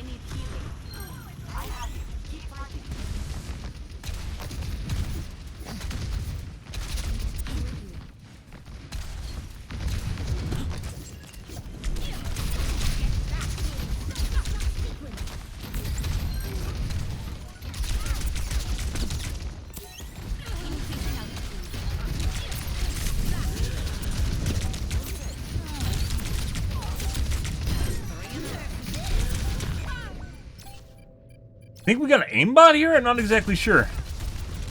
Maybe not. That looks like an aimbot. The mech didn't look like an aimbot. Shake it off.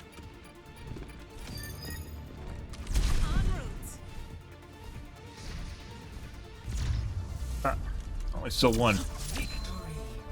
That Devo is literally on my nuts the entire fucking game, guys.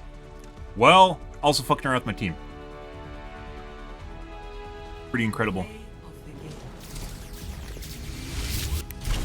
And we weren't really always getting heals either. Like, as when I need to sit down on the ground and wait for the Anna to heal me. We had another healer in here. There's a Kiriko. I don't think she ever healed me. We had an Anna heal me, though. So one of the healers was just completely ignoring me.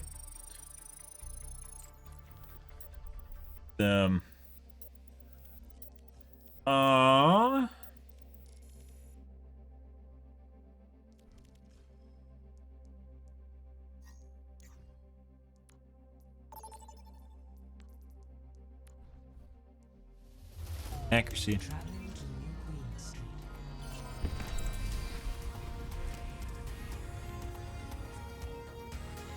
Oh my god, it's apples.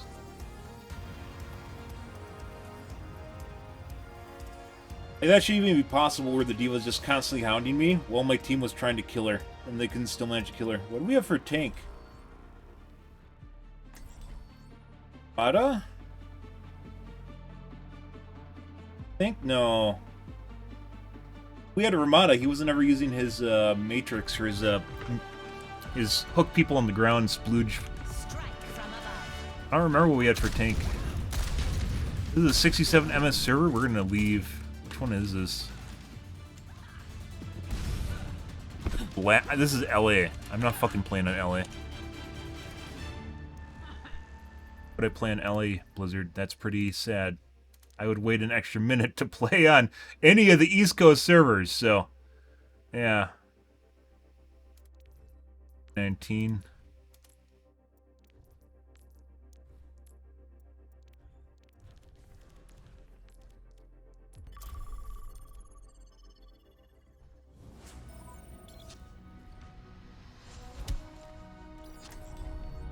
Strike from It's gonna be LA again. Now entering. Prepare to attack. Select your hero. This is Chicago. That's where we want to be. Even then, sometimes you get a shit Chicago server, and I don't know why. Like, they don't give you like the number of it, so you can't pick out which one it is. They obviously have more than one server in Chicago at a data center. But some of them suck dick, so.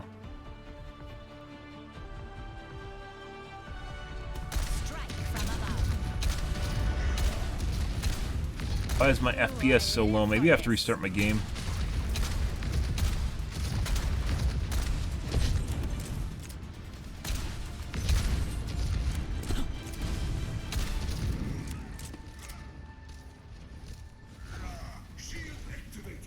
If we do this right, they won't even know what happened.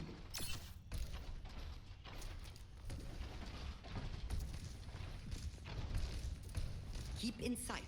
I'll have us in and out in no time.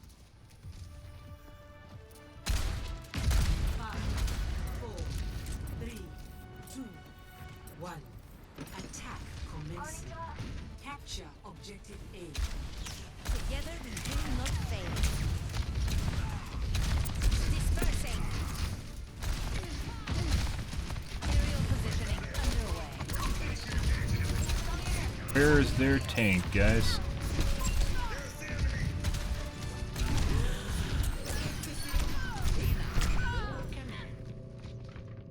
Shooting. My fins?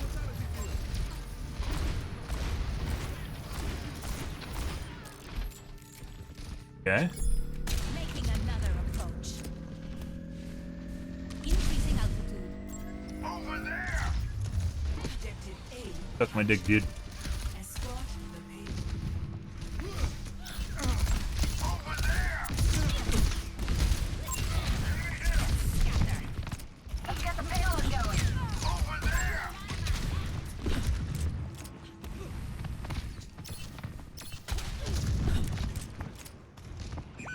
Took the med.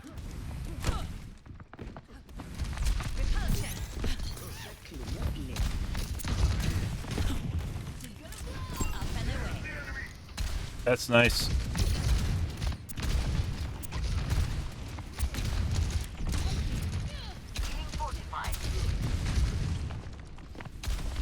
Sometimes you really feel the delay.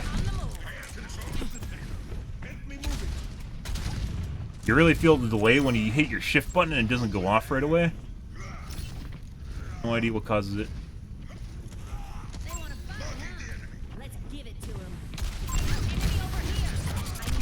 129 damage.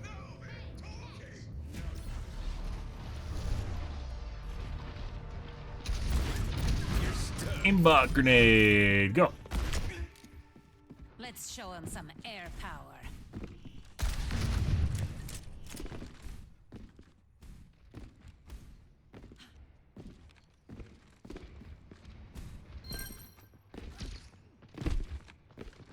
Increasing altitude. The payload has reached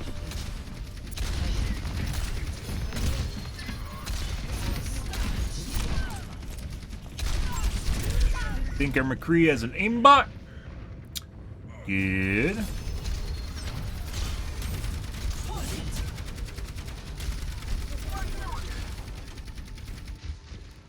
Let's see.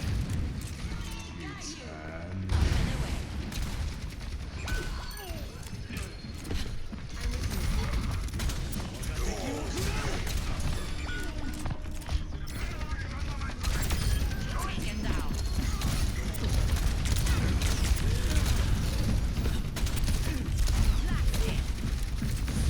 God, there we go. Miss the light, guys. You can't miss the light. At least it's more fair than Kiriko, so.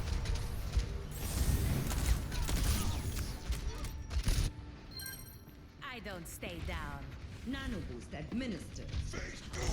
Positioning.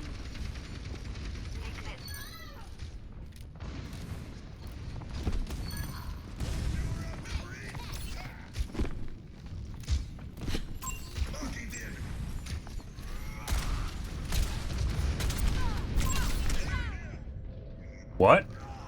I swear I just died behind a shield.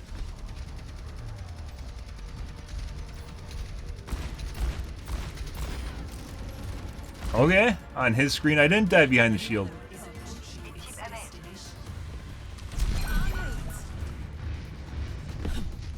Hmm. Establishing aerial position.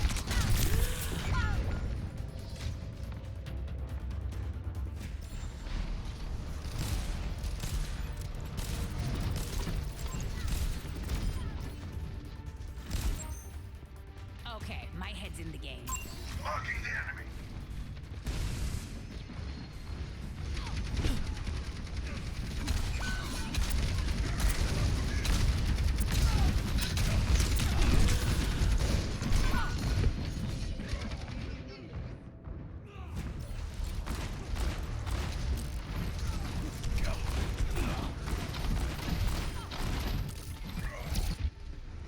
Time to kick some tail. Hey, cat! Taking to the air.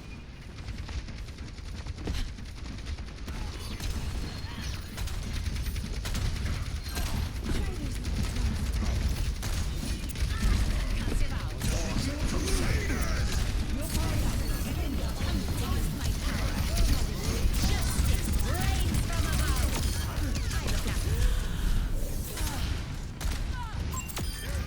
Beautiful. Going down. Very certain this guy's cheating. He also is like it. Some of these shots feel like I'm gonna hit him, and then they don't. And then he's connecting shots. He's connecting shots that don't feel like they should hit me, and they do. So like super latency, and then cheating on top of it. Very weird. He only has 10 kills.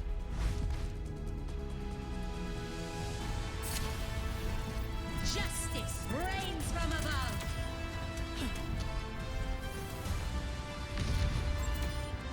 Going down.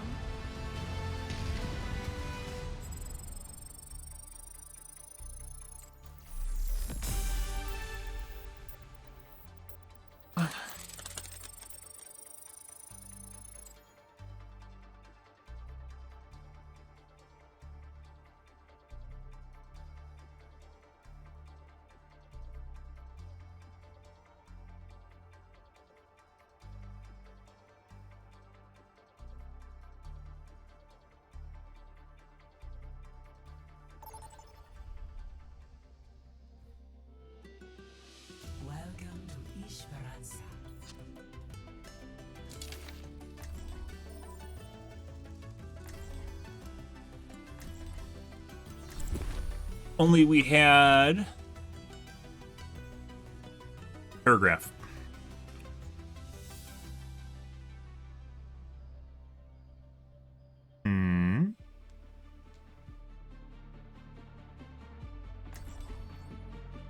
Yeah.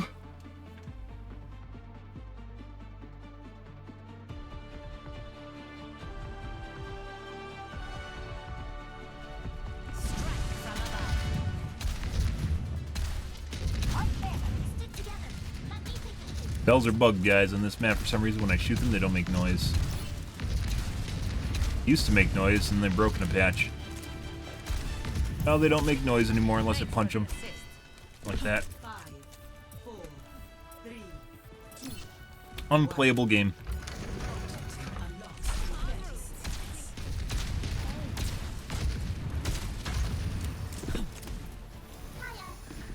Map is super bright.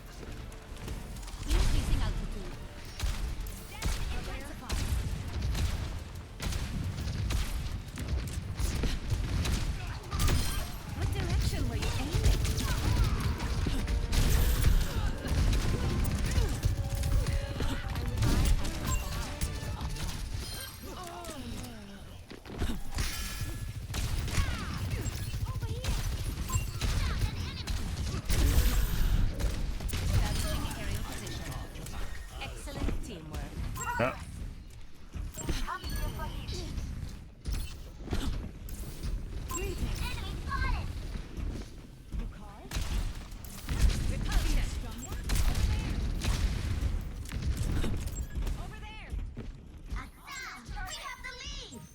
Aerial positioning underway. Copy me for heal.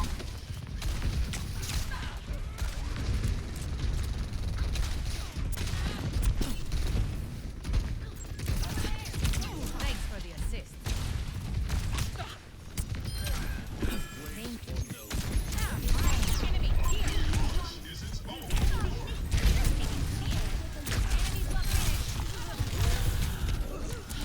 We must take back the robot.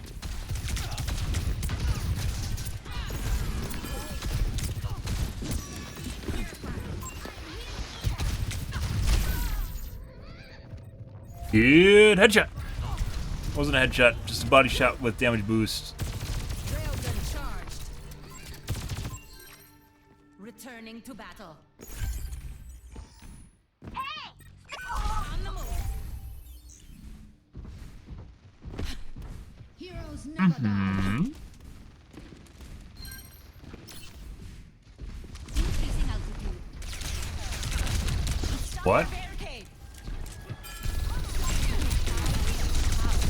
Enemy must not Huh. surpass us. Elimination minnescent.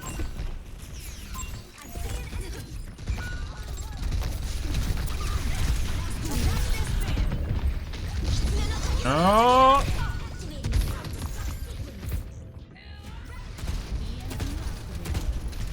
No, she wanted to punch me. Yep. Hello there. The enemy has claimed the robot. My ultimate is ready. Stop them from pushing the barricade!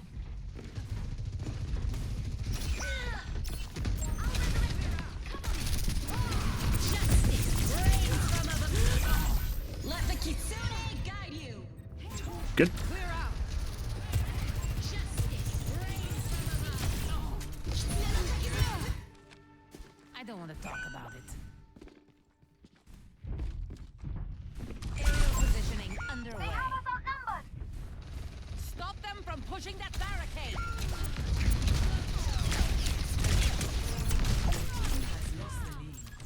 Positioning. They've taken the lead. We need to push back. Draw strength from nature. Okay. I knew I could count on you. En route. Must stop them.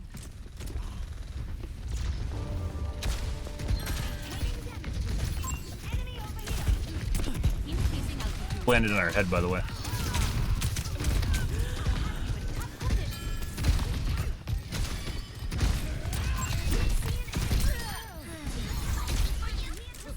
I am escorting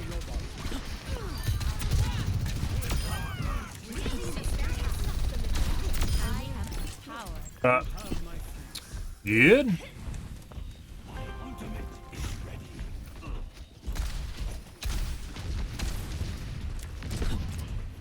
Your team is close. A little more and we have the lead. It's our turn. Let's push forward. Repulsion.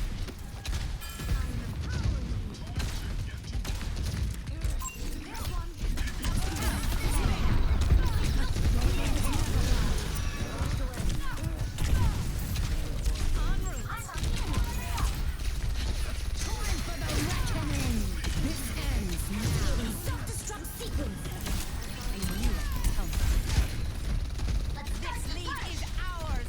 Just a bit more.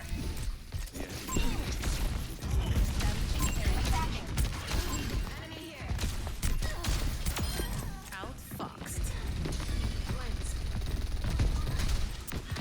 Let the Kitsune guide you. Good. Mm-hmm. I am power. Boosting your damage.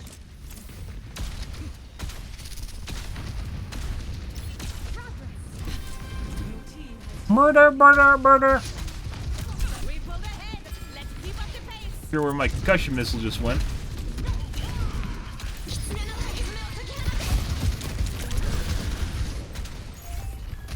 Justice rains from above. Ah, the dynamite harassment. I love dynamite harassment. You don't have to thank me. Dispersing.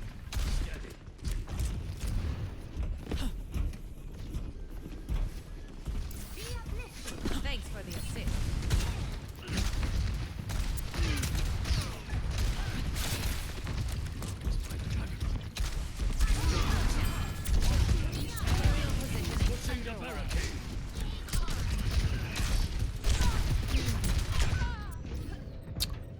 Good.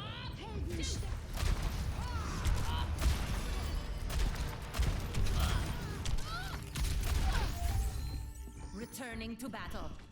On my way. Valkyrie is charging. Repositioning. Come here, and I will.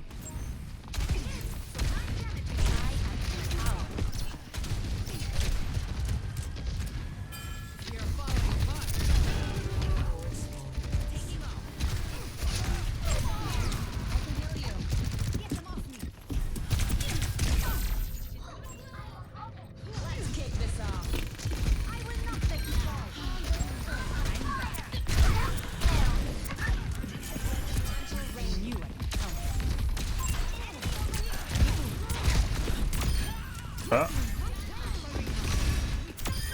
Float like a jellyfish, sting like a jellyfish. Good. Is Piggy Bump supposed to be code for pregnant? I feel as though it is. If you were looking at a name like that, I think you'd immediately assume pregnant. Or was pregnant. Or a cute name for being pregnant. Increasing altitude.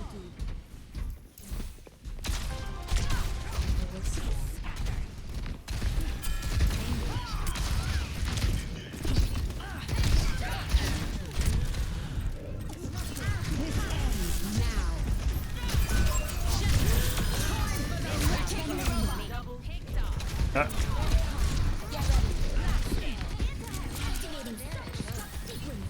Thanks for the assist. apparently that does not count. The robot has been secured. I am grateful. My ultimate into the air. Exercise is good for your joints. Robot pushing. I don't think so. Messy, but we got it done. Oh. I needed to get in the window, guys, and I didn't hit the right spot on the window. And then I died because Bob is the world's best turret. Better than whatever the fuck Torbjorn gets, because he's a sorry excuse for an engineer.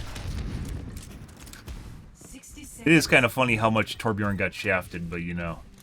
Aerial positioning I suppose. Spectre kind of has like a super mega wall, right? Whoop. Oh.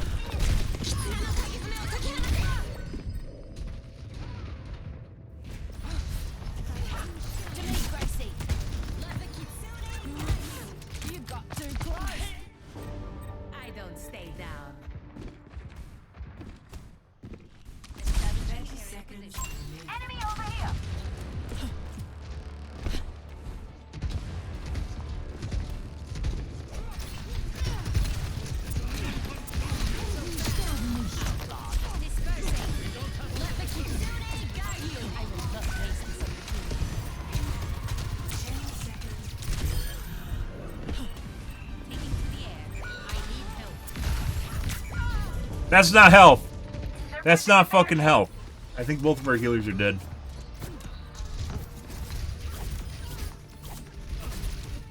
Nope. Our Mercy was behind them from the looks of it.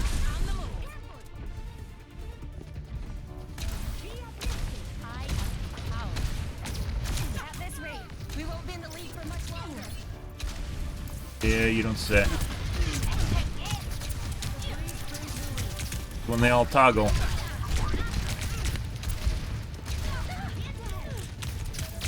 We could fucking use a tank. Where the fuck's our tank? Tank, go do tank things. Oh my god. This ends now. Oh, I got both the DPS. I'm probably gonna die here.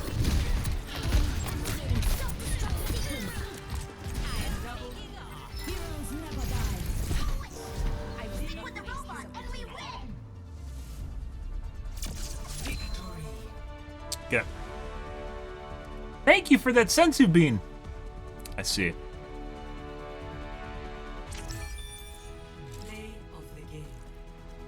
Well, they killed both their DPS, one of which was queuing, which is this guy.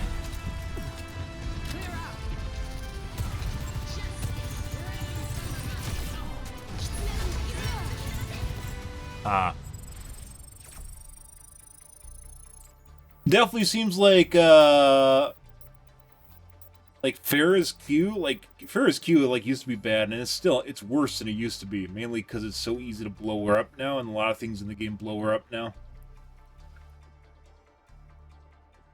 Occasionally you can get like one pick, especially a tank, really meaningful. But what I've found is also using it as just like killing someone else's Q is actually really good value, because it doesn't move and you know where it is, and you can get into like a Bob, you can get into an advantageous position. Even if you die, their Q is much stronger than your Q and can usually blow up the team. So you counter a Q with your Q that is an inferior Q. So I guess that's the shape Farrah's in right now. And anyone that assumes that you can get like team wipes or shit like that with Farrah has no idea what the fuck they're talking about. Pushing Q is insta-death, guys, which is why you usually see me hang on to it for almost half the match. Because there's only certain cases where I can actually use it. And even when I do use it, I'll usually just die. Like, instantly. Usually I get a 1k, but sometimes not. Hopefully that 1k is a tank. You know what we should do? So this feels pretty good. I think aim-wise, the game feels pretty good tonight. It actually doesn't look very good. I mean, some of them are pretty good. That's pretty good.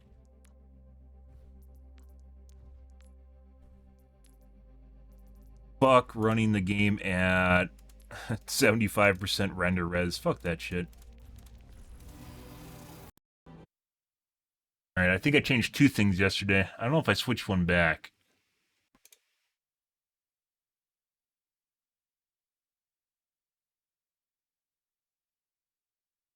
I did turn off passive waiting. I turned it on for a little bit. I definitely knew that it wasn't going to make things better, and it didn't, so then I shut it off right away.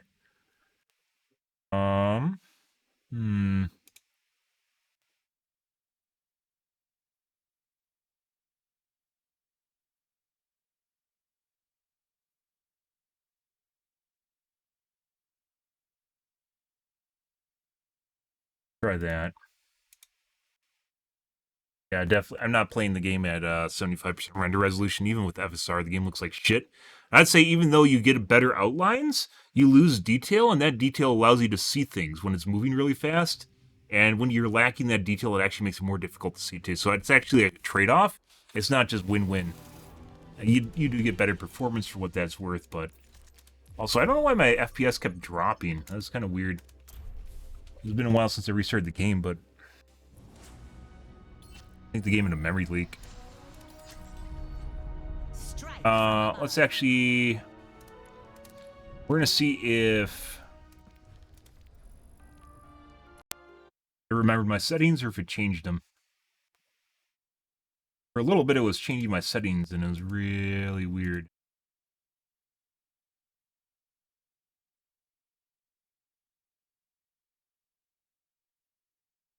Yep. Yep. Good. Happy Tuesdays, ones, guys. Hope you guys are having a wonderful evening so far. That many cheaters. Yesterday was really bad. Was it yesterday or 2 days ago? Yesterday or 2 days ago, really bad. I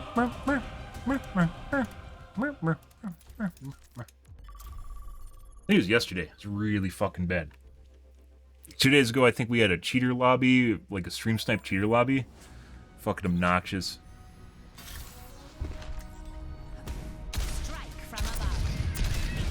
Feels different.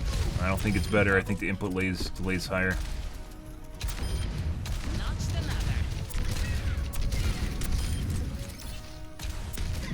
Yeah. Floaty feeling usually means there's a detachment. Yeah, this is fucking horrible. I don't think I'm gonna do this. We'll do one game. Aerial positioning underway. Floaty feeling generally means that there's a detachment between you and the aim, and it usually means input delay.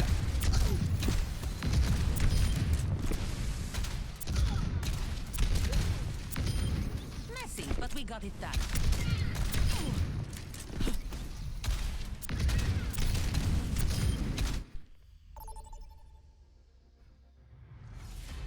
Welcome to Oasis. Prepare for battle.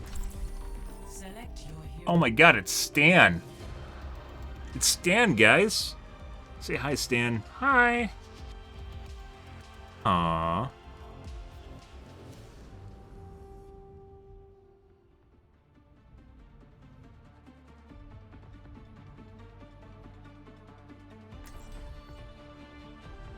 Oh, Last of Us came out. When is it running till? A siege automaton E54. No, it debuts January 15th. Not out yet. Come to think of it, I suppose. Woke of Us? Might be good. 5, 4, Probably not, but maybe. You never know. 1. Round 1. Capture the objective. Positioning. I will not waste this opportunity. Girl.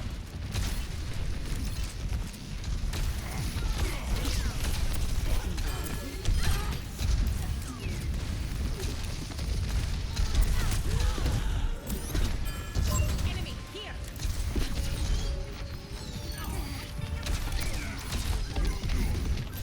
I see your heels.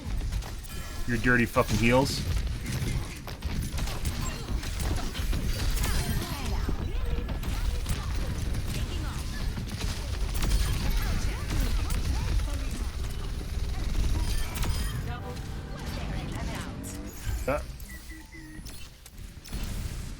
I mean, maybe I'm wrong. Maybe Floaty's good. Doesn't feel that way.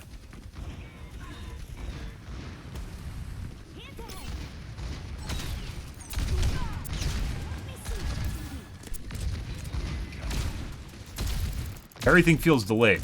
I swear to God, this is an input delay thing.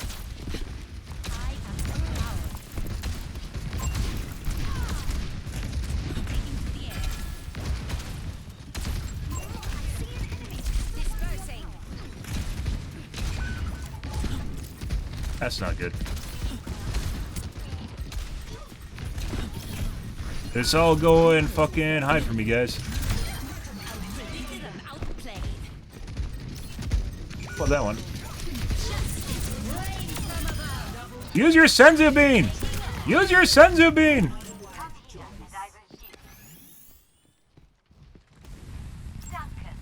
Aww. What a white knight. Nice sympathizer, mercy sympathizer.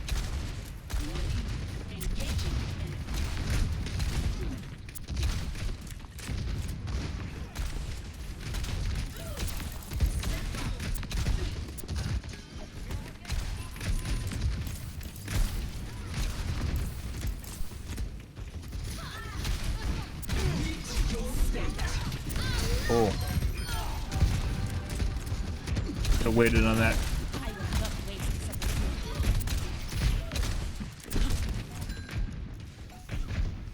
Way, guys.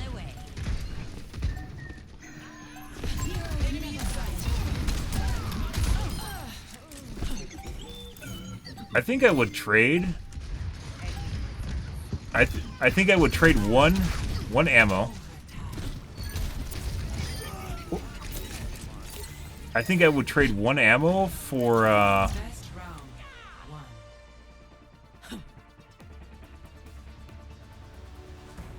little bit longer jets. It always seems like when you have that last ammo in your gun, you're already out of position. The last ammo in your rocket launcher, you're already out of position, or the enemy's out of position, and it doesn't really matter. And you need to reload anyways. Actually, I'd trade one ammo for increased reload speed, whatever that is in a percent. I'd trade that one ammo for faster reload. And I think it'd be a net win. Either that or you need more ammo. Only do like 7 shots or 8.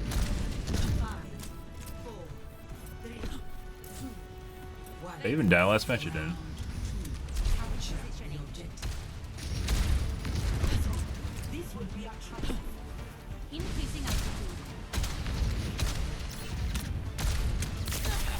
Yeah, on the left.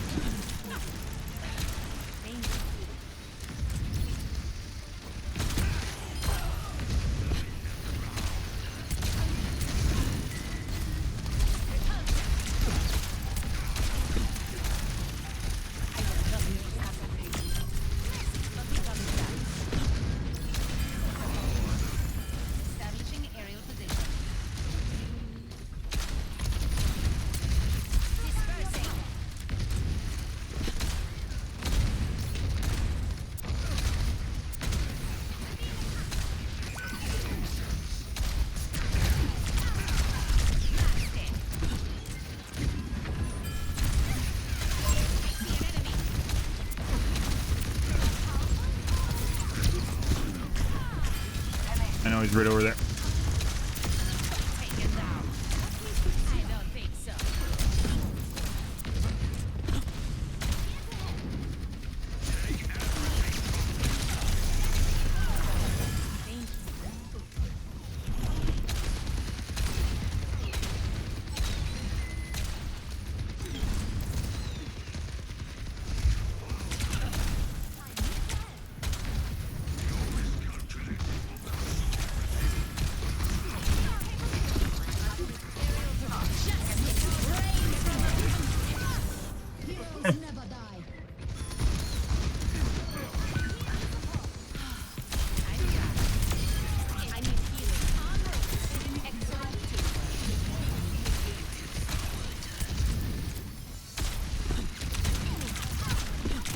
I don't care if someone's already healing me. If I get hit by the fucking aimbot grenade, I'm 100% gonna spam I need healing. It's trained into my bones.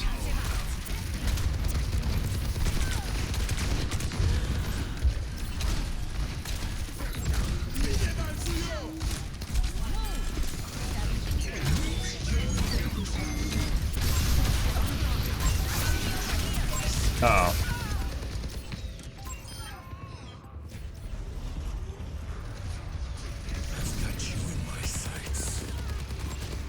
He was literally a pixel away from dying, guys. Oh, I'm gonna shove them in a locker. Although the aimbot would have killed us anyways.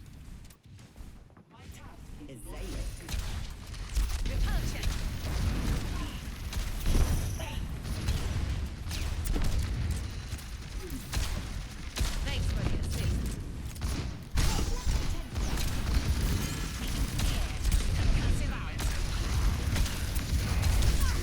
Whoa!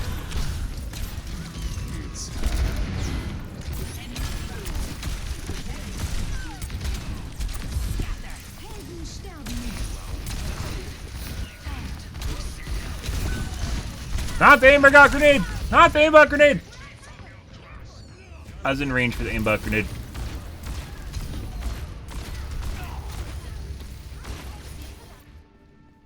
Okay, my head's in the game. Such a stupid ability. It's not even like the fucking,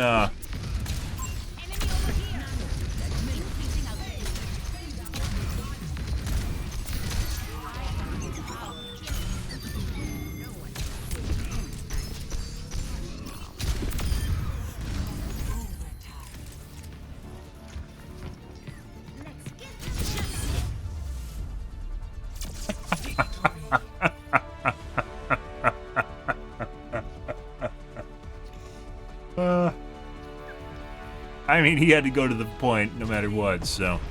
I hope it's the end there, where I killed the McCree and saved us all. Aw.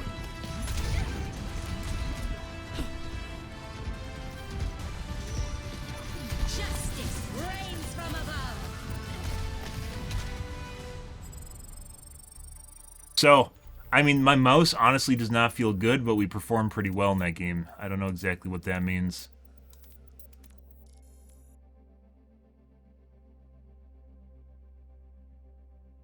Bug's so fucking annoying. I don't know why. Play the game for like 3 hours in order to get to show up. Now arriving at the Shambhala, prepare your defenses. Wow, wow, wow, wow, wow, wow, wow.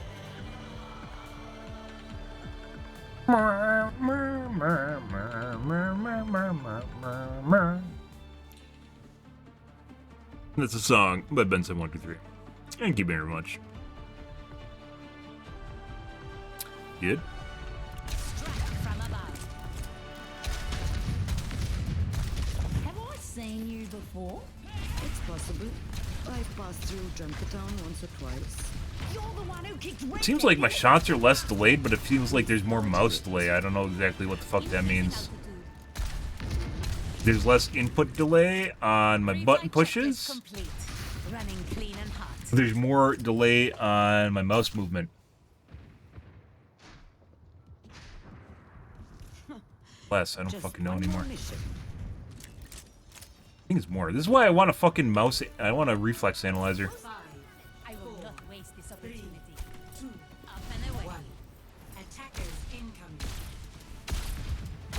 Stop the payload.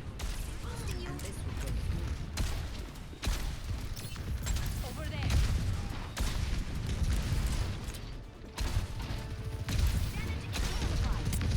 I'd have lied. That might have been one of my teammates. One of my teammates. God.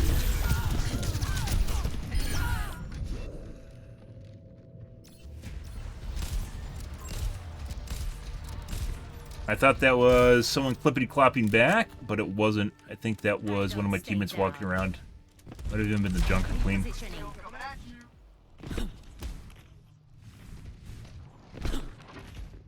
The rank system means nothing nowadays, so. And we're getting paired against this.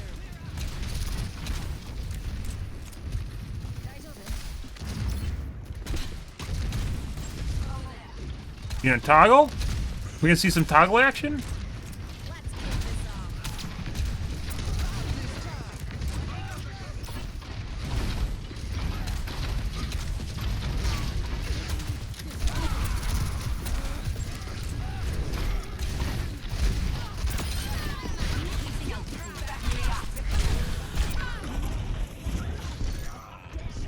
Good.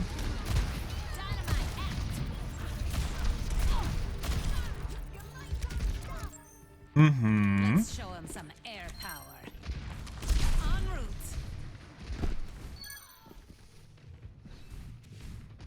And that's how you bring fire to the mortal.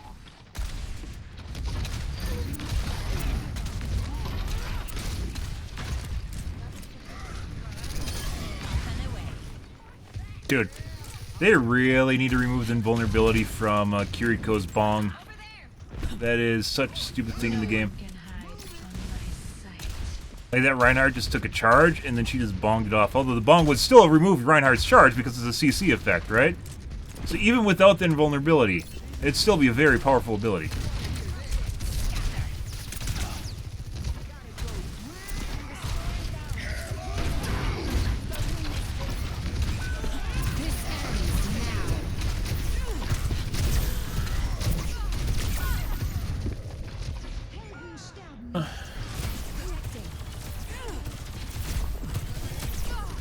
Target down. Shake it off. Payload has reached the checkpoint. I see an enemy. I don't think so. It's not got a wall. Guess there's a little thing you can get stuck on there. Taking to the air. There. Adjusting their wax. Them.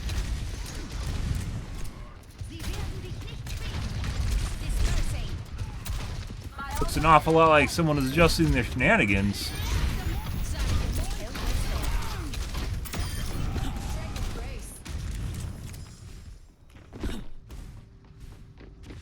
Ran away. It has to be pre-made.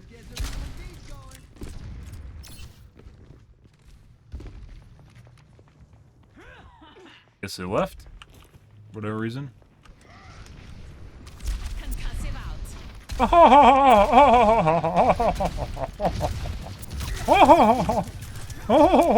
Excellent teamwork. Enemy over here.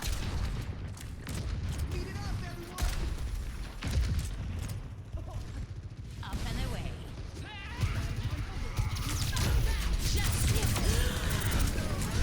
Over here.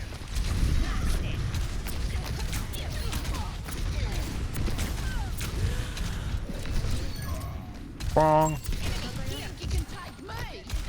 You bet I don't fucking have a mercy heal bot.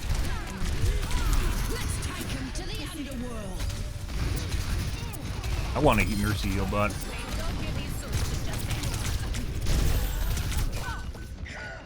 He has like literally 2 healers on it stuck to his asshole.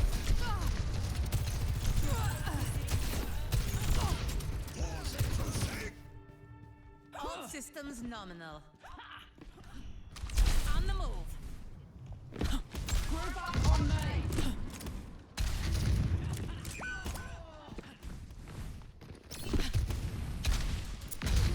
Establishing aerial position. No one can hide from my sight. And headshot. Guy's cheating. I don't think he was earlier in the match. Always more to learn. You can see it snap between the targets, especially when they're in different spots the moment they come on screen. Very certainly.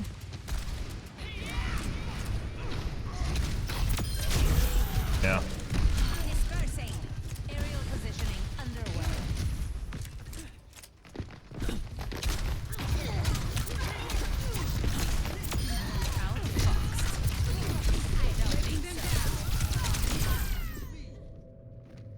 Okay. Before my rocket hit her and killed her? Killed me with the railgun. Good. This fucking Goo 4 server gets... That's like fucking 20 tick rate shit. I'm pretty sure the Goo 4 servers, this is a Google server, the ones that I'm bitching about, I'm pretty sure the Goo 4 servers are fucking 20 tick. I'm just gonna throw this out here. I think the Goo 4 servers are 20 tick rate. They feel like 20 tick. Like, cross-kill shit.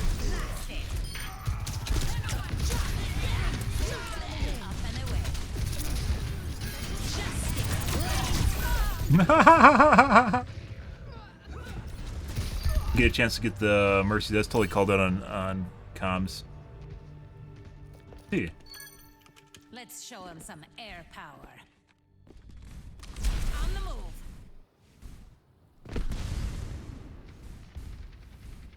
Oh, I didn't even think of coming over here. You went to hit scan now? No, it's the other guy. Got bot. Wow.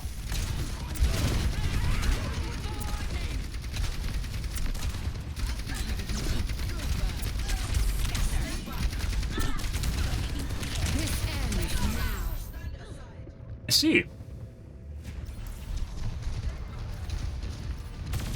This ends now. All systems The jump rate when they fired like from a lead shot, jump to railgun shot.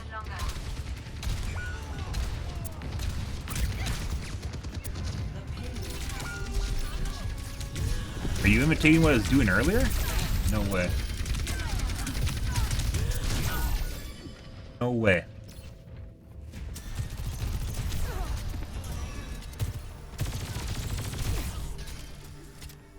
Mm-hmm. I don't stay down.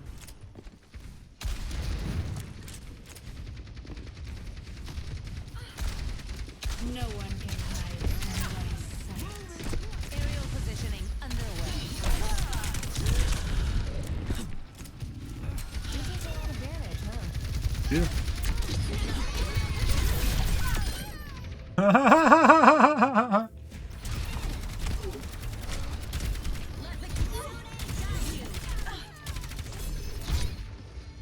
Let's show him something. Sure, they got res immediately. Huh? Eh.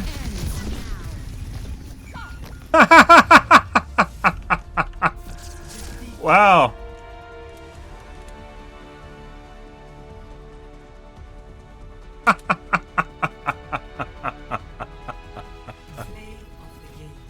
Uh-huh. Yeah, pretty sure the Sojourn was cheating. Ah, Prestige 1. Good for them.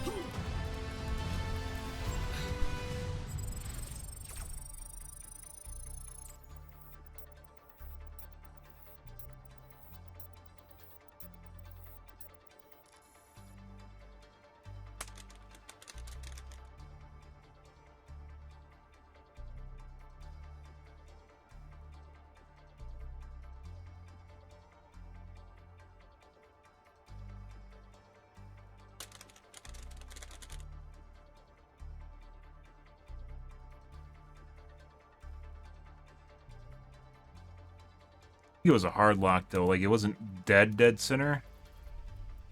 Have a little bit of variance in there to make it look semi-legit.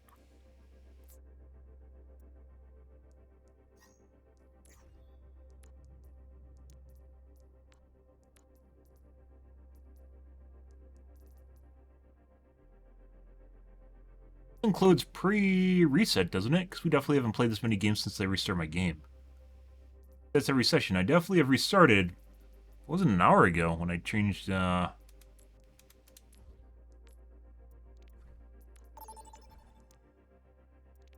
I think those are from a little bit ago. Or I changed EXE. Burrito. Select your hero. TF2 Soldier, huh?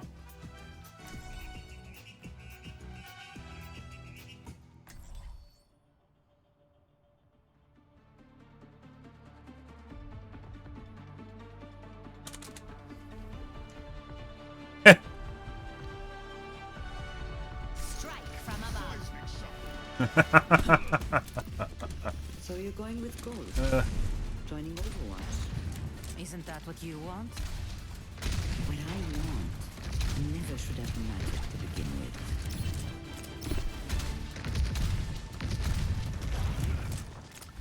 Take care of each other. I actually think the best water is literally pH neutral, which is pH 7. There's a lot of people that advertise the not heavy water. I mean, heavy water is a thing for nutrient free. High pH water or alkaline water, and in my opinion, it actually makes it worse. It gives you drop shot.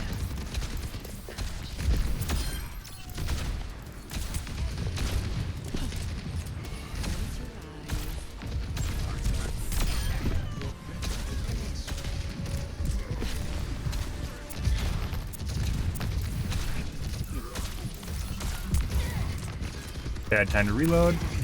There we go. Hey, buddy.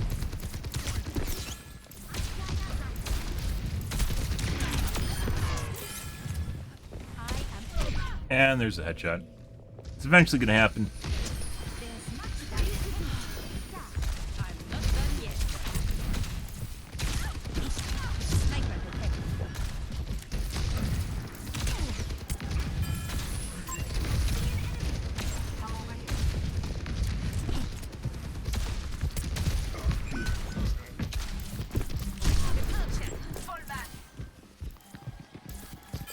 I could really use some healing. Oh, Mercy one.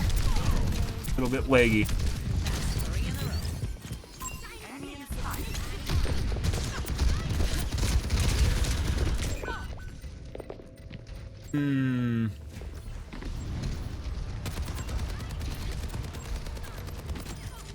What's going on with his aim? Always more to learn. Like it looked like it's stuttering. No one can hide from my sight. Whoa. Hostile. Should have just dropped to the ground at that point.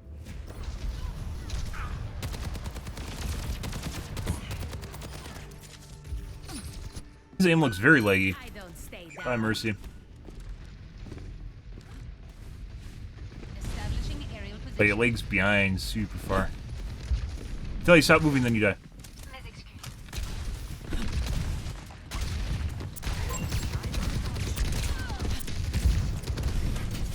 He's a fucking knower. Oh my god.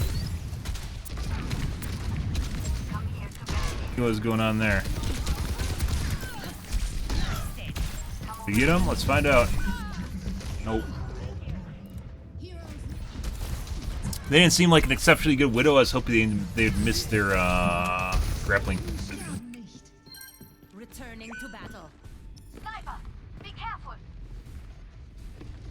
Aerial Sometimes, like, position it's underway. you definitely have to. My ultimate charging.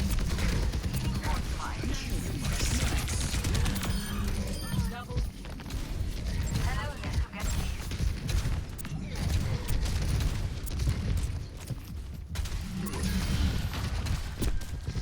I knew I could count on you.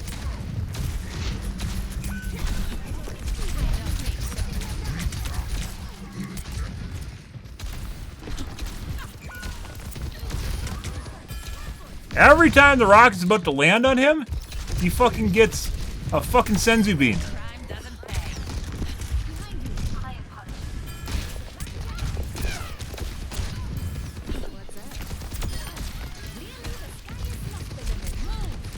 apologize. You fucking mercy. My god. Not who I was fucking aiming for. Opportunity.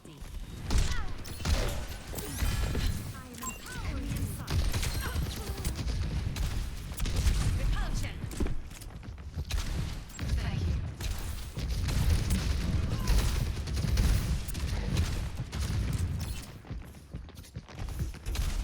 I see an enemy.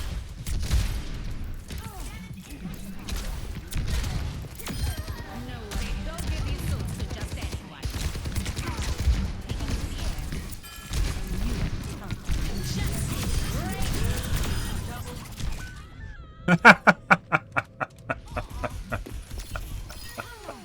Suppress this target. I'm back. Thanks for the assist.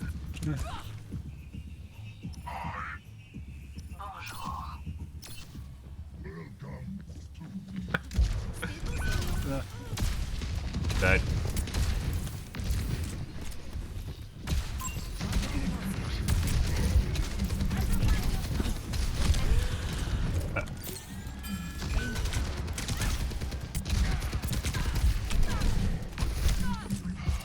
Like I said, this is fucking weird, guys.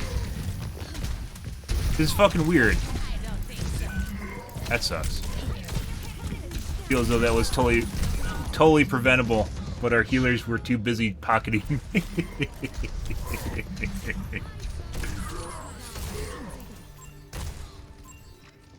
Always more to learn. So as I mentioned before, turning off that setting, it makes it feel like the game is more responsive, but my accuracy is less responsive.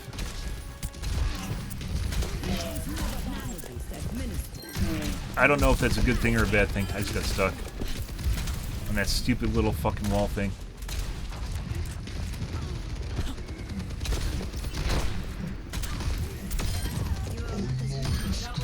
Like I can time my shots better, but it feels like my response time, my button pushes are more accurate, and the game's more responsive. I will not waste this opportunity. But it feels like my aim is more laggy. So it makes it more difficult to track targets.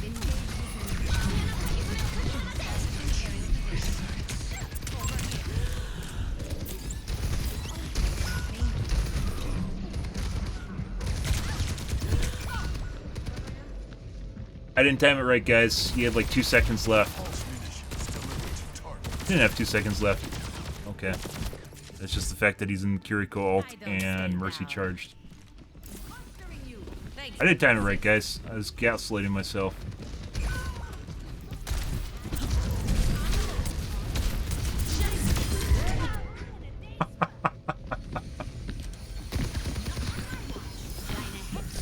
Bitches! Why do you gotta be that way?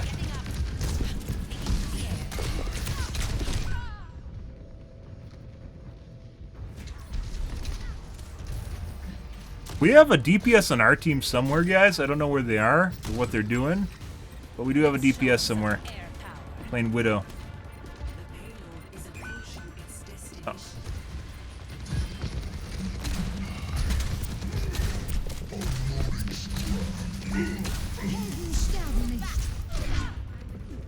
And finally got headshot by the fucking Widow. Finally did something, guys. Right at the end.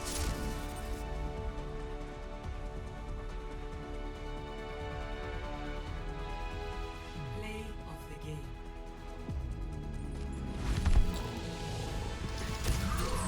What do we get for accuracy this one? 46-13? That's pretty good. Accuracy is so hard to compare to. I don't know. I don't fucking know. Like I said, turning off full screen optimizations made the game feel more responsive. And like, there's less time to fire delay. When I push the button, and when my rocket comes out is less.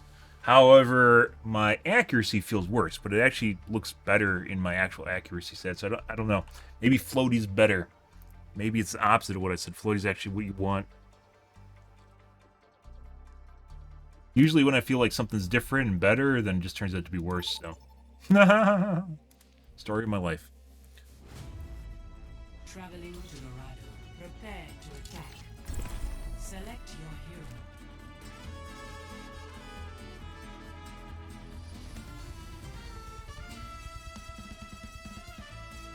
Meh, meh, meh, meh, meh, meh.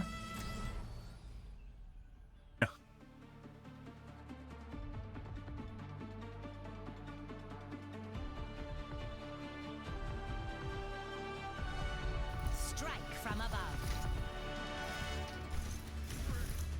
No unnecessary risks.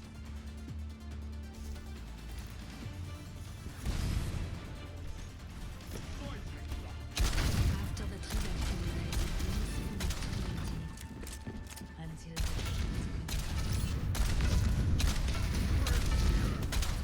I don't know. I'm hitting my bells better. If you do not put it to use.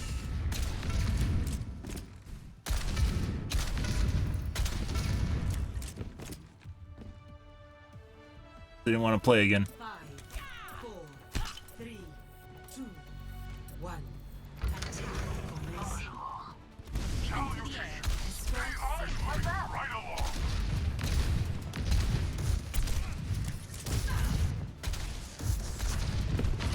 Under my protection.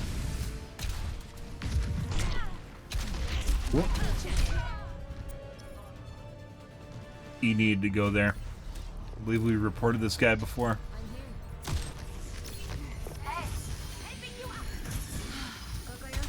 not done yet. Increasing altitude.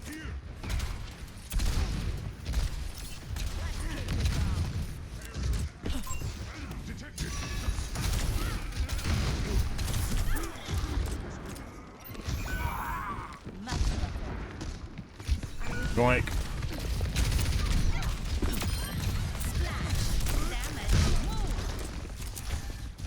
Got res. Yoink. Excuse me. Pardon me.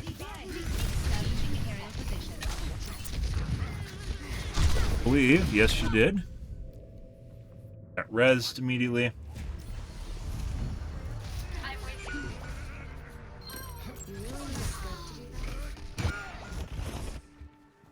Let's show him some air power. We're outnumbered. Be advised. I need healing.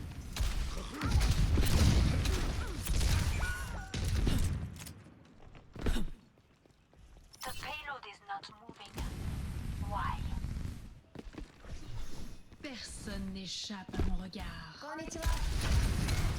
Not sure why Mercy went and died. She didn't need to die. She wanted to die, so. Not on the ledge anymore, apparently.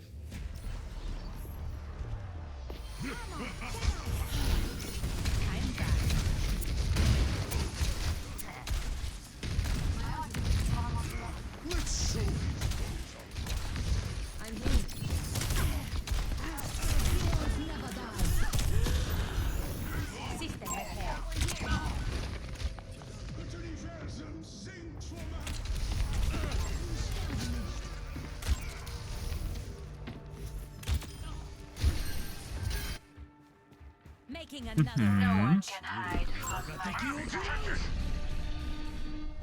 up and away.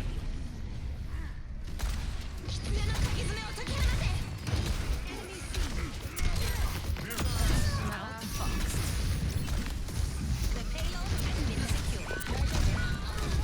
Watch out for this one. The fucking bubble just disappeared. I backed up to go into the bubble, guys, and it was gone.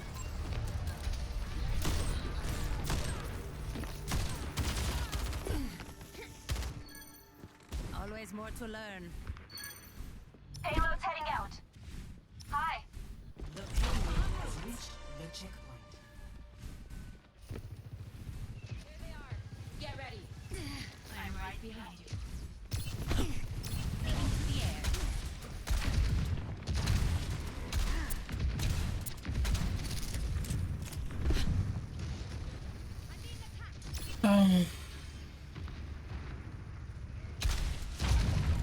I see an enemy here. Sniper, go here.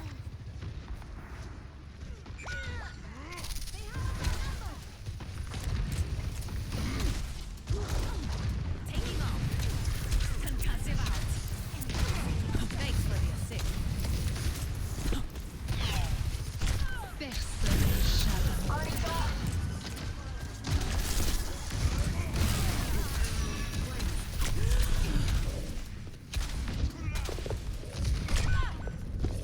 Uh-huh.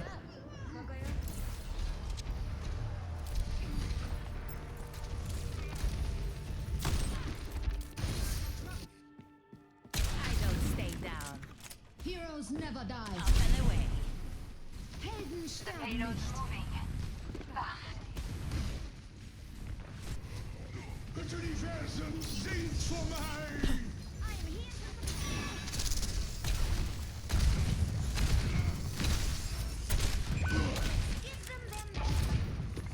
I'm here.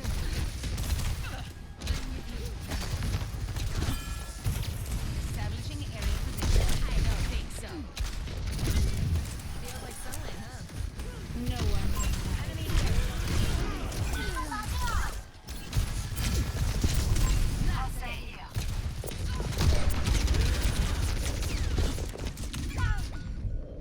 The payload's set.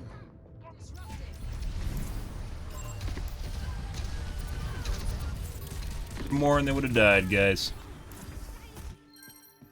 Returning here. to battle. Aerial positioning underway. I am moving the payload. Enemy here.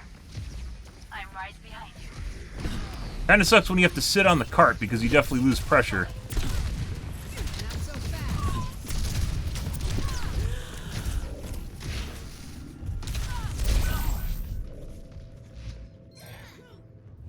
We have a healer just sitting up there. Good.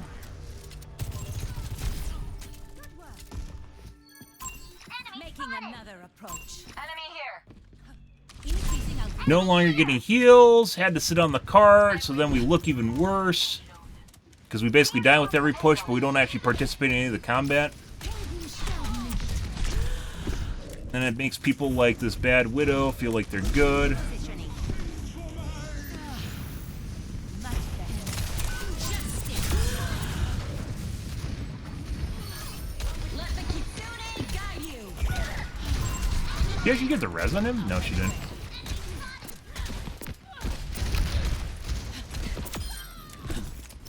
En route. Taken the payload has Fuck out here. gonna try and res.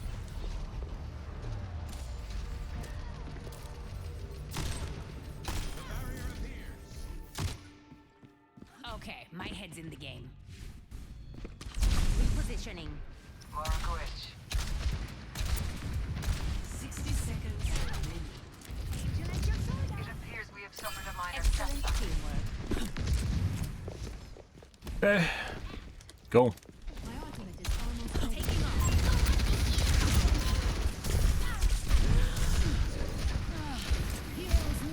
Activating self-destruct sequence. Got the payload. Move with me.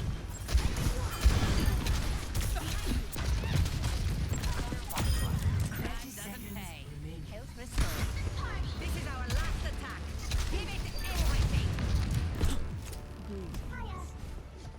The payload has reached the checkpoint. Establishing a I will not waste this opportunity.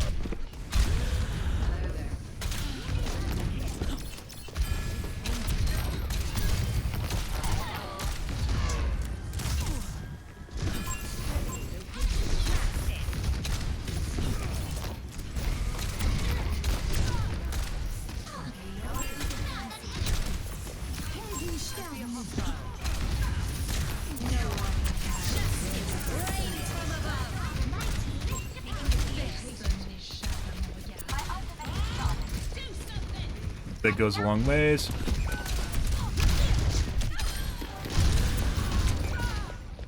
Good. Hey, look, we're positive now. Yay! Now we're getting heals again. Sounds like it exactly has something to do with your KD, regardless of what the fuck's happening in the game. I fucking hate people that are like fucking robots.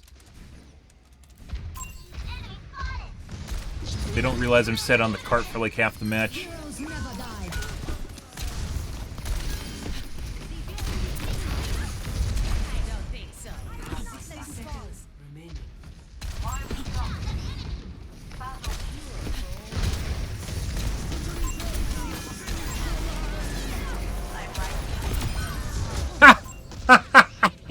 I killed her and killed myself.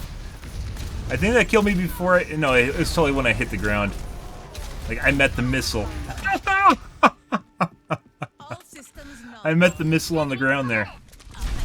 Oh, that's hilarious. 30 seconds remaining. No time. Let's get it done. That sucks. That could have been a pick.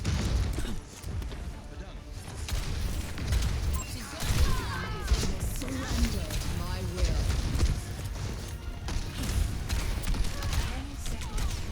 That also sucks. Good. Been secure.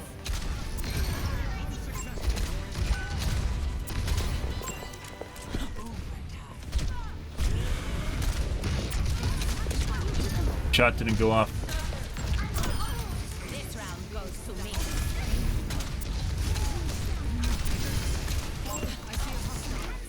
Oh. Gonna kill Bong Girl. Rain from above.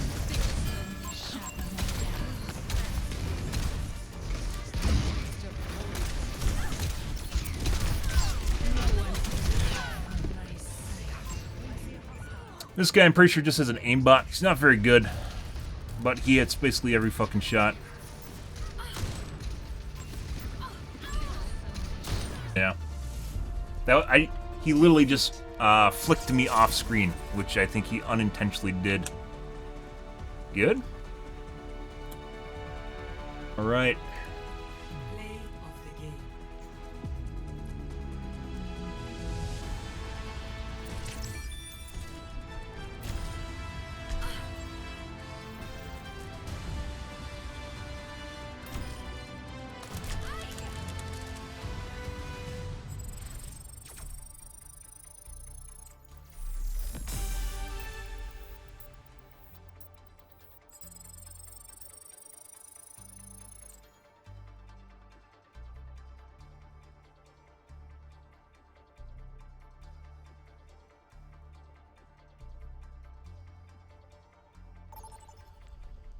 That was totally unintentional. He's trying to shoot the guy in front of him, and he ended up shooting me on the side. Is this a lax server? No. Select your hero. Duff. Widow again. Good.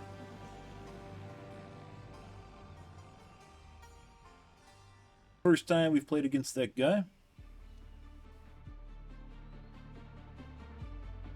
Okay, that didn't even remotely look legit at the end there. He was trying to shoot the Kiriko or whoever was in front of him at the cart, and I concussive grenaded from the side off of his screen right in front of him, and his aim went the opposite direction where he's aiming and what he's tracking.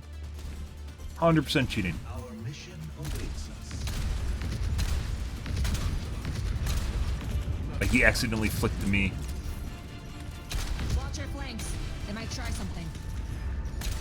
There's like people that literally just like stand and shit and explode like in the same spot and don't move in time for my second missile to hit them. You can't tell me people like that have insanely good aim. They're like a savant or something. Maybe it's Valorant aim. But how easy it is to cheat in the game, I don't think so though. As I mentioned, I'm very certain this guy's cheating. No.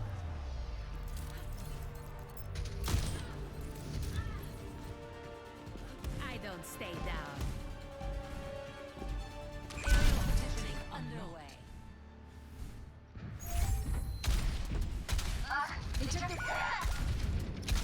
No. Now this guy's just raging at the end here. This might not be worth... Yeah, we're just gonna quit. Fucking playing that shit, especially with their team quitting. It's 100% a cheater.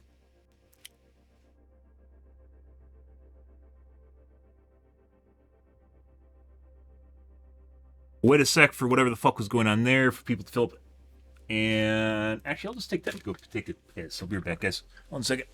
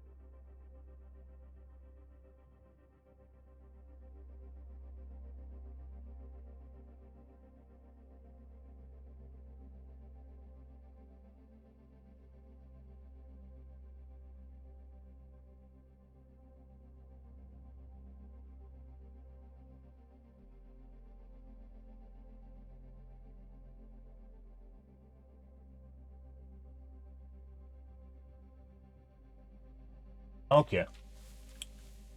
Hopefully we have a different game. Yeah, that's like... At least in the last game, they were somewhat legit, and there's somewhat places to hide. That game is literally just an open ring for a cheating widow, so... Yeah. And our teammates left, so no reason to play that. I already know what that guy's like. As mentioned, I've reported him before. That's definitely a name that's recognizable. Whether it's a newer account or not, I'm not sure. I've definitely played against an endless I've reported before. Select your hero. Good.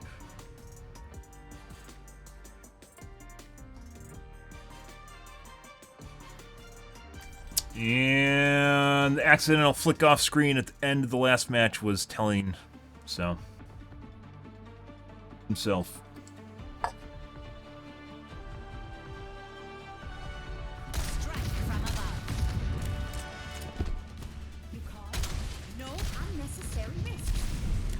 Thanks for the assist. Understood. My burden lightens. Increasing altitude. If we can make it here, we can make it anywhere. Get ahead. Boosting your damage.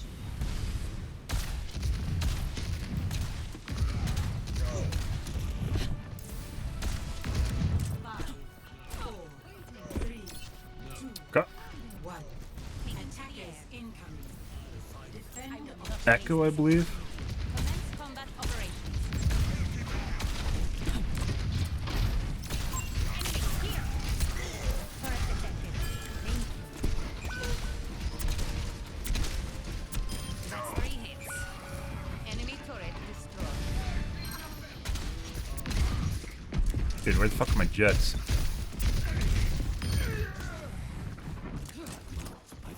Enemy over here.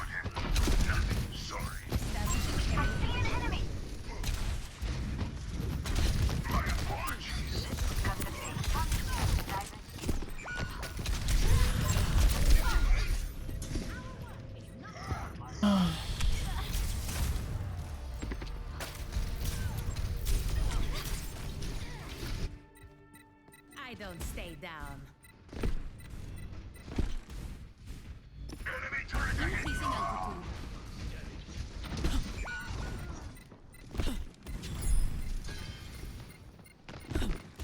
Good. Orisa is here. Starting with you. objective lost. Face to blast it. I'll make sure that you stop. Taking off.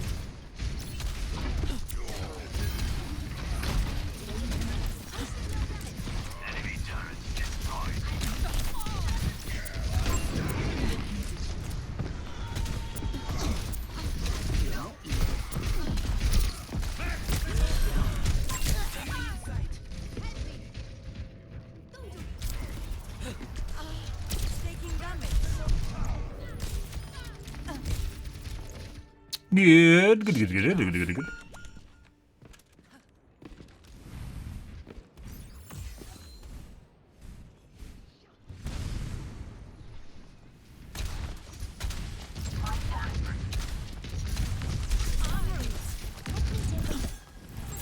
Excellent teamwork. Into the air.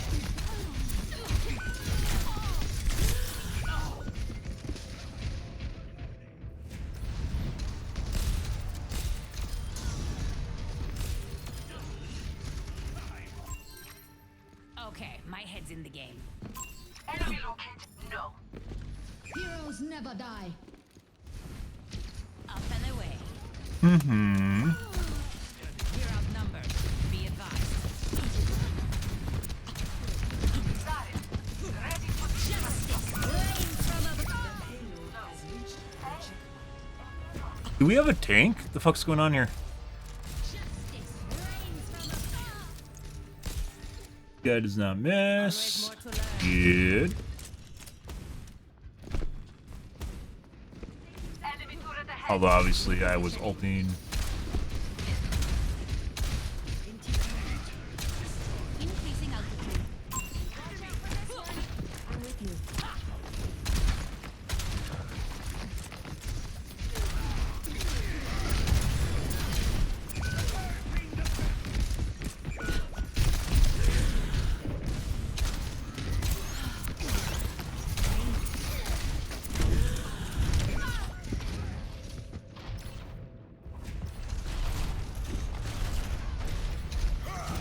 And our healers are trying to kill the tank.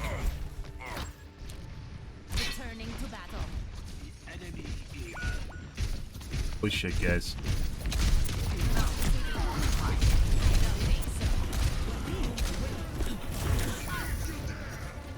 Fucking Christ.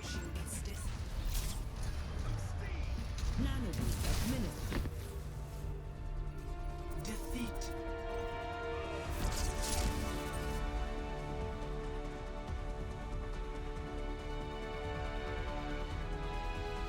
Play of the game.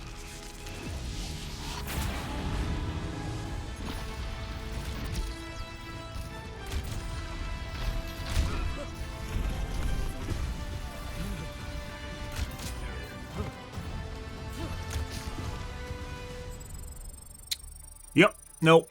That was a complete dumpster fire. And the characters that really matter, both the tank and the healers, were both doing absolutely nothing that they're supposed to be doing. Yeah. GG, man! Oh my God, GG! GG! Did you see the tank, guys? Did you see? I don't think I saw the tank the entire fucking game. I don't think we ever had a tank at any one point in that game. And when I actually looked at our healers, they were trying to kill the enemy tank. So, yeah, holy shit. Ian, fuck off. And I'm pretty sure their Anno is cheating, but we didn't get to see that because we literally never had a front line. So, yeah.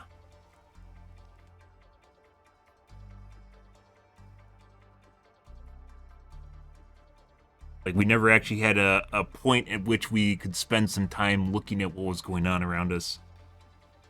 Unbelievable.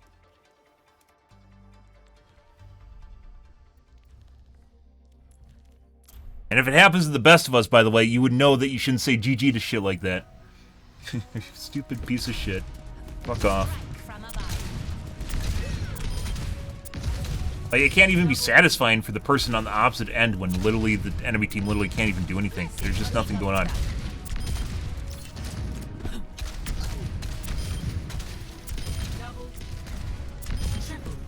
Multiple hits confirmed.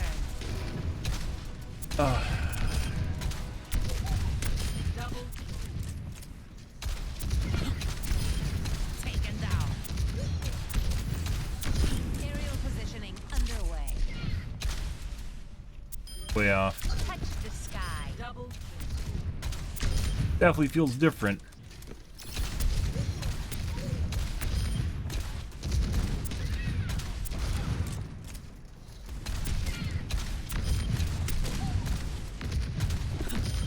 Splash.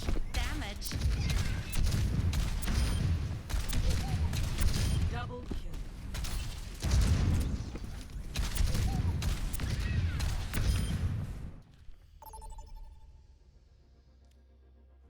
Same shit in different game.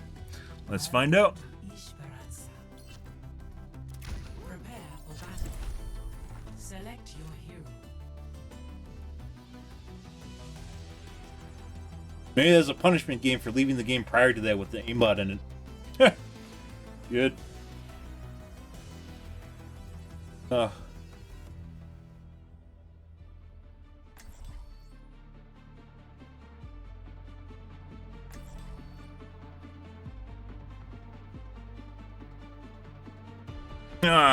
Good, good, good. Good, good, good, good, good, good, good, good, good, good, good.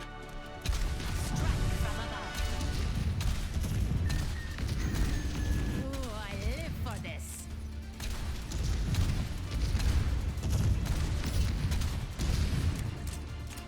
Stay sharp. I wonder if, like, the whole reason it feels different is because my game has always been slightly desynced. That'd be fucking hilarious. The floaty feeling. 2, 1. Objective unlocks in 30 seconds.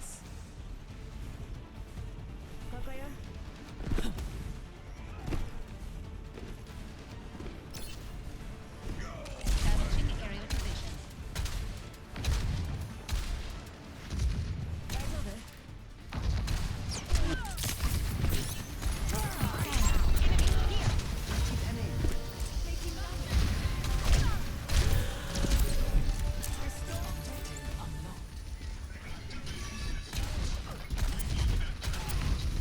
Stations on progress.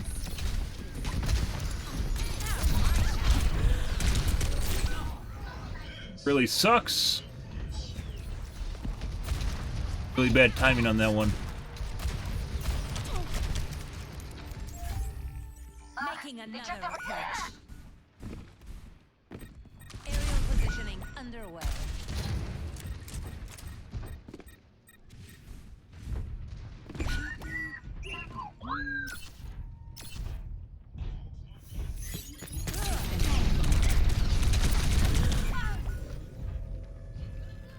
Good. What? The fuck was that? She literally ran through and didn't see me and then turned and looked right at me. And hurt. Up and away. Oh my god, I'd win! You got it, buddy. Really fucking... Like, she ran past me. Like, I don't make sound.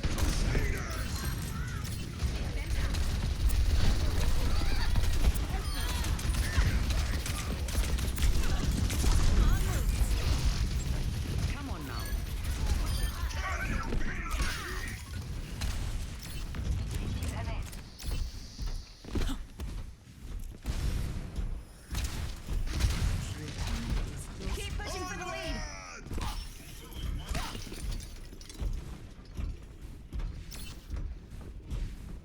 Nerf this.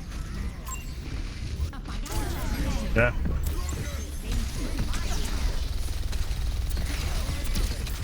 Taking off.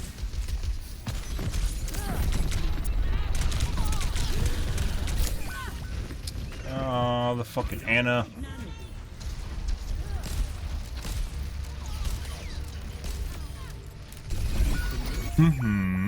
Shake it off. They still came from us. They outnumber us. Keep it tight. Good.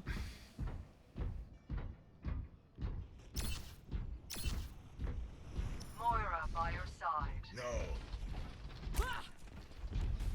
We need to put a stop to their push.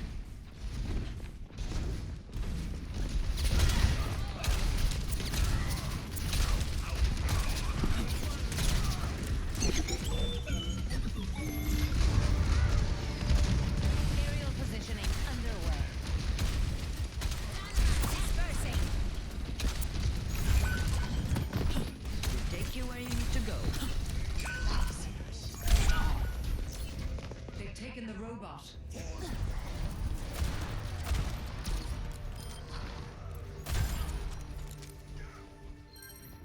Returning to battle.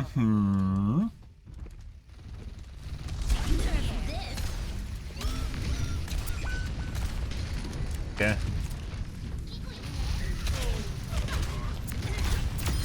Messy, but we got it done.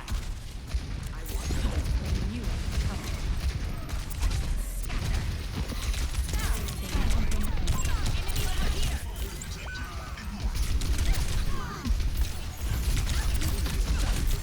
He's in our possession. They've taken the robot. Pushing the barricade. Stop. Good, good, good.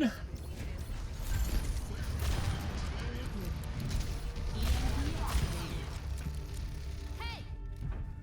Okay, my head's in the game. Ash might be cheating. Fucking Sombra is very annoying.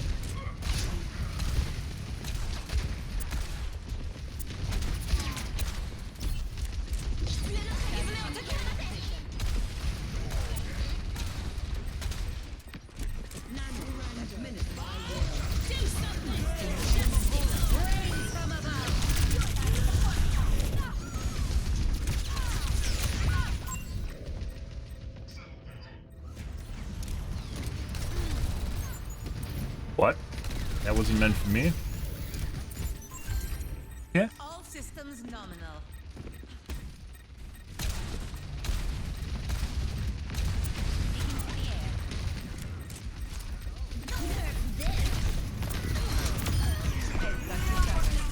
Ah. Jesus fucking Christ. Olivia's teammates are not helping things either. Even though they nerfed Sombra, she can usually still just like fucking kill everyone.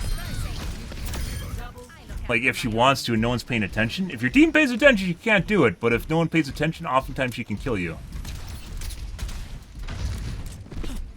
Fucking annoying, because we're literally like surrounded by teammates and we're still dying. Not like we are off on our own or anything.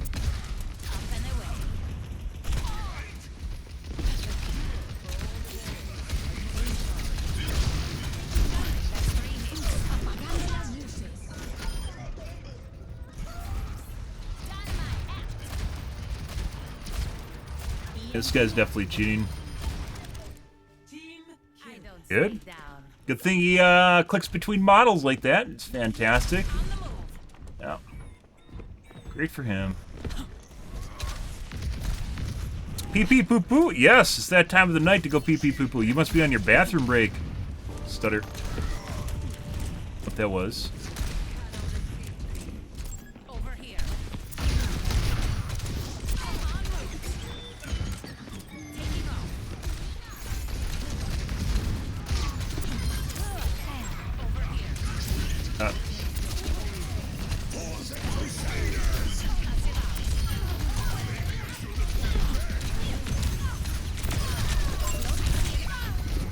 Get her? Nope. Literally 5 people trying to kill me at the same time. Not actually 5. 3. Let's show him something. Ah, yes. Good toilet paper. I think if I ever got merch, it would include toilet paper with my face on it. So you could wipe me on your ass. If that's a good or bad thing, you can figure that out for yourself. So.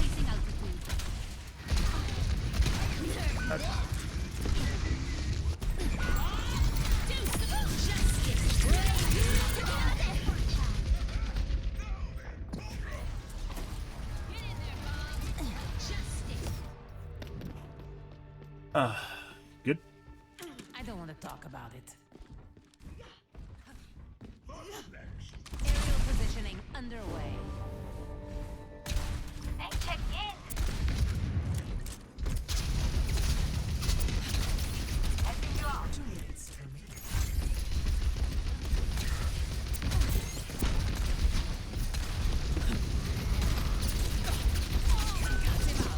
Fuck what you doing?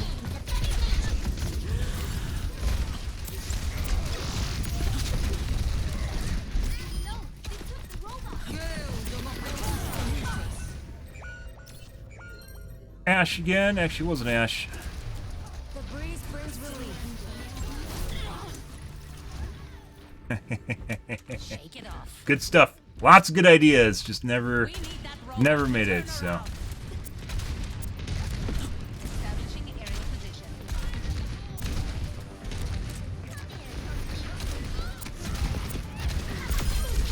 Oh, you should use your bong.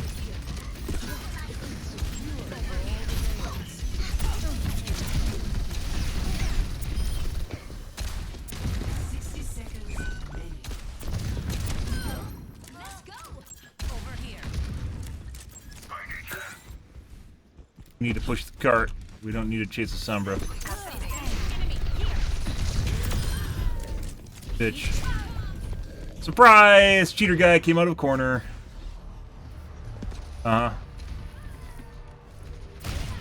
Apparently, pointed out either on voice comms or cheating, but based on his aim, I'm pretty sure he's just cheating. 30 So, seconds remaining. there's always the opportunity that in quick play they're using highly coordinated voice comms, and if they point you out using the F key or the interact key or whatever it's called now, Up and away. Enemy over here. what are they doing? No, we're just gonna preempt this. I don't even care at this point. Yeah.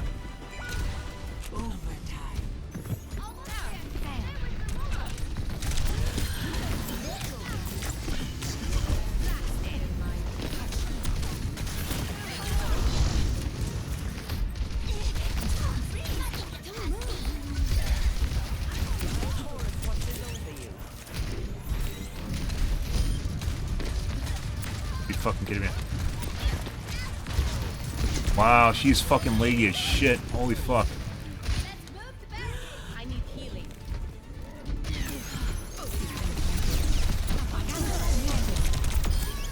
They don't give these suits to just Thank you. the robot. We're almost there.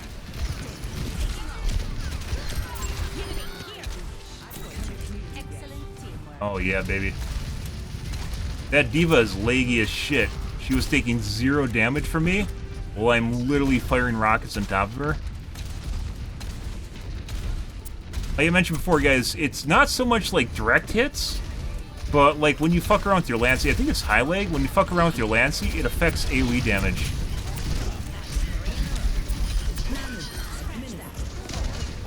Don't let up no matter what.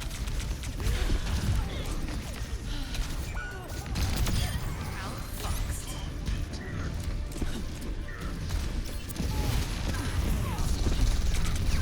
Enemy over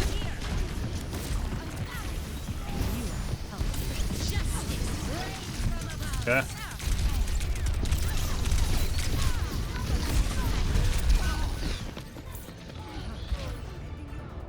Finally got healed at the end there too. Good for us.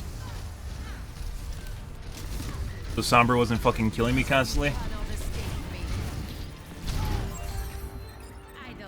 This is a pretty fucking meaty overtime, I'm not gonna lie, even if we fucking lose this.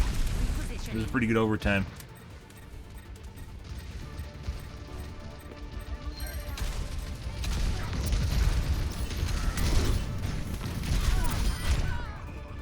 And aimbot Ashe just insta-kills me. Good. Reinhardt went away from the base. Unfortunately. Dumbass. That's pretty good. Alright. So we got our aimbot Ashe.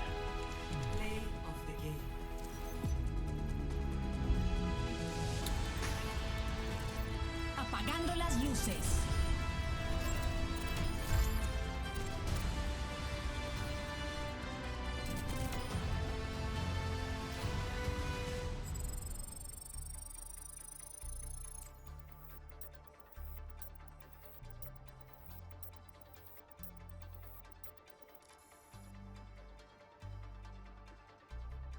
What they do is one thing in particular.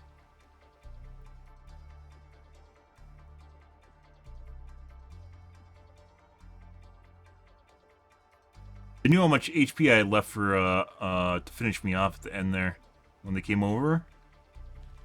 That'd be hard to describe. Now entering King's Row.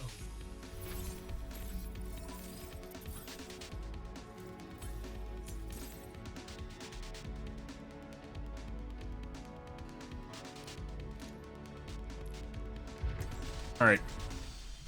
From imperfection. Alright guys, as Idwin has inferred, it is now time for me to take my sabbatical. I need to go fap, eat, go to sleep, and do some R&R before bed. Which will probably involve playing more Overwatch too, so yeah.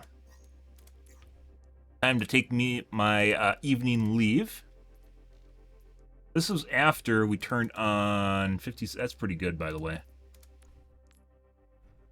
Or are these all 40s? Yeah, but I think 4613. I think turning off full screen optimizations actually helped. It wants to give my mouse feels more floaty, but I guess it's kind of weird. So full screen optimizations. This is the first game. I don't remember what happened here. Esperanza.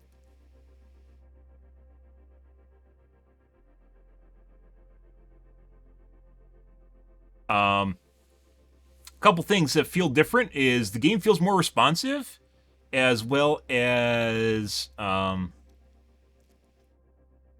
like when I push the button, the time to fire. So when I push the button till when a projectile comes out of my gun, when it comes out, you know, when you push the button and it comes out, it seems to be lower, but it seems like my aim is more floaty and it feels like it's not exact, but my accuracy seems to be higher. So it could just be that I'm just not used to it.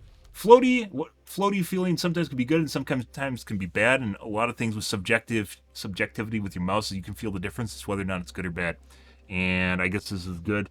I guess I'll just keep using it until it stops being good. So, as with everything, it seems like I kind of figure things out and then something shits on me. So, I don't know, guys. I'm out here for this evening, though, guys. If you're new to the stream, enjoy the bullshit, enjoy the fun, make sure to follow in the top right-hand corner. I usually stream every night from late night to early morning, GMT-6, so 8 to 9 p.m. Central Standard Time to 1 to 2 a.m., give or take. Depends what's going on in my life, what's happening, etc., etc. As it has been lately, it's been about 4 a.m. That's just the way it's been going, so, you know, take it with a grain of salt. But, yeah, guys. I'm out here for the scene. We had some pretty good games regardless. Like, that last one was pretty good regardless of the fact that Ashe very soon was cheating. Still felt pretty good. And the Sombra was just being a dumbass, but good. Alrighty, guys. I'm out here for this evening, guys. Thanks for watching my stream as always, and I hope you have a wonderfully fantastic Tuesday night and Wednesday morning.